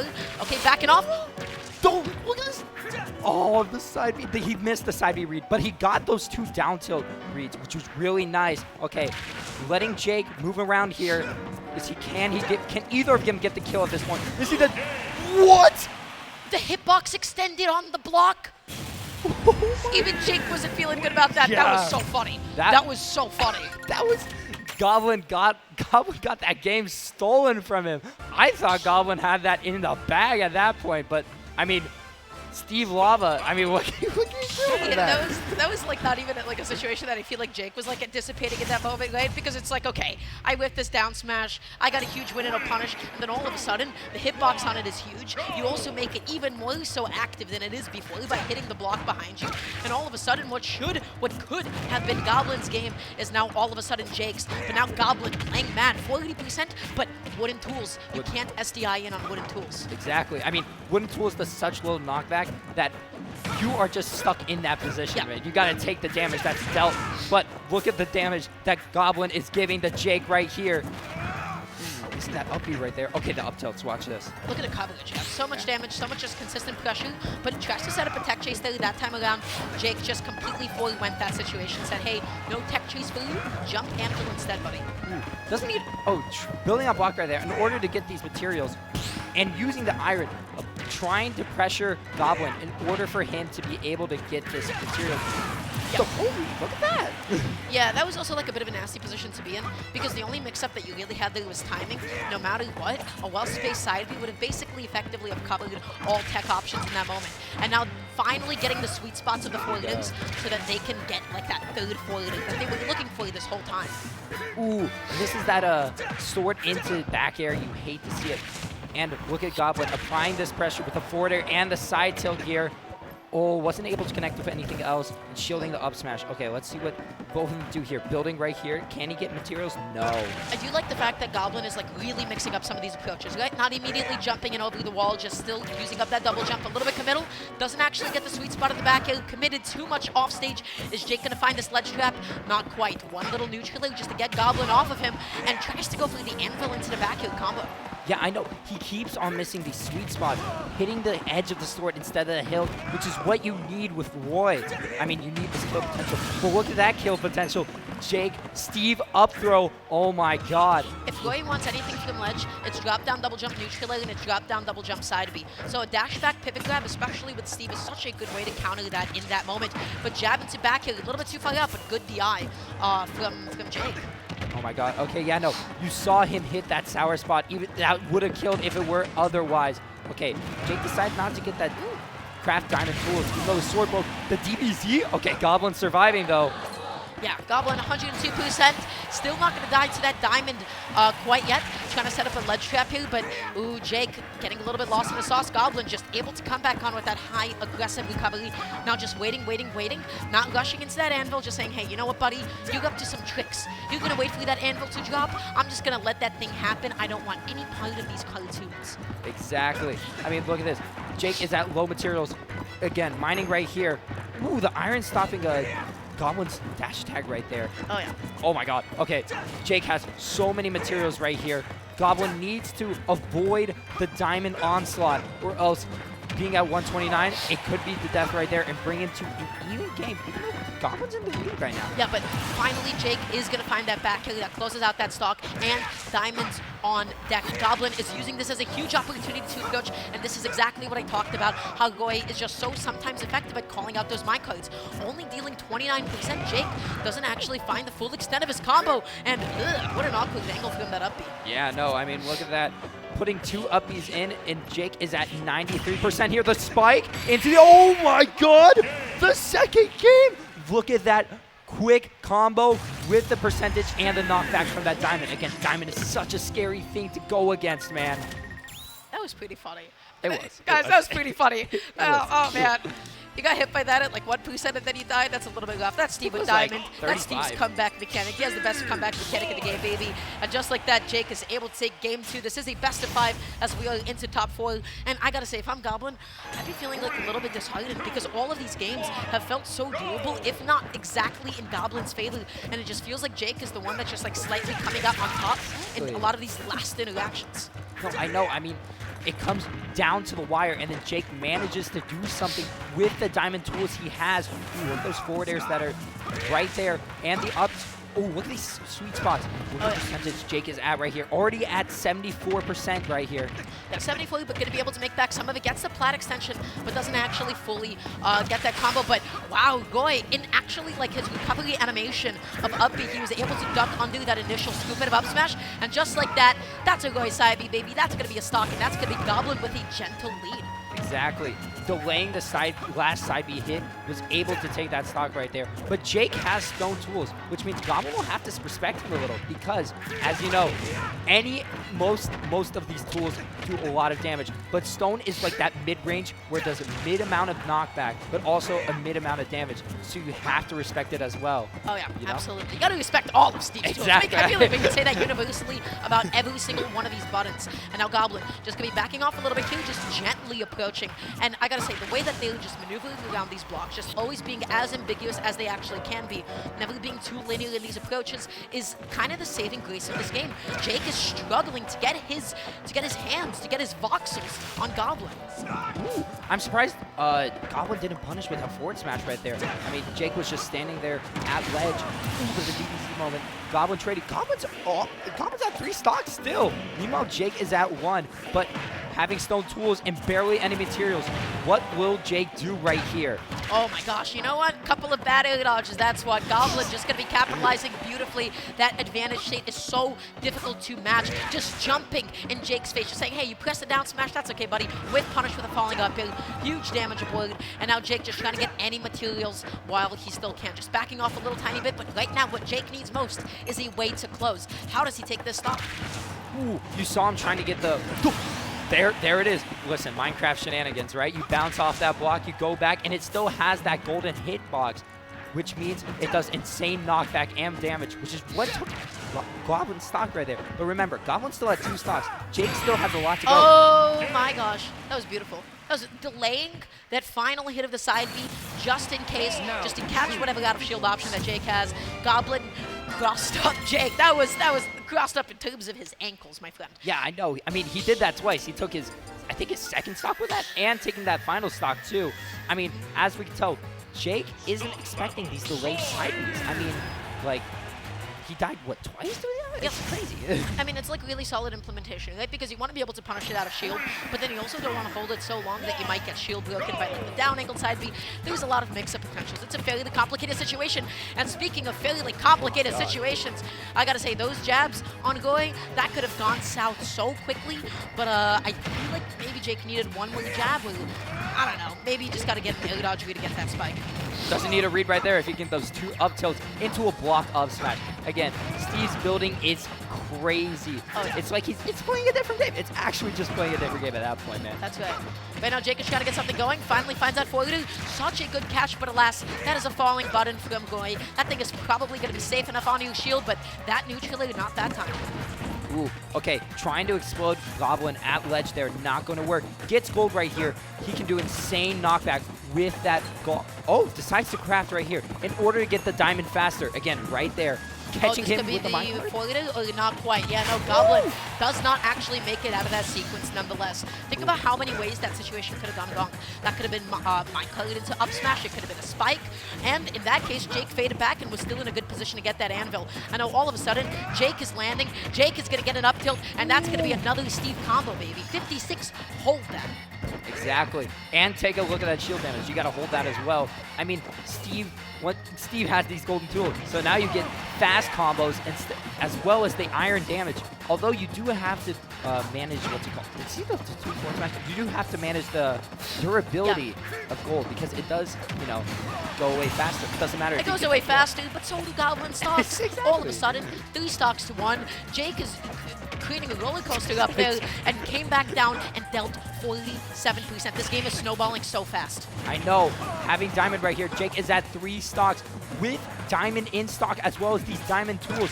Goblin has to avoid whatever Jake is putting out right here because if he gets hit by like any move at this point, he's dead.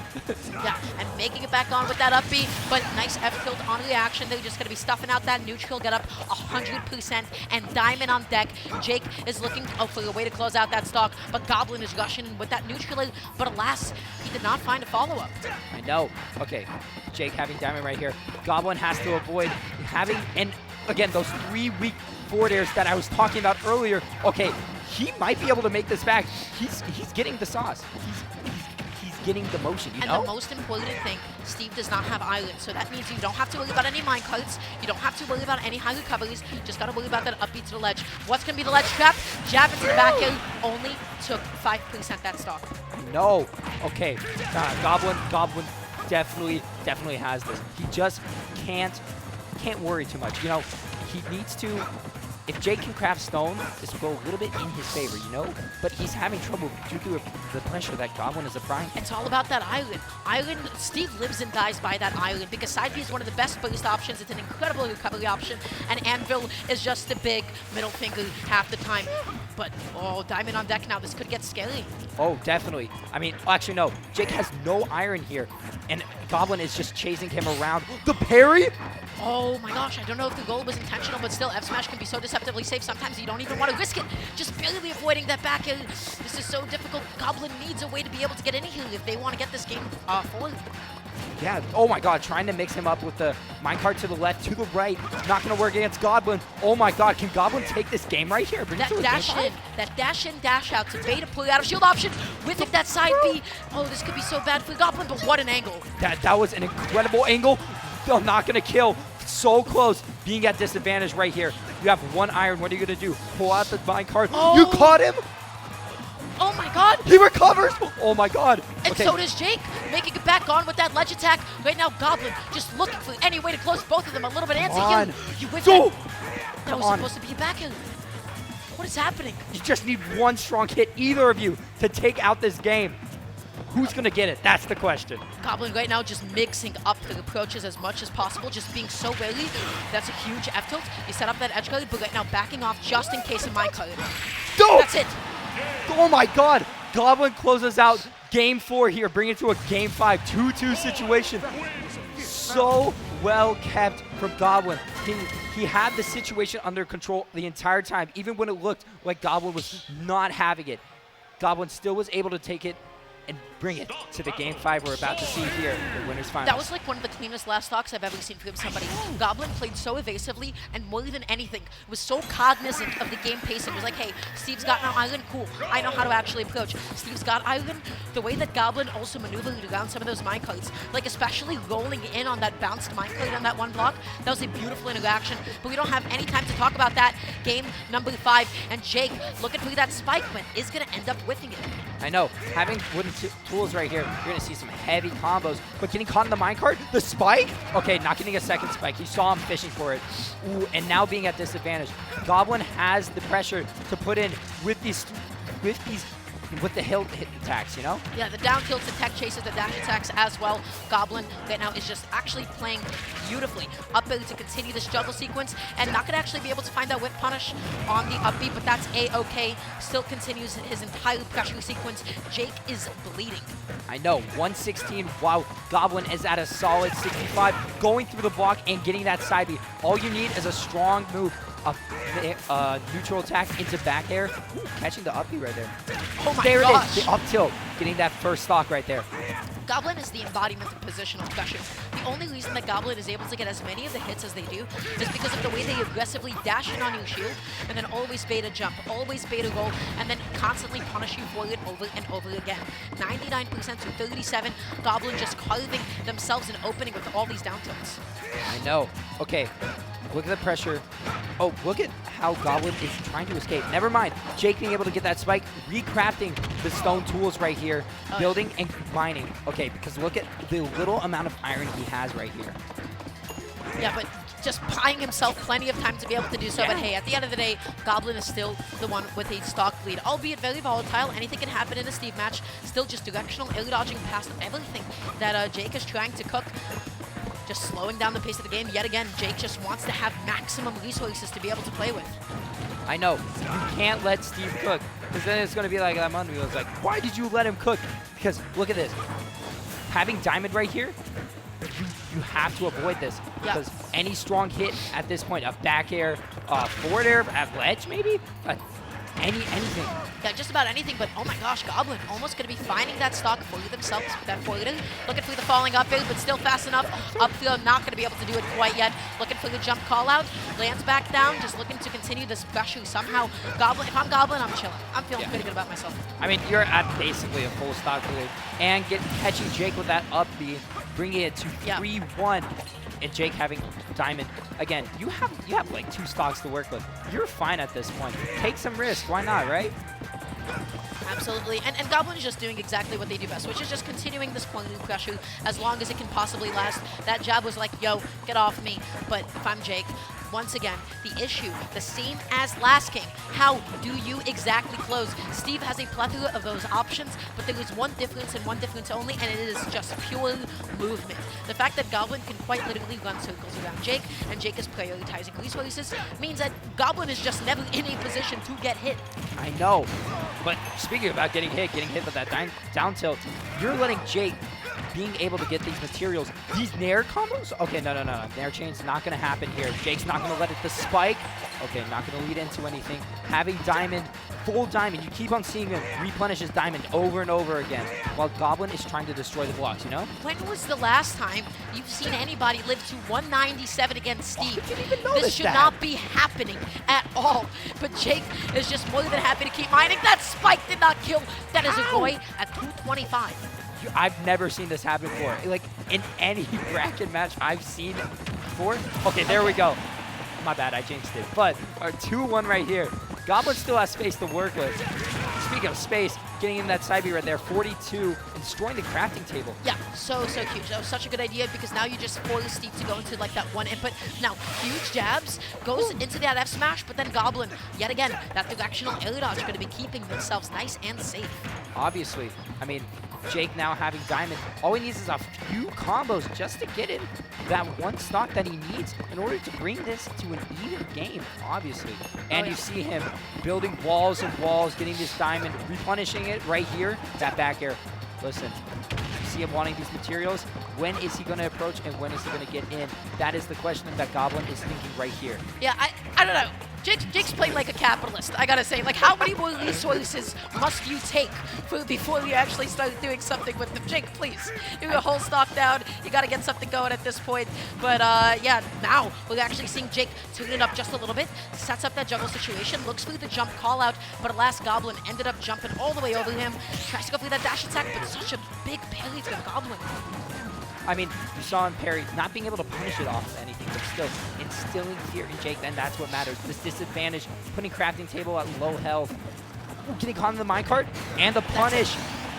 Jake could bring this back, honestly. Jake will probably be able to bring back at least 50% of this. But already 34 off of just 3 hits. Just looking for a way to mix up this landing. Huge damage output, 70%. It's even. It's even. It's actually just even at this point. I mean, come on. Jake has this combo potential to put out the damage he needs, while Goblin has the kill power. I think Goblin wanted to go for the ledge trump. That looked like Goblin wanted to dash in. That looked like a missed ledge trump opportunity. And as a result, also maybe stumbled on that ledge trap just a little tiny bit here. And now 117%. The two-week up airs, you hate to see it. Meanwhile, Jake has full Diamond, which means that either of them just have to avoid either of the attacks, but Goblin is able to survive the back air. Oh my god. Oh, and that's going to be the TNT setup. There it is, the down smash into the air dodge to be able to immediately cancel all of your lag. Jake makes that comeback all the way in Game 5. Just saying, hey, Goblin, you know you did in Game 4? I'm going to do the same thing, except I'm going to win the entire set with it too. Oh my god, that literally had me on the edge of my seat. You don't even know. I mean, the back air not killing. Meanwhile, and Goblin surviving, coming back to stage, and then the TNT just barely hitting Goblin, finally killing him. It was like tension and a release. That was such a good game set. Yeah, absolutely. And I feel like, you know, in the beginning I was talking about the volatility of this matchup. This set showed off the volatility of this matchup, the volatility of both of these players as well. Steve, one of the best comeback mechanics in a game. As soon as you got Diamond on deck, your damage output, your ability to take stocks as well can be absolutely ludicrous. Goy, side B, jab, neutral leg, back heel, all of Roy's buttons innately, fundamentally do so much damage, all linked to one another. And Goblin is such an aggressive player and so steady with so much of the pressure that this was such a back and forth set. A little bit tragic for Goblin, especially like that game 1, that game 2, that game 5. All of them felt so within reach, but Goblin still has, losers finals. Still has losers finals, absolutely. But in the meantime, let's throw it to Kanged, who's going to take it off with losing semis. Exactly. Man, what a great start to this top 4. What do you guys think? All right, next up, we've got losers semis of Holiday Matsuri. First up, one of the only people from out of region in this tournament today, coming straight from Atlanta, Georgia, one of the best wolves out there. Give it up for Moxie.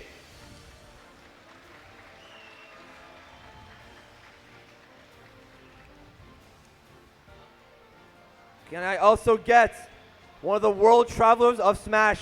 This man, I swear, goes everywhere. There is not a single region. There is not a single major. There is not a single weekly this person has not gone to. And he does all of that